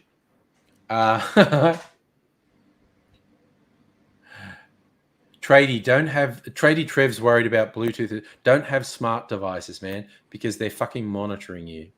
I get freaked out by people who have Google Home or Amazon Alexa. It's like, no, don't have those things in your house. They're bad.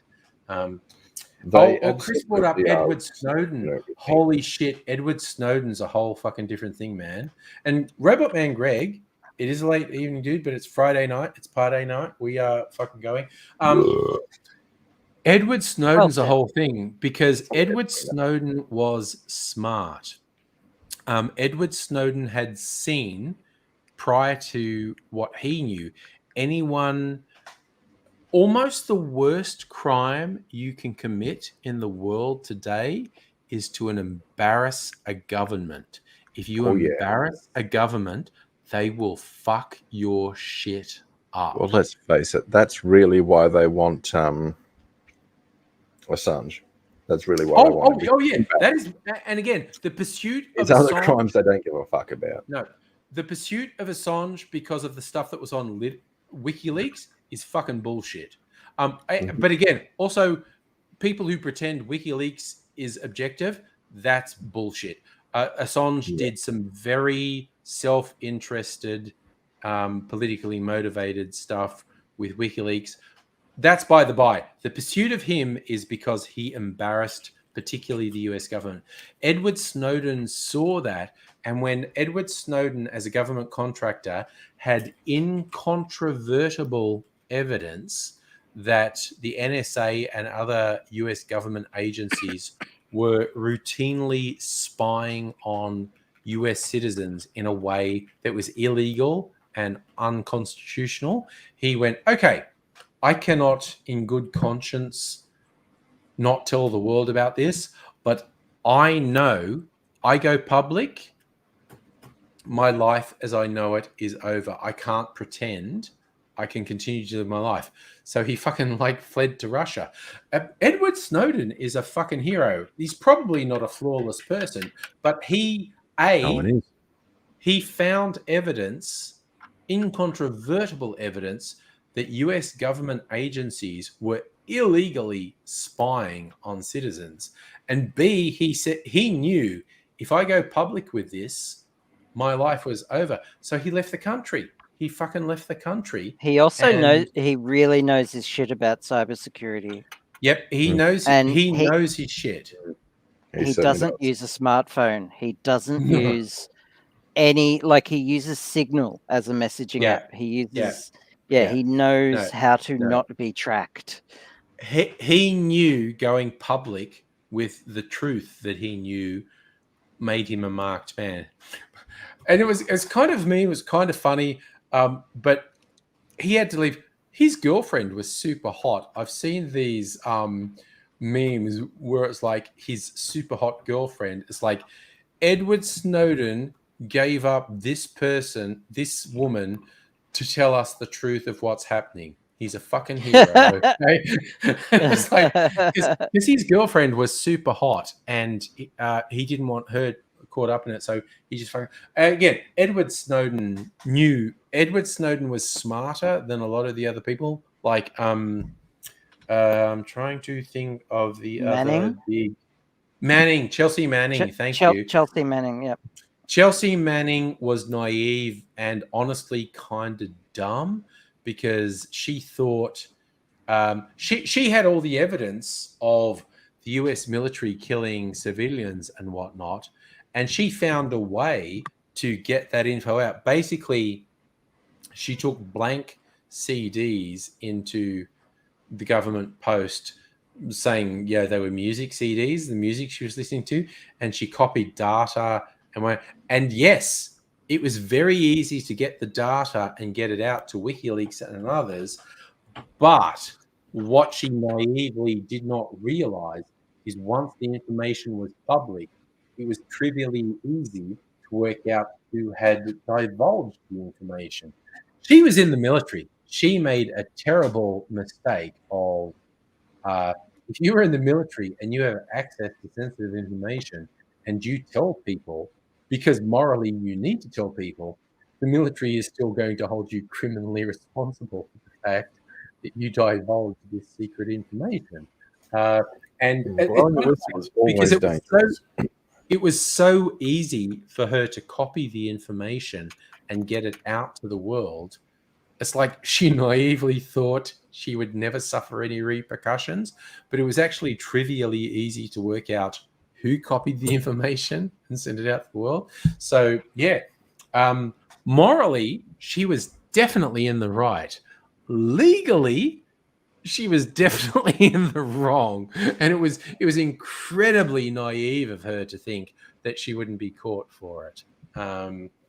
But she's free now, so that's cool.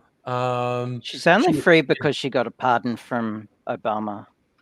She was treated extraordinarily badly for several years in military prisoners. They tortured her. Yeah. They actually tortured her. Yeah, she has PTSD and shit now. Yeah, depression. Yeah, but you know, and she also live streams video games. So yeah, no, she's pretty cool. She's honest, and I've heard her on a couple podcasts like Behind the Bastards. Honestly, Robert Evans needs to pay me money for the amount of times I say Behind the Bastards. Him and Blind Boy.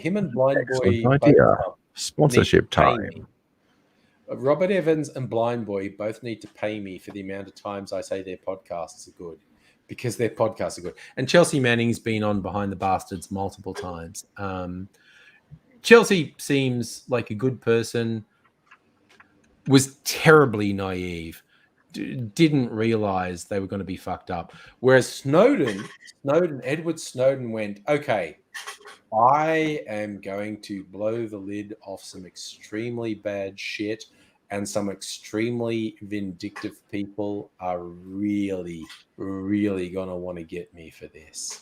So he skipped country before he released the information, because he said, oh my God, if I'm in the continental US when this information gets released, I'm fucked.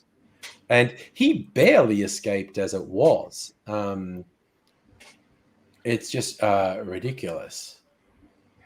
Oh God, this also reminded me, I saw someone mention the weird sort of right-wing neo-Nazi fuckwits are basically very bad with operational security. So whenever they do their dumb shit on internet messaging things, they always get caught out because they leave a trail of, yeah, we're going to go to the Capitol on January 6th and we're going to do this and we're going to do that. And they have some stupid idea that there's not a record of their communication and actions. Someone pointed out, still no one knows who punched that Nazi Richard What's-His-Face in the face when he was being interviewed by Australia's ABC, and someone just ran up and punched him in the face. Still, nobody knows who that was. That's someone ran after him. Yep, that is operational security. Still, nobody knows, because the neo-Nazis would try to kill that person if they knew who it was. I'm personally all in favor of a national day for punching Nazis. Oh, look! Oh my God, there are. Richard, what's his name, getting punched is a good one. There's also a good one of this guy. I think he was walking around Washington, D.C. I forget where it was, but he's walking around like in a pseudo-military uniform with swastika armbands. And I think it was in a subway where a black guy comes up to him and goes, yeah, dude, what the fuck? And this guy's, you can see him, he's like trying to explain, free speech, bro, free speech. And the black guy just goes, free speech this, you fucking piece of shit. Oh, is that the Twisted Tea incident? No, not Twisted Tea. That's another one, which is also great. No, this is a dude. I made a ton of memes for that. Yeah. This is a dude, he'd been parading, I think it was Washington, D.C. He'd been parading around in this black sort of pseudo-military outfit wearing swastika armbands and fucking alienating people. And there's this awesome, it's a gif you see over there. A black guy has just come up and going, you fucking... And you see the guy sort of putting his hands up going, hey, it's just free speech. And the black guy just, poof! And knocks him the fuck out. But yeah, the Twisted Tea guy was also funny. That was in a 7-Eleven again. Another white trash neo-Nazi mouthing off. And a dude just comes up to him and goes, yeah, and clocks him with this like 500 ml can of iced tea in his hand and just smashes it into the guy's face. And I want and to knocks him the hear fuck this out. story from Tradie Trev. Yeah, that's Tradie Trev. helpful there. SIA gave you Marshall format complaint to remove a post. They wanted to take you to federal. Was that That seems Sia, very weird. the performer? Yes. What is SIA in this context? Sia is a performer. I know Sia is a performer who I really like her track Chandelier, and then she did that weird fucked up representation of autistic people in that movie. But yeah. And she has a really weird and twisted relationship with the young girl from that movie, and also from the music clip. And and there's there's some very fucking weird shit. And okay, here's how out of touch I am. I thought Sia was kind of like a contemporary of like Billie Eilish and these other No, she's like in her 30s or late 30s. Yeah. She has no excuses at that point. Yeah, I don't know why. It's probably just because I heard her track Chandelier at the same time I heard tracks from these other young women, and I thought they were all contemporaries. But Sia's actually like 15 years older than them. She seems very, very questionable. Yeah. Behind the Bastards need to do an episode about her. On Sia. On Sia. Yeah. Yeah. Maybe. They do. Oh, well, sorry. If Illuminati can do an episode on YouTube about Sia, then why can't Behind the Bastards do it?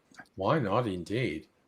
I was just thinking back in the chat, Optical Turkey saying Chelsea Manning was most likely manipulated by Assange. Yes, there is really comprehensive evidence that Assange basically convinced Chelsea Manning to do stuff that Assange knew was actually a massive threat to Chelsea Manning's life and liberty, and basically told Chelsea, you'll be fine, all the while knowing this was going to be catastrophically bad for her. So you got our attention, Tradie Trev, but we don't know exactly. Yeah, what you should, Tradie Trev. You should come on the stream. You should come on Angry Punch and tell us the story. If you don't have a camera or don't want to show your face, that's fine. You can go audio only. I know you and audio trust only. You. Yeah. Yeah, because I really want to hear this story. Yeah, because absolute randos, when they say they want to come on, I'm like, you have to turn a camera on. We have to see your face. But you, I kind of know and trust. So I would let you go audio only if you wanted to. But either that or just say it in the chat, because you've got our attention. If it's a short story. Don't know exactly what you're talking about. Love to hear this story. Yeah. Oh.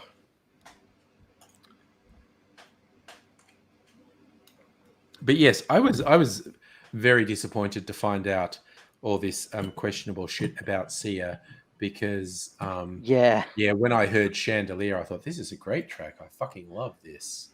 Yeah, look, she's made some really great songs that I've really liked, and she's part of the queer community, and she's from South Australia, and she's made a name for herself. But then you hear some weird shit. Yeah. And even the social anxiety thing of not being able to face crowds. So wearing those wigs that cover her eyes so she can't actually see an audience. Yeah. Because if she saw an audience, she'd lose it and wouldn't be able to perform. Incidentally, The Doors, Jim Morrison, in the early days of The Doors, he had such stage fright, he couldn't face an audience. Their early gigs, he sang with his back to the audience because he had so much stage fright. He was freaked out by the audience. That explains a lot. Yeah, but he eventually overcame it and, of course, became an incredibly extroverted performer. But early gigs of the Doors, he couldn't deal with an audience, So he would perform with his back to the audience because he couldn't sing otherwise. Wow.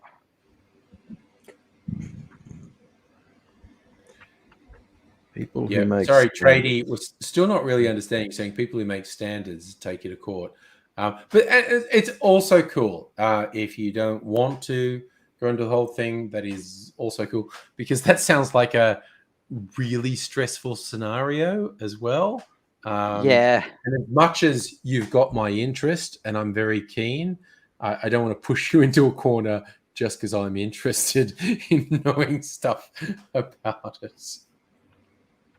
So, like, as it's a tendency, I feel, you have to resist occasionally. Go, no, tell me, I don't care how uncomfortable or awkward you are. Okay, okay, Tradie cool. Trev, I'm putting the link. If you want to join, that's the link. Just click on that, and it lets you join in, and you can tell us whatever you want. So that's your call. But yeah, it's a funny old world. But again, sorry, did you say this stuff about Sia? Not that I ever idolized her, but I did like some of her music stuff. But it does fall into the don't have heroes ethos that I have. Because two reasons to not have heroes. Because first, it's not fair to the person. If you idolize someone and elevate them, it's not fair to them because they're just another human with all the flaws and foibles that humans have. And to try and hold them to a higher standard is not fair. Second, they'll almost inevitably disappoint you. And that's The first not and second good for point are very much linked. Yeah, and they are quite linked. Needy like Sia's elastic heart. Yeah. The one that sold me on her was definitely Chandelier. What's the name of the song she does where it's all black light and all the performers are all in black, but with the UV reactive stick figures? I don't know because I don't know her oeuvre well enough to. Don't know if anyone else knows what you're talking about. I think that's the wrong use of the word oeuvre, but I'll let it go. No, it's not. It absolutely oeuvre is your body of work. Oh, okay, sure. I sit corrected. Aha. He said hastily, but now he's going to look up a definition. I thought it was one's character and the way one projects one's character. I'm right. Oeuvre is the body of work. Okay. Of a creative person. Angry strikes back. Thank you for correcting me. It is such a rare gift to be shown wrong. It happens so rarely for me. to be Nice. I like the way you did that. Yeah, but no, I had to look up a definition just to be. I was reasonably sure I was right, but I need an objective. Well, I have been using the word wrong, and now I need to go back in time and change it. Correct myself. That's fine. Yeah. I needed to be sure, but it's a thing. Being mistaken is not inherently wrong, luckily. Yeah. Being what, sorry? Being mistaken on something is not inherently wrong or bad. Mistakes are merely an opportunity in most cases. Well, it's not bad. No, exactly. No, technically refusing wrong. to accept when you're wrong, that's bad. Yes, it's a different story. It's kind of like the thing I was referencing earlier. Be funny if this guy takes it up again. It's like it was in a discussion group, and it's like not my discussion group. If it was my discussion group, I'd go, "Shut the fuck up, dickhead." But also, okay, Tradie Trev is going to tell us a story. Trev, you going to tell us a story? Can't see you, can't hear you at the moment, so I don't know if you're talking. So the elusive Tradie Trev. So you're connected to us, not hearing you though. Mysterious. I'm just going to keep talking, but if your vocal suddenly appears, I will defer to you. But I could actually go into the specifics of what I was talking about. Okay, so this happened in a discussion on like how to grow a YouTube channel. And one guy said, hey, like I watched this video. Trev might try again. He's disappeared. One guy says, I watched this video and there's a whole bunch of YouTube channels that are all about, hey, I'm going to tell you how to grow your YouTube channel. And he said, I saw this thing where these people said, because there's all these things you worry about on YouTube. It's not just how many views you get, it's the view time and the engagement and whatnot. And he said, I saw this thing where these people said, if, and Tradie Trev may or may not be back. Still can't hear you, man. So he said, I saw this thing where someone said, if you have a 10-minute video and someone watches it on double speed, which is a thing some people do, you will only be credited with 5 minutes of watch time. You won't be credited with 10 minutes of watch time, even though it was a 10-minute video, because they watched it in double time. You'll only be credited with 5 minutes of watch time. So, oh. And this guy pipes up and goes, no, that's not true. That's not true, because it's not in the analytics on YouTube. It doesn't tell you what speed people watch it. And I said, that's not what he's saying. And so I agree. What you said is true. The analytics on YouTube do not tell you at what speed someone watches your video. But that doesn't mean YouTube doesn't measure you at what speed someone watches you. Like these guys from this channel, they may have done the tests. Like they literally may have watched some videos at double speed and then seen how many watch minutes were credited by YouTube. And I said, so there's two possibilities. The two possibilities are either they're right or they're wrong. So, but you don't know for sure which that is. You're sitting here asserting, because you can't see that in your analytics, it's definitely not true. That's an erroneous statement, because these other people may have done a test that established that. There's a test you could do that could establish that.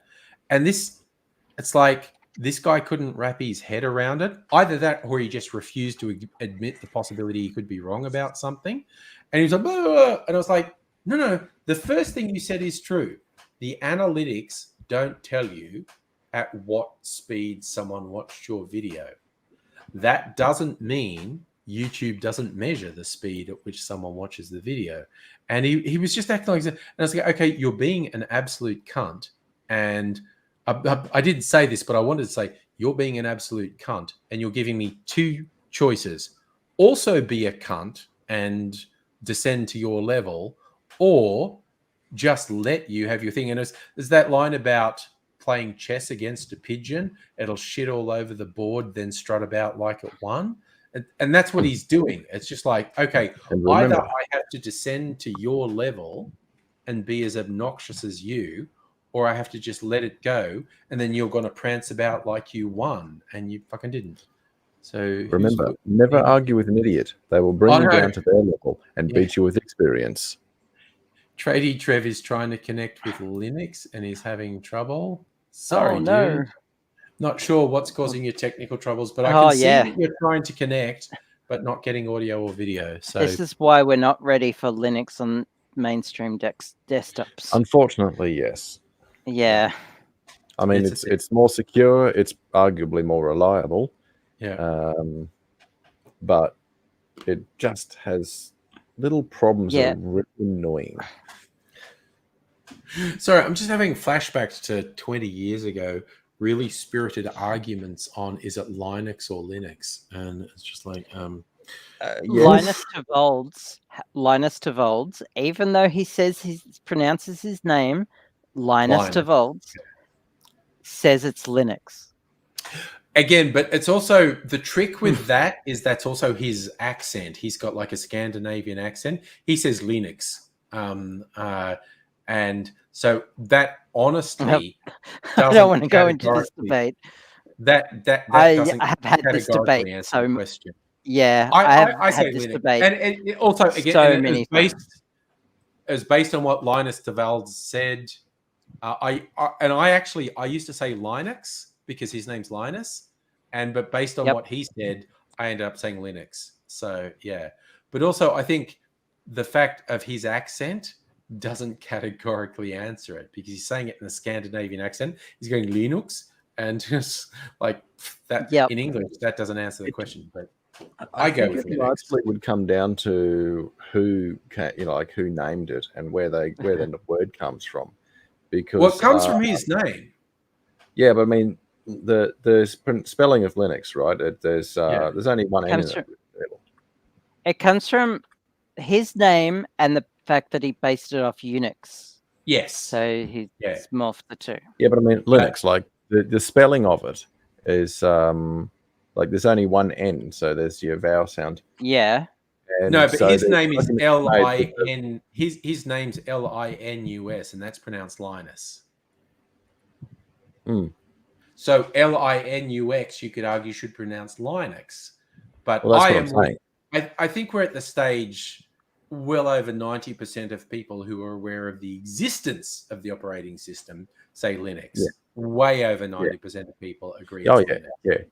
But I mean, so the pronunciation of the thing, if you're obeying standard English lettering rules, there's only one N and there's a vowel straight afterwards, so it probably should be Linux. Yeah. But also, he's not English; he's Scandinavian. So it's like, so that changes everything. It's basically, I think there's not an unequivocal answer, but I've just sort of gone with the flow, and it's Linux. I honestly, in the 90s, how long has it been around? Is it 90s or 2000s? A fucking long time should suffice. Yeah. I know I originally called it Linux because I thought, well, his name's Linus, so it's Linux. But then it became generally accepted it's Linux. So I'm like, okay, cool, it's Linux. It's cool. Well, I've always heard of it being said, spoken Linux until more recently. But yeah. We could fucking discuss this for the rest of the fucking stream. I've always been on the Linux hill.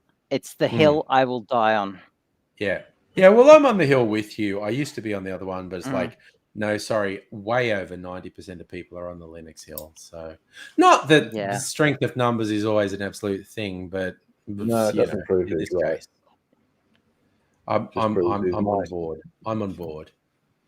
So, okay, now I want to think of some other weird nerd thing that I'm obsessed with, and that's what I'm going to die on. Oh God! No, GIF. GIF is my favorite. Oh yeah. Oh, graphical interchange format. So of course it's GIF.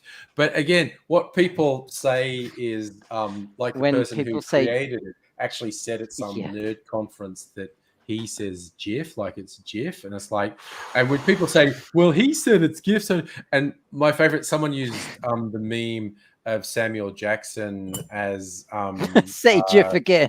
Say GIF again. I do. No. It was from Avengers, where he's being Nick Fury. Oh, yeah. When he says, I acknowledge the board made a decision, but as it's a stupid ass decision, I've chosen to ignore it. And that killed me. I love that when you say it's obviously GIF because it stands for graphical interchange format.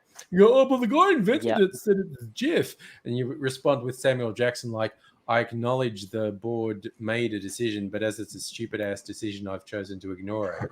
And it's just like, and there's a really fun web comic where someone's gone like, yes, in the future this will happen.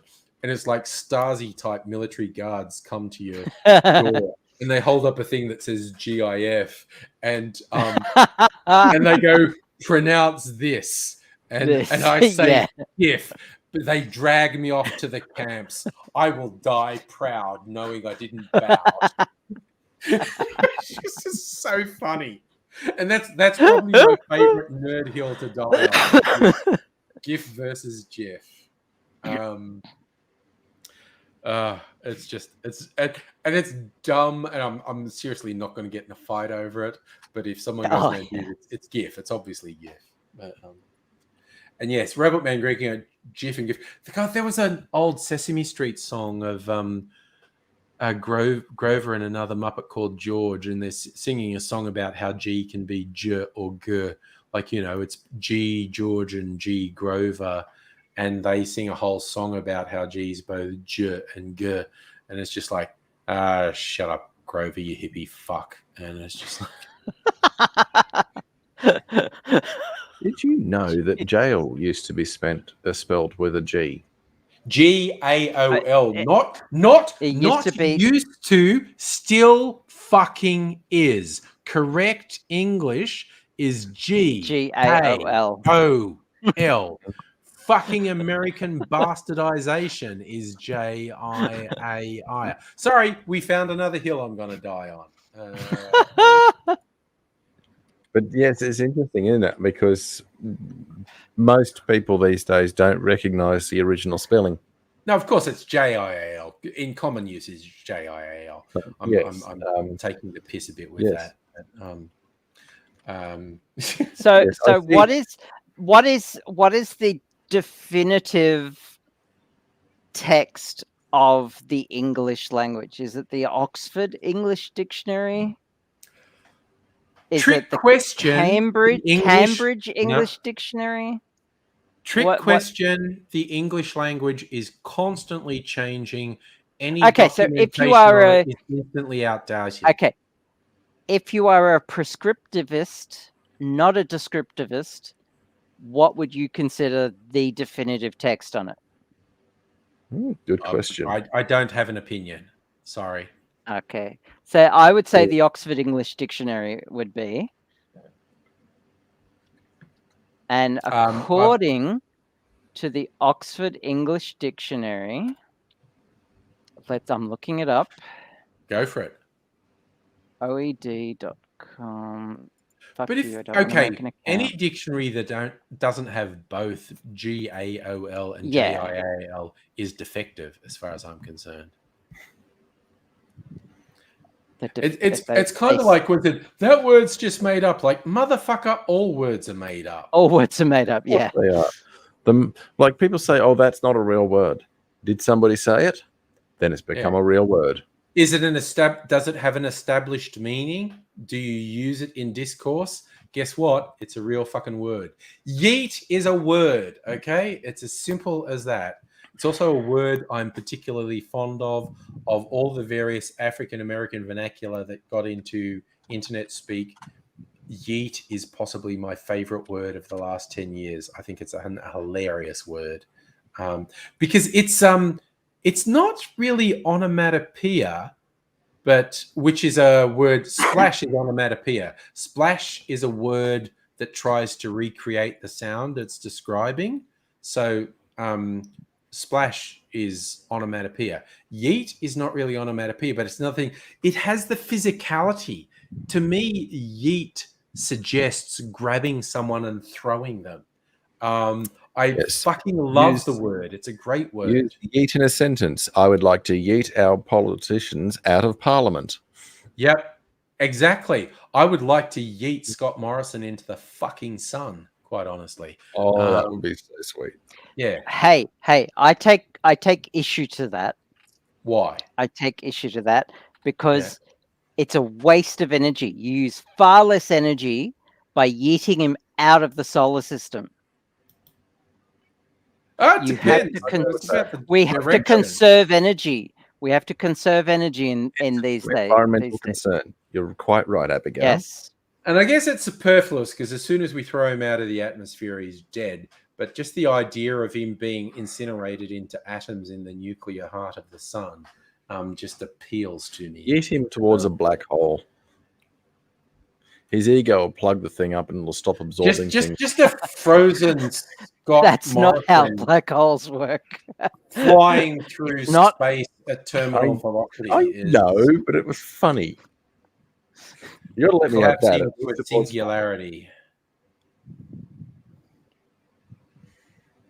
So, according to the Oxford English Dictionary, jail is a word, but it Yeah. hasn't been used since the 1800s. That- 1830, I believe. Okay, I'm going to call them out on factual error there. It is It was still used in some legal documents, particularly in Australia and Canada. Yeah. But common vernacular is JAIL. Oh, absolutely. And there's no two ways including about it. That's England. true. Yeah. Yeah. So There's no two ways yes, about it. That's true. yes, it is a way to spell jail. Yeah. It's just not a common way of spelling jail. No. And that's true. That's solid 100% true. And I won't argue with that as a statement. Which is why I was kind of joking when I said GAOL was a hill I would die on. See, I didn't pick up the sarcasm. Sorry. Well, it is I and said isn't that sarcasm. now to On try one and cover his level, it's the ass. real way to spell it. On another level, I acknowledge language mutates and changes. Language is not fixed. It's not constant. And to argue that JIAL isn't an almost universal way to spell it now is ridiculous. You're fighting in the face of reality to say that's not an almost universal way to spell it now. I don't know if you know this about me, but I sometimes struggle with sarcasm. Do you? Fucking autistic. Yeah. Motherfucker. Yeah. I got that. Yeah. It's like, why the fuck am I putting up with these fucking autistic motherfuckers? Oh, my God. I was talking to my ex the other day. Yeah. And she knows me more than any other person because we're almost married. We lived together for 5 years. And I was talking about autistic people, and I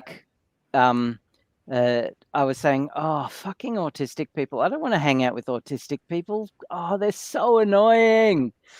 And she was like, what? You're autistic. And I'm like, look, I spent all my life trying to figure out how to interact with neurotypical people. Mm. And then autistic people come along and it's a whole different rule book. Yeah. And it's and sometimes it's true, sometimes it's not. So like that whole fucking autistic people. I think the neurotypicals are the ones who are wrong. Oh, for sure. Yeah, always. I was joking. Like I wouldn't not hang out with. I wouldn't not hang out with autistic people just because they're autistic. Although there are some autistic people that just shit me to tears because they just like. But that's real equality, and that was like just a joke. Yeah, that's anyone. That could be anyone. It's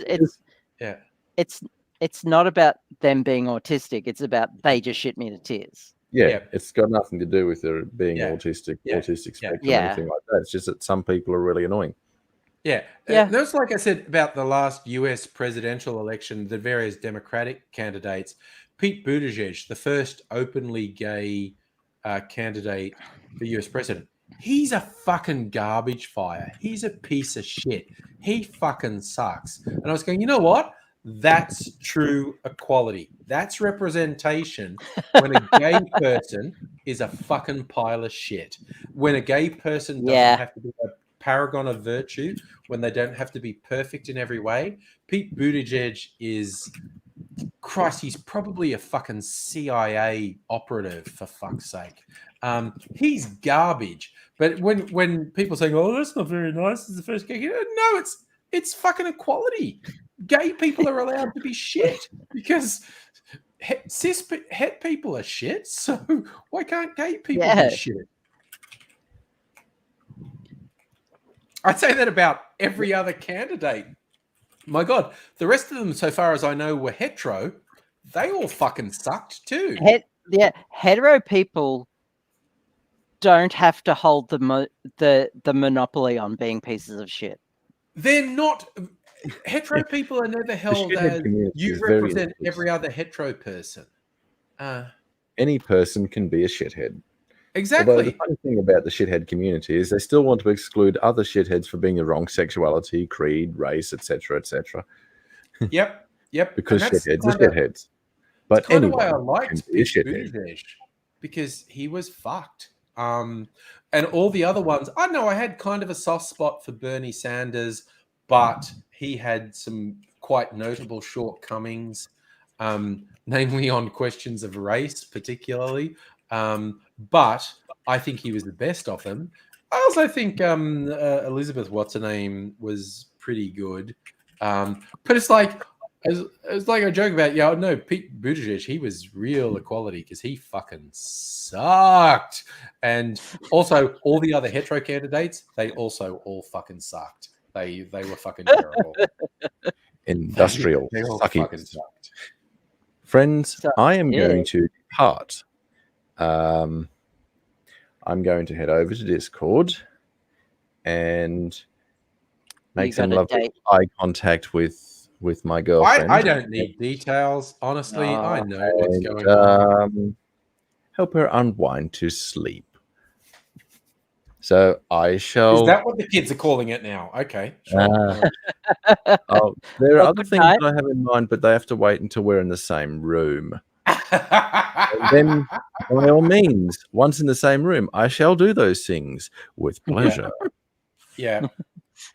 So, Good night. Oh, yes. I Good night, assume that Nettie. you're going Good Nettie, night. to same deal. If you find out like you wanted rats, if you find somewhere that's actually got them, Oh, I'm more than happy to Yeah. transport them. And again, Abigail, if you need help transporting them, we can coordinate this on fucking Discord or whatever. sure. But Sure. like the tram from my place goes straight past Nettie's place. So Oh, so that's it's easy. Not There a you go. huge deal. Yeah. All right. So yeah. So I felt bad when they were saying you need this or I that. do And I was quite like your tram if I knew network. where to get it, I'd get it. But I don't know where to get rats. So Send me a good list, night. Nettie. Send me a list of stuff you need. Good night. Good no, night. nobody. All right. So I love Tradie Trev is still, for those who don't know, Still Tradie Trev trying. Black Square is still sending us the occasional chat in private chat because he's in here. Technology is defeating him, which is sad, but that's okay. Yeah. What is it? Okay, 1 a.m. And are you good to help move an air conditioner from Nettie's place still? Yeah. If that's the thing that comes up, we'll definitely do Yep. that. It's a portable air conditioner. So that would be amazeballs. Yep, if we can get that happening, we'll do that. Like, as early as fucking tomorrow, honestly. Tomorrow or Sunday, if that's the thing Hey, we can do. what we could do is get the supplies for Nettie. Yeah. And do everything in one hit. Yeah. If we can coordinate that, and I think like probably you and Nettie can organize that on Discord or whatever. But if that's a thing we can do tomorrow, I don't got anything on tomorrow. So cool. If that's a thing we can do, that's a thing we can do. Cool. Okay. Are you up for a stream at Casa de Abigail? Possibly. We'll cross that bridge. We'll burn that bridge. Yeah, I mean, because again, one-on-one, I know you're vaccinated, I'm vaccinated and boosted, so Will's vaccinated. So yeah, I think at Nettie's place it's like we could call her. We're at the door, we're knocking on the door, we're putting it, and now we're running away because you're all fucking diseased. Well, you know how she's got that little. You can go in and then the swipe card, that little enclosed area. We can I know we just put sort of everything at in the there. door and say we're here with the stuff, and when she comes, we can just step back. It's pretty simple. Yeah, we'll be out in the open air. It's kind of like an airlock, though. We can. Yeah. So that's pretty straightforward. We'll do that. Yeah, cool. Well, she's asking for bank details, so I'll Yeah, well, you can organize that. So cool. Okay. Awesome. And then if we're in the city, great success. might pick up a couple of things. You'll have to actually call me, because just sending me a text, because I'll probably be asleep That's cool. because my sleep schedule has been knocked on its ass. Of course it has. Because It's of the fucking heat wave. Fuck's sake. So if I'm asleep, a text will not wake me up. So you'll have to actually call. Okay, and it's really good you told me that, because it's almost modern communication discourse is don't call people. And Yes, yeah, exactly. We've established that's a thing to do now. Yeah, and as an ex-genial, yes, I prefer I'm text hardcore messages. Gen X. You're like a Zennial. Yes. Yeah, whatever it is. And that's because you're leaning on. Technically, I'm Gen X, but in that little grey area where they kind of merge, and yeah. Well, I'm like Gen X elder. Mrs. Angry and I are like Gen X elders, which is arguably closer to boomers, but it's like we have nothing in common with boomers. It's just like we have more in common with millennials than fucking boomers. It's really funny. I've noticed with increasing regularity, sort of memes and jokes on social media, like year X is as close to now as that year is to X. Yeah. And that can be very disquieting when someone says that. But because I remember, okay, my peak sort of hip adult years were late 80s, early 90s. And I remember super fucking mocking 60s bands who were doing comeback tours in the 80s. Yeah. So when my absolute favorite acts from the 80s started doing comeback tours 20 years later, I refused to go to the shows because, like, no, I mocked the shit out of this in the 80s. And as much as I love The Cure or whatever, I'm not going to this. Oh God! Thing years later, I remember going to a club called Base Station. It's a raver club, a rave club. Yeah, lots of hard house techno, doof music. Oof, yeah, and a few years ago, they actually made a comeback. Because they stopped because the building they were in burnt down. That's gonna put it was awful. Things. It was awful. It was an insurance fire for the venue. No. Oh no! The club was in the basement, not involved with the venue, and so I don't think they were in on it, and they lost everything. Oh shit! And they recently, as in a few years ago, pre-COVID, did a big comeback, and so like a bunch of older people went and realized that they can't dance as all night as much as they used to in their 20s. And it was hilarious. And what made it even more hilarious was that I was one of them. Oh my God. Okay. Yeah. I know. Because I used to go to that. I used to go there and just like dance till 4 a.m. and like my pupils were I went to fucking raves wider in the than my 90s. eyes. No, yeah, I went to fucking raves in the 90s. It didn't finish till the sun came up, and I used to go to Cryle Castle raves and fucking. So I was in Sydney. I never went to Cryle Castle raves. They were mad. I did this. I did this one rave. I was in like the light industrial area of inner Sydney. I don't know. They'd found there was this fucking building that was like 5 or 6 stories high, and there was no one on one floor. So these people had like, I don't know, rented out one floor for a rave, but there was an elevator that went up. Anyway, so it's like I went there and look, again, I may or may not have consumed things that may or may not be technically illegal, but I was in a good space and I was happy and it was a good time. But there was an elevator from the ground floor. This was like on the 5th floor. Anyway, sometimes you'd go out to get some fresh air because the fucking dance floor would get a bit fucking sweaty. And sometimes you go back down to the ground floor and go outside to get some fresh air and not fucking die.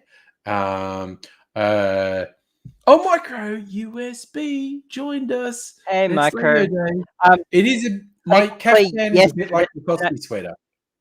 Yesterday was Lego Day. Oh yeah, it's past midnight.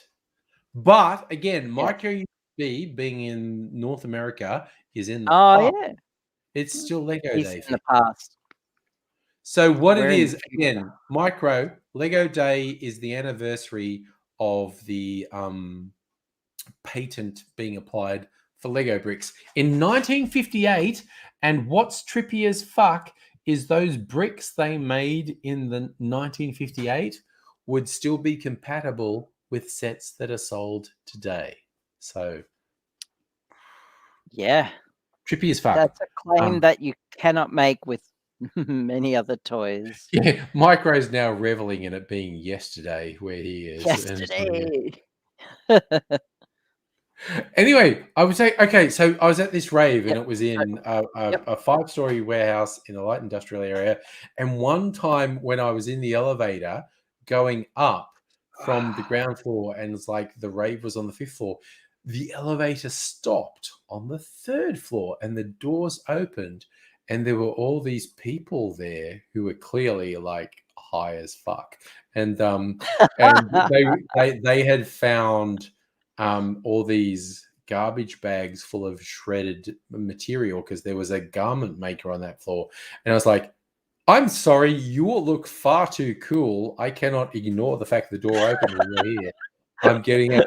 And so we were all hanging on this floor and we were sitting on garbage bags and chatting and stuff. And then someone ripped open one of the garbage bags and it was basically the garbage bags we were sitting on were full of shredded material. And we then spent several hours ripping open all these bags and going, woo!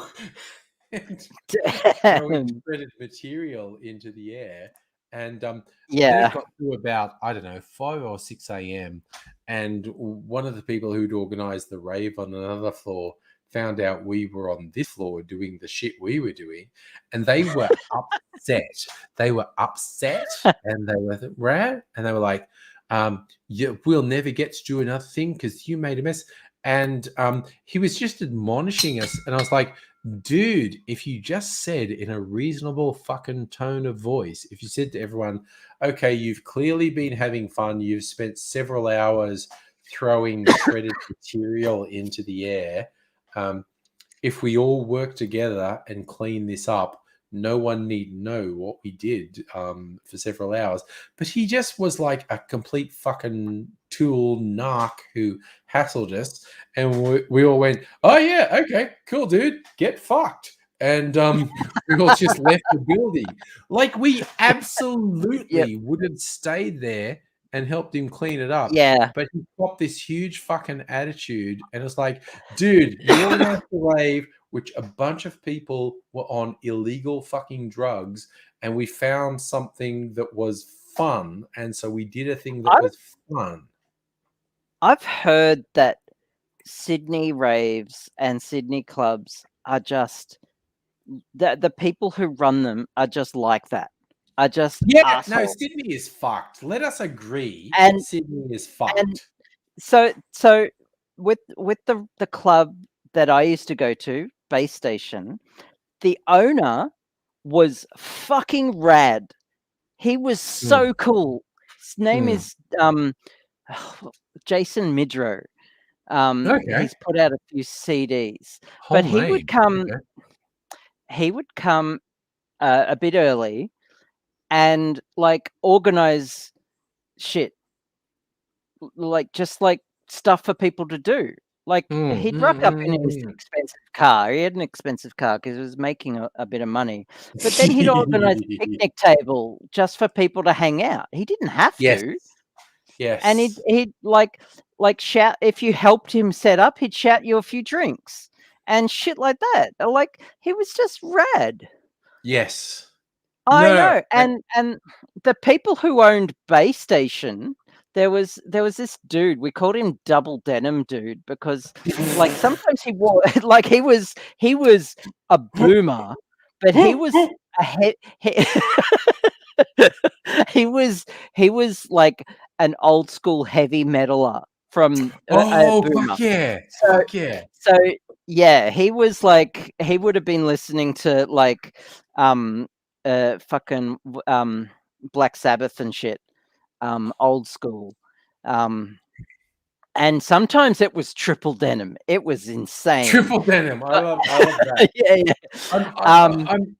I'm also sorry. I'm But loving micro. Are you looking at what micro USB is saying in the chat? Like, dude, if we ever got you here to, if we ever got you here to Australia, dude, we would. And also, I'm saying we would lead you astray. I know you would willingly follow and whatnot. Yeah. I'm just saying, yeah. If you were able to get here, shit would happen. Is what I'm saying. Is rad really an updated saying? What are we saying about rad being an updated saying? I haven't heard rad since you were a legit child. Okay, again, micro. When Abigail and I were doing adult shit, you were a fucking fetus. I'm just throwing it out there. Yeah, I guess like in the 90s, it like rad was an unironic word in the 90s. Yeah. Yeah, and that's when Abigail and I were both doing shit in the 90s. Yeah, I'm a bit older than Abigail, but we were both doing shit in the it's from the 90s. Yeah. But again, we were doing shit in the 90s. Yeah, but anyway, Double Denim Dude used to like shout people drinks and have conversations with people. No one knew he was the owner of the club. Okay.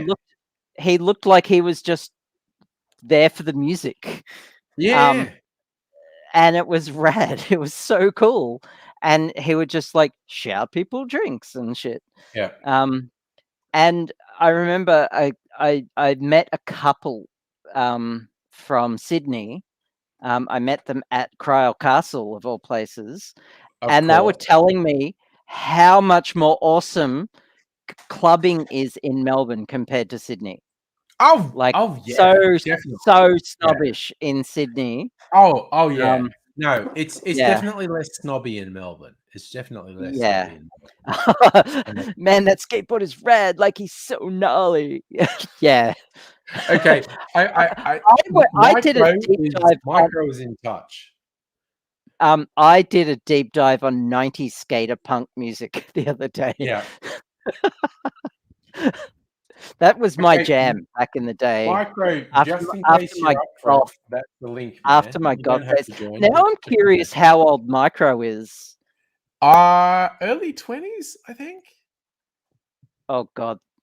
90s skate. 90s skate punk is great. Yeah. I agree.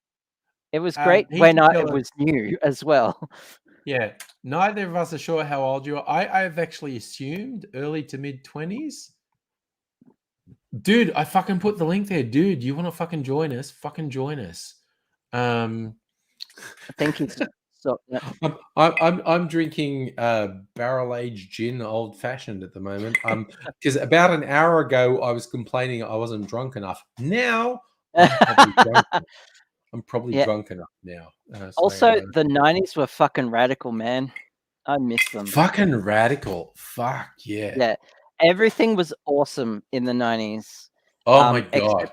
Except for like the threat of nuclear war. That sucked. No, that kind of faded after the 80s.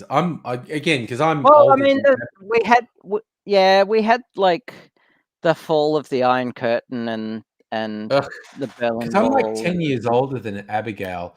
I spent the 80s literally thinking we were going to die in a nuclear holocaust. That was my fucking formative years. Like, yeah, I'm not going to plan anything before turning 30 because I'm not sure I'll reach 30. If I reach 30, shit's probably okay. That explains the dark humor of Gen Z, because they have the actual existential dread of climate crisis. Fucking yes, fucking Zoomers with just Yeah. like, no, you have handed us a world that is going to fucking collapse. So Yeah. our humor is so nihilistic. Indeed, it is. Micro's worried we're yelling at him because he's, dude, you we're are not sensitive. going to yell at you. No, We're not going to yell at you.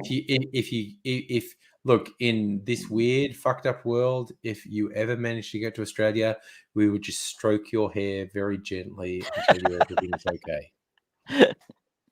We would do that. We would do that. It would be fine. I'm just curious, like how old Micro is. If he hasn't if actually. Rad is, I've is assumed he's old. mid to possibly late 20s. But I often forget how old I am.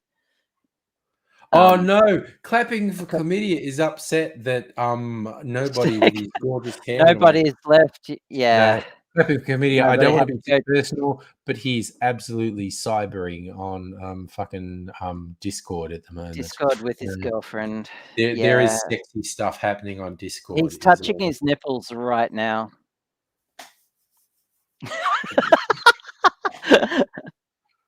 I saw a fucking webcomic today that was Superman being shot at, and some of the bullets hit his nipples, which were hard, and Superman going, Reminds me of the one Superman was being shot at, and Wonder Woman was blocking everything with her braces, and hello. That's hello. Micro Uncultured Bastard. How are you doing, brother? How cold is it where you are? Let me check my phone. I'm going to finish this story, if that's okay. Sorry, Abigail's going to finish your story about Wonder Woman. Okay. And so she's blocking all these bullets really fast, and Superman's like, aren't you impervious to bullets as well? Like, why do you go to all that effort? So she stops, and the bullets start bouncing off her, and her boobs just start going. Her boobs are jiggling, yes. Yeah, and she's and Superman's yeah, and so she keeps doing that. All the criminals start laughing because her boobs are jiggling. Yeah.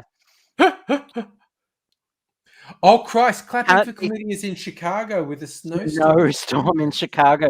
It's fucking heat wave here. Yeah. Oh yes, Abigail and I are dealing with heat cave, heat wave. Micro, it's heat pretty cave is appropriate. in New York State, yeah. What was that? It's very cold where you are. Yeah, it's pretty cold, but for the time of year, I would say it's average, so I'm pretty used to it. What's crazy is you get so used to the cold that when it gets the 0 Celsius, you're like, wow, it's nice and warm. I don't need this jacket today. Because you get so used to the cold that when it's like you'll be outside and it'll be like right now it's -2 Celsius. So when it's like, oh geez, I don't even know what -15 is. I think -15 is like -20 Celsius. Yeah, I know, but it's just it gets cold enough to the point that when it's at freezing, when it's 32 Fahrenheit or 0 Celsius, I'll walk outside after work and I'll be like, wow, it's so warm. I don't need my puffy jacket on. I'll just wear the sweater.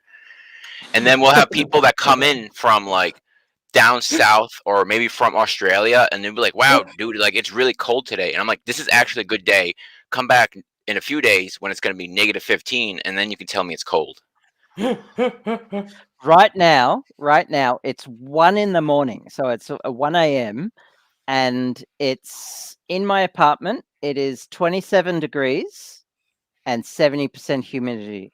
That's like almost 80 Fahrenheit, I think, right? And this is the coldest it's been in over a week. Yeah. And outside at the moment, it's 19 Celsius, which is the best it's been for a couple of days. I'm not going to lie. I would trade you guys so fast because I don't mind when it's really hot. I'll sit there and sweat. I don't care. I don't like to sit there and freeze. I have no Oh. issue sitting. In the summer, I will sit here in just my boxers and sweat, Yeah. and I'll be Okay, happy about it. So I don't want to get. I'm just sitting here in my underwear. All right. Right. So Abigail and I are going to show you truth. Abigail's no pants. I'm wearing a caftan, a cotton caftan with. Abigail's at least wearing underwear. I'm free balling it under my caftan. So, I'm sitting here underwear. I can't actually take anything else off because my son lives with me. Like, I'd rather it be colder. I'd rather it be cold and put more clothes on. Like, if it gets hotter, you can't take more off. You can't like tear your skin off. I think it's easier to get warm in cold weather than it is to cool down in hot weather. And Clapping for Chlamydia is moving from Chicago to San Francisco. God damn! Getting a free why would you do that? Look, why would you move from a crime-ridden city to a worse crime-ridden city? Because why? San Francisco, I think it's climate. super gay, and also the future home of Starfleet. Yes, I think it's like going from Chicago to San Fran is like going from Hobart to Brisbane, but Brisbane's very gay. Moving somewhere, they said because there's no snow there, okay, but they have outrageous rent prices. They have a homeless pandemic. Their crime is almost as bad. They don't have as bad violent crime, but they have crime daily. Like with a lot of states now, they've readjusted their but some sort of criminal reform. So in a lot of states, if you're still under $1,000, they can't touch you. So people are going to stores and throwing stuff in bags and just running out. And it's a whole rampant thing. And that's in like multiple different states.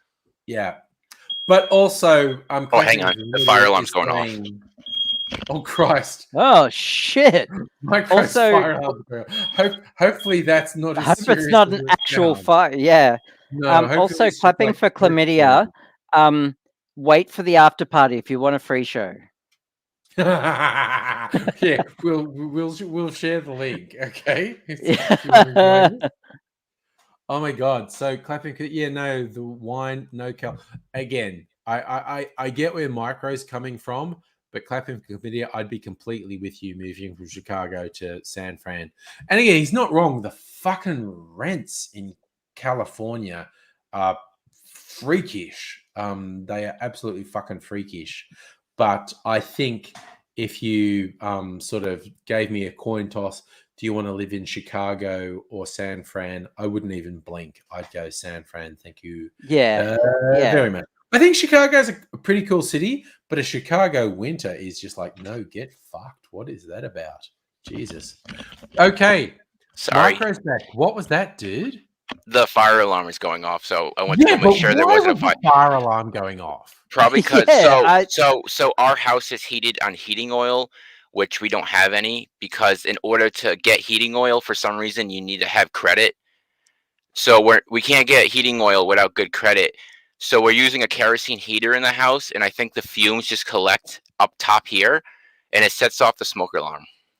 Oh, your face of bewilderment is exactly the face I had, because I was talking to my mom about it, and I'm like, all right, so we're not allowed to be warm because we're poor. Is that what you're saying? Like we can afford to buy the oil. That's not, the money isn't the issue. The issue is they want to run your credit score. Everything in this goddamn fucking country is determined by your credit score.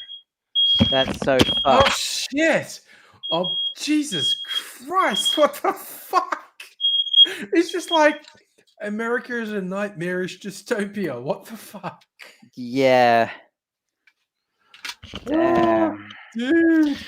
I just pulled it off the thing, so we're good now. I love that as a solution. I'm just ripping it off the wall. It's just like I mean, it's fucked. We're not laughing at you. No, Um, it's just it's that- it's the lunacy. And again, I'm just fucking totally on board with you, man. About what the fuck. Yeah, no, and I'm not gonna run my credit score and try to affect my credit to heat up a house that isn't technically mine. Jesus, what the fuck? Yeah. It's just like a fucking nightmare that you're in there. It's like, what the fuck? Yeah, and Oh. then like this past week has been crazy. So like, since we had no heat, the pipes froze, and then it broke, and then that water sprayed in the washing machine and broke the washing machine. And then after they got that fixed, the hot water wasn't working, so they had to get that fixed. And then literally the day after they fixed the hot water, the pipe they fixed broke again.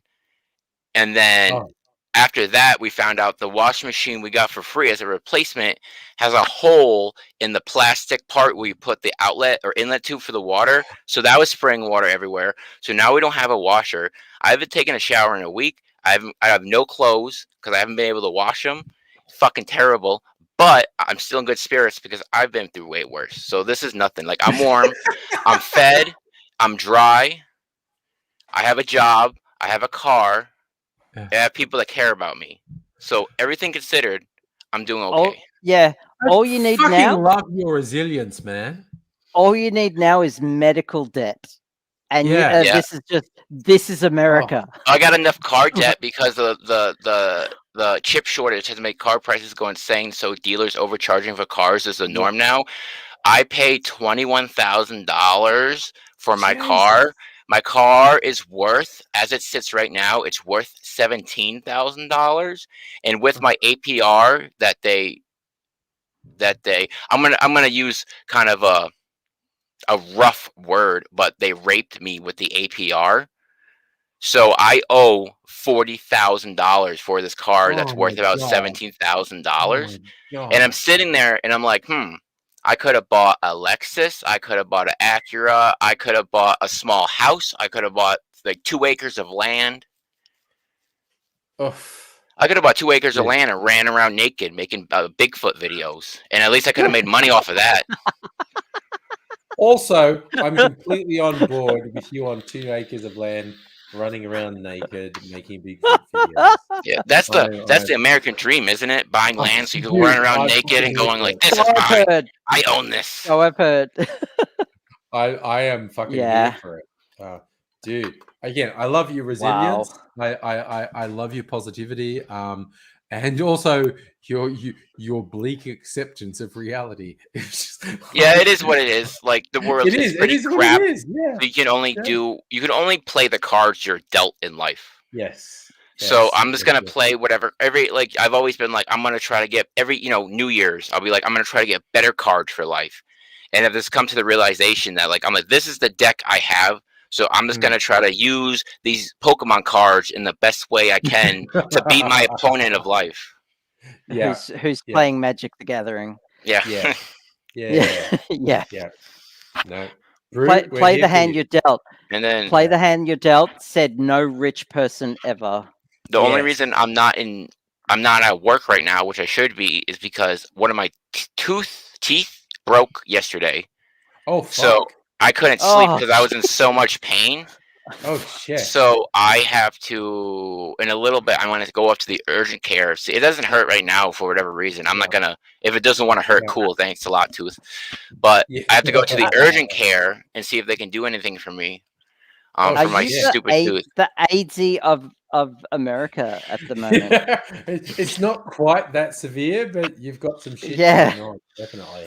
Damn. Yeah. And then my job's like, bring in a doctor's note, and I'm sitting there like, technically I don't have to because I only have to bring one in if I called out 2 days in a row.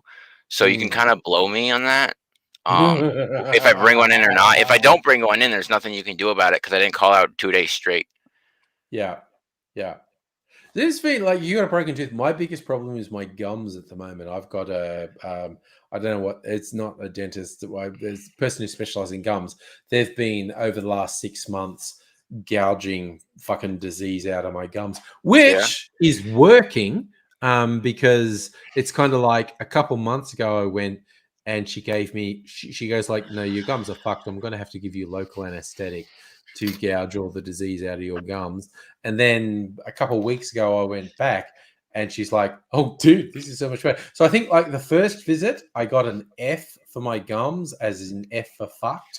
And when I went a couple of weeks ago, it's like, okay, you're now like on a B minus for your gums, but A for effort, because that turnaround in 4 months is pretty good. Like, she seemed genuinely surprised. Like, she's like, "Oh, I told you to do all this shit. You apparently did it because you turned it around." Like, and I got the vibe she's going like, "I tell people to do this and they don't do it, and they come back and they're just as fucked months later. But you apparently did it because you went to an F for your gums to like a B minus.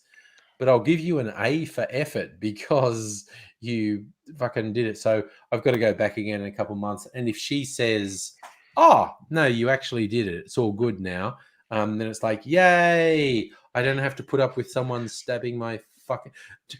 Have you all had that thing where someone who at the dentist and they stab you with a sharp thing and they go, "Oh, your gums are bleeding," and you're like, "Motherfucker, you just stabbed me a bunch of Yeah. times."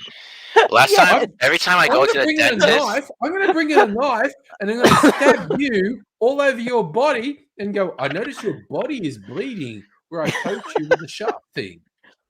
And it's like, dentists, man, what the fuck? whenever I go to the dentist, they have a tone of disappointment in their mouth, in their voice whenever they see my mouth. Yeah. And the last time I went, I'm gonna paraphrase, but she basically said, "Your mouth is fucked. There's nothing we can do but control the downfall of the rest of your teeth." Oh, Jesus. Yeah, I have it's some sort of gum disease that basically Yeah. it'll rot your teeth or some shit like that. And she's like, Yeah. "So at this point, what we're doing is just keeping your teeth in your skull as long as possible, you fucking degenerate." And I'm like, okay. Yeah. That's kind of what they said to me too. That is kind of what like, she did this thing like, "Okay, I've done a little assessment to clean your gums. I'm actually going to have to give you local anesthetic because I'm going to gouge the fuck out of your mouth and you will scream in horror if I don't numb you up." So she did that, and then like a couple months later, she looked and went, "Oh, I don't even have to numb you up. I'm going to do a little bit of cleaning and shit. But you seem tough. You'll fucking survive." And but that's what I mean. I literally, in about 4 months, I went to an F for fucked for my gums to like a B. And if I continue the same rate of improvement when I go back in a couple of months, it will be an A. But honestly, she seemed genuinely surprised. I wonder if that shows the difference in our medical care systems. You're like, what, 40 or 50 years old, and your mouth is better than me, and I'm 27. Yeah. I'm going to turn 27 next week. Ah, okay. That's one thing we wanted to know. And yeah, my birthday's next week. Thank you, sexy man, for saying I'm maybe 40 to 50. That is that's exactly what I need to hear from a 20-something, that I'm maybe 40. So how old am I then? 30. I was gonna say if he's like 10, I would say you're like 40s. No. If I'm 40, you're 30. So it's like, yeah, I must be 30. And I want to comment real quick and how clapping for chlamydia said California is magical and stuff. They're literally asking their citizens to please move out of the state because they have no more room for anyone. They're literally asking their people, please, please, please move out of the state. We don't have the water or housing for any of you people. Oh my God, water in California is a big thing. It is a big Yo, they need Bill Burr, the comedian? Yes. He has a whole bit about how he's like, yo, the CEO of Nestle thinks that he should own the water. Like, can we do something about that guy, please? That guy is fucking evil. No, that guy's legit evil. All the executive team in Nestle should kind of be against a wall. I'm just saying. Yeah. What's the old phrase when the revolution comes? Yeah. The weird satisfaction from flossing. I do not know how to floss, and the idea of flossing one's teeth kind of scares me a bit, because you're shoving this really fine piece of basically wire into your soft tissue. Yeah. I don't know. You know what I use? I use the interdental brushes, particularly because because of my gum disease, the dentist going, you know what we have to do? We have to cut away a fuck ton of your gum because it's diseased. And then it leaves gaps in the base of my teeth. So you get interdental brushes that you fit in there and they clean it out. That's way better than flossing. Interdental brushes, and because they come in a whole like what those are they, little sizes. Are they? Do they look like those miniature bottle brushes and test tube They're brushes? like miniature bottle brushes, yes.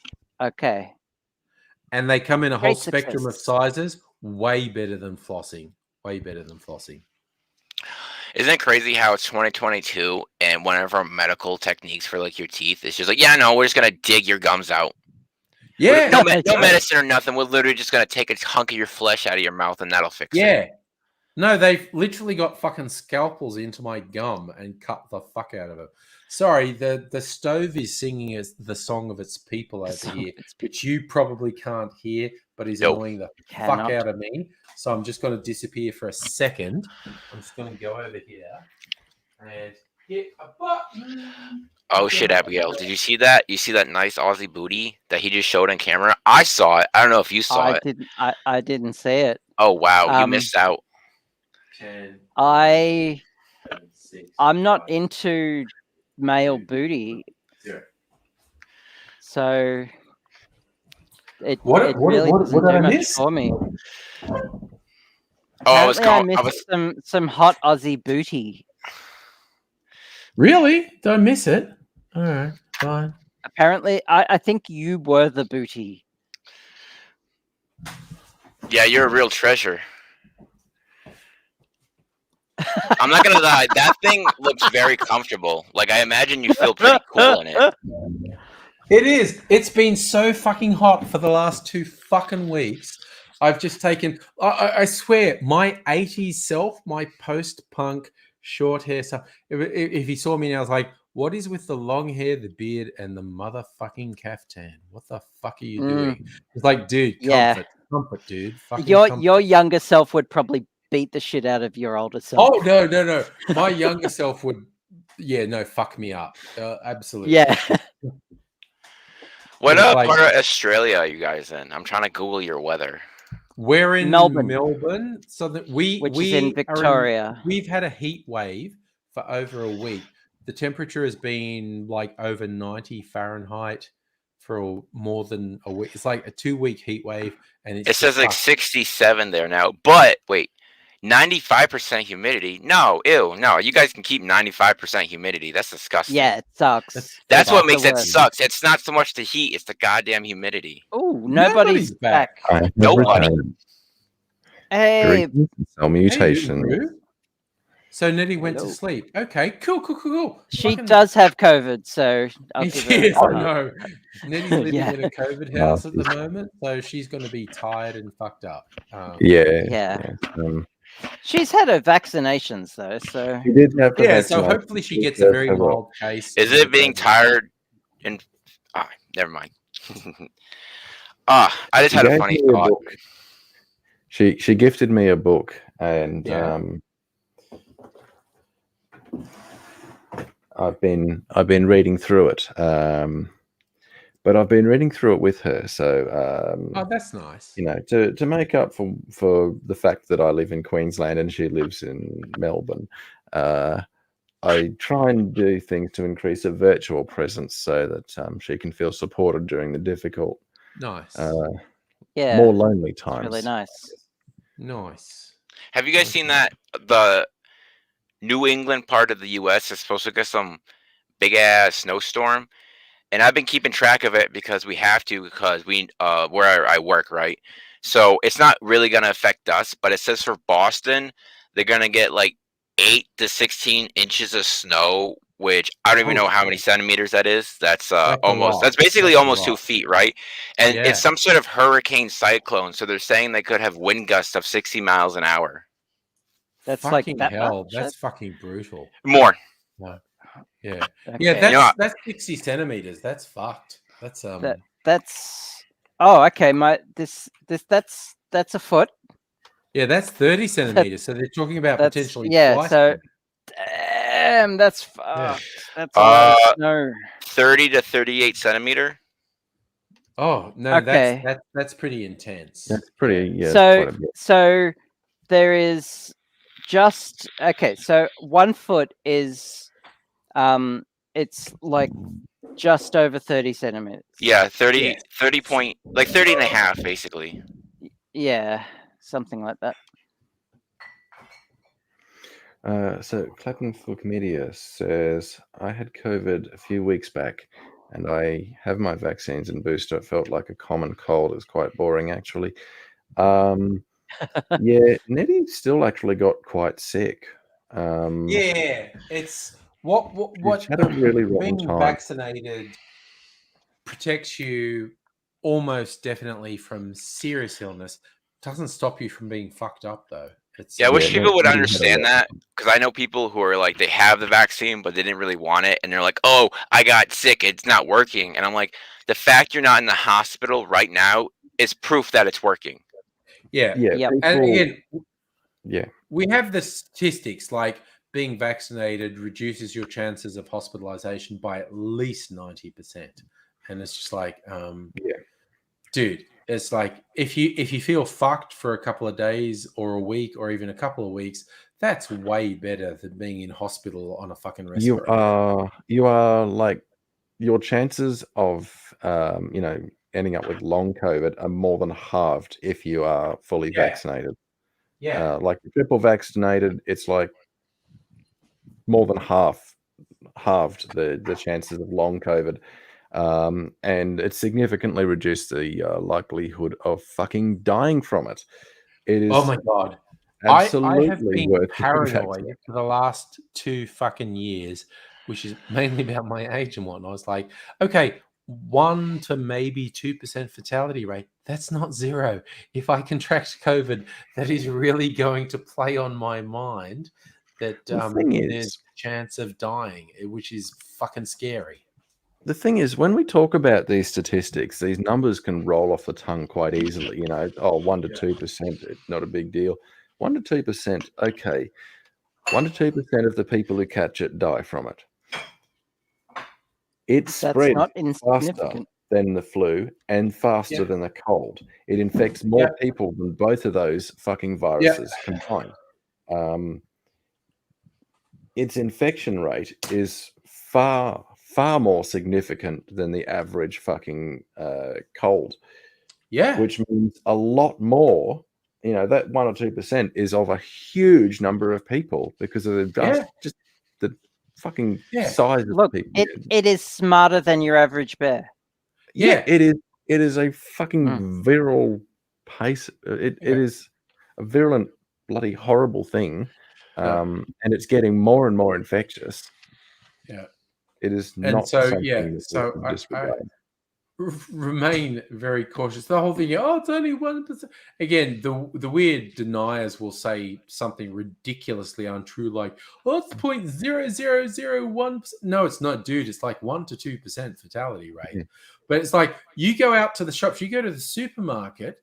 What it means if this was uncontrolled, several people you see around you are going to die. Yeah. And that's why we're trying to control it, because if it's uncontrolled, a disturbing amount of the population are going to fucking die. You guys ever look at a crowd of people and think of weird statistics like that? Like, I'll look at a mass of people at a train station or a stadium or something, and I'll be like, yes, yo, someone in here is going to die of, like, a car crash on the way home. Yes. Someone in here is going to be stabbed to death. Stuff like that. Yeah, dude. Okay, our heads are in the same fucking space. I always think shit like, have you ever been out? Like, you're the weirdo who's out at 3 or 4 in the morning, and you know what led to you being there, whether it's booze or insomnia, or not that any of us would do anything illegal, but maybe, So, and you see other people, and you go, "What's their story? Why the fuck are they out at this time?" Abigail. So, I'm totally for what Clapping for Chlamydia says about anti-vaxxers. As soon as they die, the sooner the bars open. Yeah. All for it. But the problem with the equating a Thanos snap to the virus is that the Thanos snap was impartial. The virus kills disproportionately Vulnerable people. the vulnerable and vulnerable people and the disenfranchised and poor people, and not the people who you want to die. Yeah. Yeah. Unfortunately, Also, hashtag compost the rich. Yeah. Also, Thanos was a pussy who was unwilling to make value judgments. If I had that power, I would absolutely make the value judgments. No random shit. It's just like, okay, if you do the following, I am going to fucking expunge you. So stop it now. Oh, you didn't believe me? Okay, you're fucking gone. Yep. Can I challenge your use of the word compost pussy? The rich. As a person who has explored the region where the pussy is, I actually quite like pussy. So the use of the word pussy for being synonymous with the vagina, and the use of the word pussy as someone who is either afraid or is weak, they actually have two different etymologies. Completely different meanings, I know. Typically, not just meanings, but two different root words. No pun intended.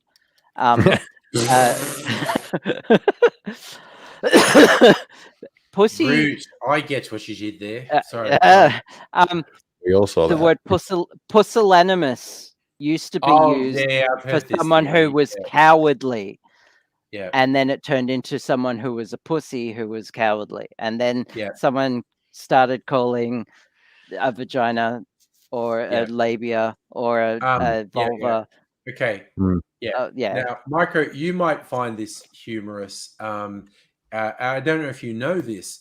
In Australia, to root means to fuck. And I know in the US, to root means to cheer. You root for your team. And I remember there was a performer I quite liked called Christine Lavin. She was like a folky singer-songwriter from New York, and she had this song about playing softball. And there was a line when her first tour of Australia, I saw her, and there's a line that goes, "We root for both teams." And when she did this line about we root for both teams, and then she interspersed with, "That means something different where I come from." It's funny you say that, because literally after you said root, I was like, Australian slang. Yeah. No, and I'm just looking up Australian to root slang. in Australia means to fuck. So, and when she was singing this song where she said root, she said root repeatedly, someone told her, "You know that means to fuck in Australia?" And she goes, "No, I honestly did not know that." I like how a lot of your slang words end in O. Oh yeah, we know we do that. End of everything. I really like that personally. I really like that. I feel like that's a fun little thing. Yeah, the person who delivers milk is the milko. The person who picks up the garbage is the garbo. Where you go to buy liquor is the bottler. So yes, a bottle shop is the bottler. Yeah. On Adult Swim, we have a couple shows that they're obviously made in Australia. All right, very obviously, but the comedy in them is like they're fucking screaming. They're fucking like screaming. They're yelling the whole fucking episode, and I'm like, is that? And I've seen on YouTube people from Australia do comedy skits, and they're fucking like just yelling, like they're screaming, and I'm like, is that a popular thing in comedy there or something? Fucking just screaming. Kinda, yeah. I know there was some Australian animators did a Rick and Morty animation, which Adult Swim actually ran, which was in a totally different those people have their own TV show that's on Adult Swim, and how they yell in that is the entire TV show is what they do. Yeah. What's it called? Oh, geez, I gotta. There is a new one. There is an animation on American Adult Swim that was done by Australians, and a couple of the voice actors are. And it's really weird to see a fucked up, weird, surrealist animation. YOLO Crystal Fantasy. Okay, that's actually a different one. And that's where I learned. They were like, "We got to go to Bendigo," and me not ever been to Australia, I was like, "That's a funny name for a made up city, haha." And then I find out that Bendigo exists, and I'm like, "Okay, yeah, no, that was the Rick and Morty thing. We got to go to Bendigo. Yeah, cool." I'm trying to find the thing that I was thinking of. It's one of the newer things on Adult Swim. Yeah, Bushworld Adventures is the really fucked animation Australians did. Smiling Friends, that's the one I was trying to think of. That's a newish animation that's on Adult Swim. I'm not even sure if you can watch it legal in Australia, but it's made by Australians, and one or two of the voices. And it's kind of funny to watch. Oh, this is on Adult Swim. That's just an Australian doing that voice. That's not an American. That's just, and it is a weird surrealist animation called Smiling Friends. The thing you have to understand is that as Australians, we get a little bit of an endorphin hit whenever we hear an Australian accent in US media. Yeah, it's a funny thing. For some reason, it's so weird, but we all get it. It's like everyone who's not from America likes to talk about Americans loving the sound of their accent and their own voice, but Australians, if anything, are actually worse for it. Yeah. Like we have been known to deliberately, put on the real ochre accent if we're overseas just to stand out in a crowd. Yeah. Everyone fucking loves us. The loudmouth Australian is every bit as bad as the stereotype loudmouth American, I think. Oh, yeah, definitely. We're actually pretty fucking terrible. We had one guy from Australia staying at the hotel, and he was a pretty nice dude. He kept asking for stuff, but when he would ask for stuff, he almost seemed like he was like he thought he was bothering me, like he was upset that he was asking me for stuff. I'm like, nah, like this is my job. Like whatever you need, dude, I'll get it for you. Yeah. There's a very funny movie from probably 2 or more years ago. It's called Dirty Deeds. It's an Australian crime movie set in the 60s. And the whole movie was inspired by a single photograph that no one knows what really happened.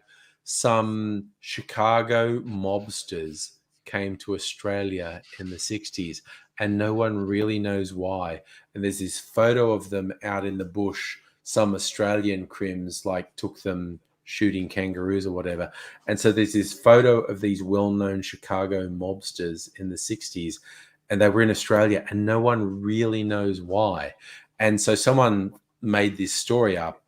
Brian Brown, famous Australian, is the head of this Australian crime gang. John Goodman plays the Chicago gangster who comes out. And it was an idea of linking up the Chicago mob with the Australian crims. But it's a very funny movie, and it's just weird and trippy as fuck. And the funny thing happens when these American gangsters get to Australia in the 60s. We only had black and white TV in the 60s, and America technology was ahead. And they're in this hotel looking at this shitbox TV that's only in black and white, and they're going, "What the fuck is wrong with this TV? What the fuck?" Because color TV didn't happen in Australia till the 70s. And the bit that cracked me up is these gangsters are sitting and looking, and then someone comes and gives them room service and brings them some stuff. And so they tip him, and tipping not a thing in Australia because people are paid living wages. So, and particularly in the 60s, you didn't tip anything. But yeah, these Chicago guys. Clapping for Comedia on the way clapping out. for Comedia is going to work. Good job. But yeah, so these gangsters tip the guy from the hotel who's brought them something, and the guy from the hotel's looking at the money in his hand, going, "What's this?" And they're saying, "That's just for you for helping us." And he goes, "Oh, tar," which was an Australian way to say thank you. Tar is thank you. And the guy is very confused why they gave him any money, and and they say it's for you, and he goes, "Oh, tar." And walks out, and these two guys, mobsters from Chicago, are looking at him. They go, "What the fuck does tar mean? What is going on here?" And they are so confused because Australia in the 60s is like America in the 30s. And it's just like, It's so far, but and these guys are just going, "What the fuck is happening? I don't understand a single thing that's happening around me." It's very funny. It's very funny. Is what I'm saying. I got to look up this movie now. What's it It's called? called Dirty Deeds. It is really worth watching. It's a fun Australian because Brian Brown does a good criminal. Brian Brown is a very good criminal, and there's some good stuff in that movie. We were talking about accents. I'm picking up a lot of. Is it from 2002? Yeah, it's quite an old movie. Yes. Yeah. Okay. It's Brian Brown in Dirty Deeds. Yeah. Yeah. Okay. Yep. Cool. So what? We were talking about accents, and I was gonna say, nobody. If you come here with your accent, with your gorgeous locks of hair, and just walk up to a bar, I think you'll do pretty well. Oh my god! Nobody would. I don't need to store at the bar though. Of all genders and I've got a girlfriend now. Stick, honestly. Oh, you monogamous chump! Come on, live a little. You could be walking to a bar and just start talking, and they'll be like, "What?" And you could be like, "Yeah, we have healthcare," and they'll be like, "What?" You know, if I'm ever dating someone, right, and I'm like completely in love, and just like googly eyes, and like the same level you are at the moment, and they pick up in a bar, I'm like high-fiving them. Like, that is so awesome. Like, live a little. Just, I don't get monogamy. I do not get it. You don't get it. I mean, I do, but I'm being high. Let me get this straight. Are you suggesting that I should betray the trust of Nettie? No. No. It's not about cheating. It's not about trust. It's about definitely setting. not about cheating. No. No. And It's again, about. It's not, because I would never do such a thing. No. Wow, you're so Setting- sweet. I know, because I'm monogamous. I've been in like a monogamous relationship with Mrs. Angry for 15 years, but it's a choice and a decision and an openly informed thing. I've had women. It's about at bars setting try to pick me up, don't you? Relationship goals and boundaries it's not about betraying trust. I've had women try to pick me up at bars. Oh yeah. I've never had that, but I've had men try to pick me up, and I'm like, no thanks, but I really appreciate that compliment you just gave me. I've had men try and pick me up at bars too. Yeah. I'm like, what? Me? You flatter me. When I was younger, it's like, oh, this dude is absolutely hitting on me. Not interested, but hey, thanks, dude. I feel good that you wanted to hit on me. It's like, right? It's like, dang, I don't even know. I've looked up. I've gone to a website, and I don't want to get you in YouTube sin bin, but I'll just say the website is about a bay where there's pirates. Oh right? yes. Yeah. And I've looked up Dirty Deeds, and fully the top two links are for AC/DC and a porn called Family Strokes, Dirty Deeds with Uncle Rich. Oh my god. Okay. The title of the video makes me worried that it's homemade. It does, doesn't it? Yeah. The name of the movie is definitely inspired by the old AC/DC track. I No have two ways about it. I have the Wikipedia page of the movie open in the background. So I'm going to search.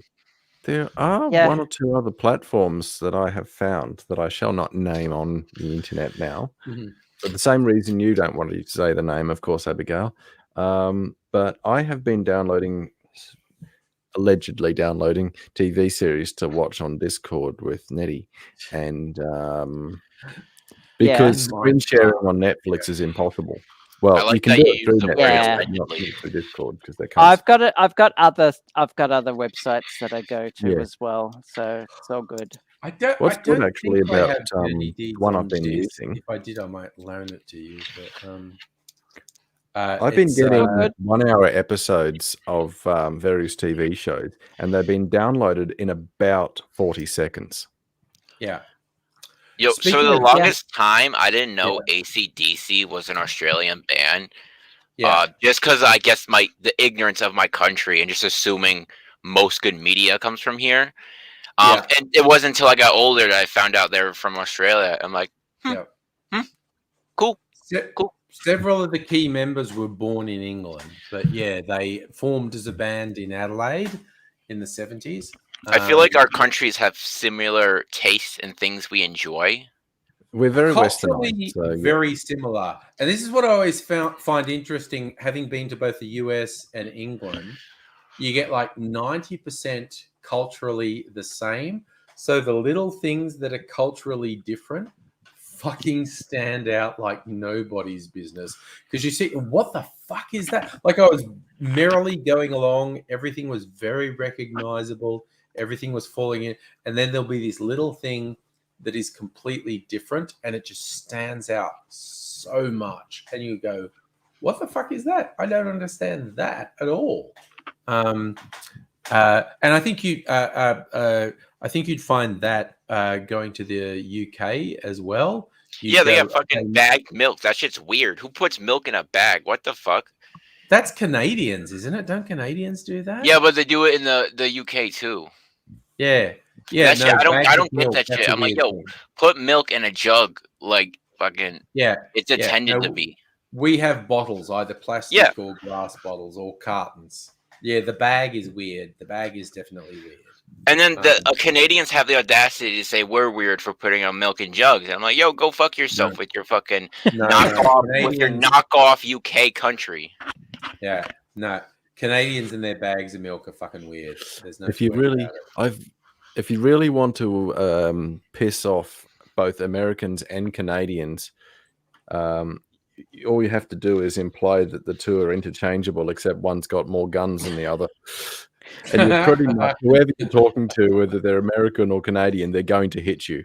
Yo, I hate when Canadians are like, when we talk about going to war, and you're like, the last time we went to war with the U.S., we burned down the White House. And I'd be like, yeah, no, the British did that. Canada wasn't formed as a country until years after that shit happened. That was 1812, yeah. Yeah, so I just feel like, I don't know, it's just kind of ignorant, and I don't like it. Yeah, well, they were just a territory at that point, but yeah, but also kind of weird to highlight something that's over 200 years ago as if that means anything. Yeah, with their muskets and shit. Like, come try to burn down the White House right now with all the. I'm sure that they have like a Predator drone flying around the damn thing all the time. You'd actually probably stumble across the MAGA types, QAnon people who are trying to burn down the White House. If you went and I don't get them because those people be like, "Yo, we need to like fight back against the government," and I'm like, "Yo, who's gonna win? 300 rednecks with Chevy trucks or one Predator drone?" Yeah, exactly. Right? If you actually went up against the US military, you'd be in a lot of trouble. I think the White House's attitude to the idea of someone like the American version of this sentiment. Go on, try it. I fucking dare you. Yeah. But the White House, that would be its response to that. Who the fuck brings a gun to a drone fight? Exactly. Come on, fucking rednecks. Yeah. That's who. Exactly.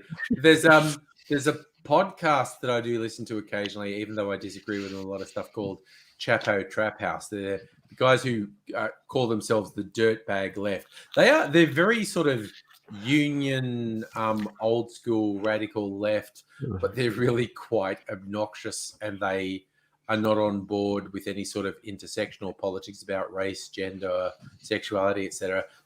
But I like a lot of stuff they said. But like, it's kind of like when they talk about conspiracies, and they're like, I don't understand these QAnon people. They say the elites hate us and they have a secret thing and they fuck our lives up. And they go, yep, they do. And Donald Trump is going to save us. Like, what the fuck is, why would you think Donald Trump is going to save you?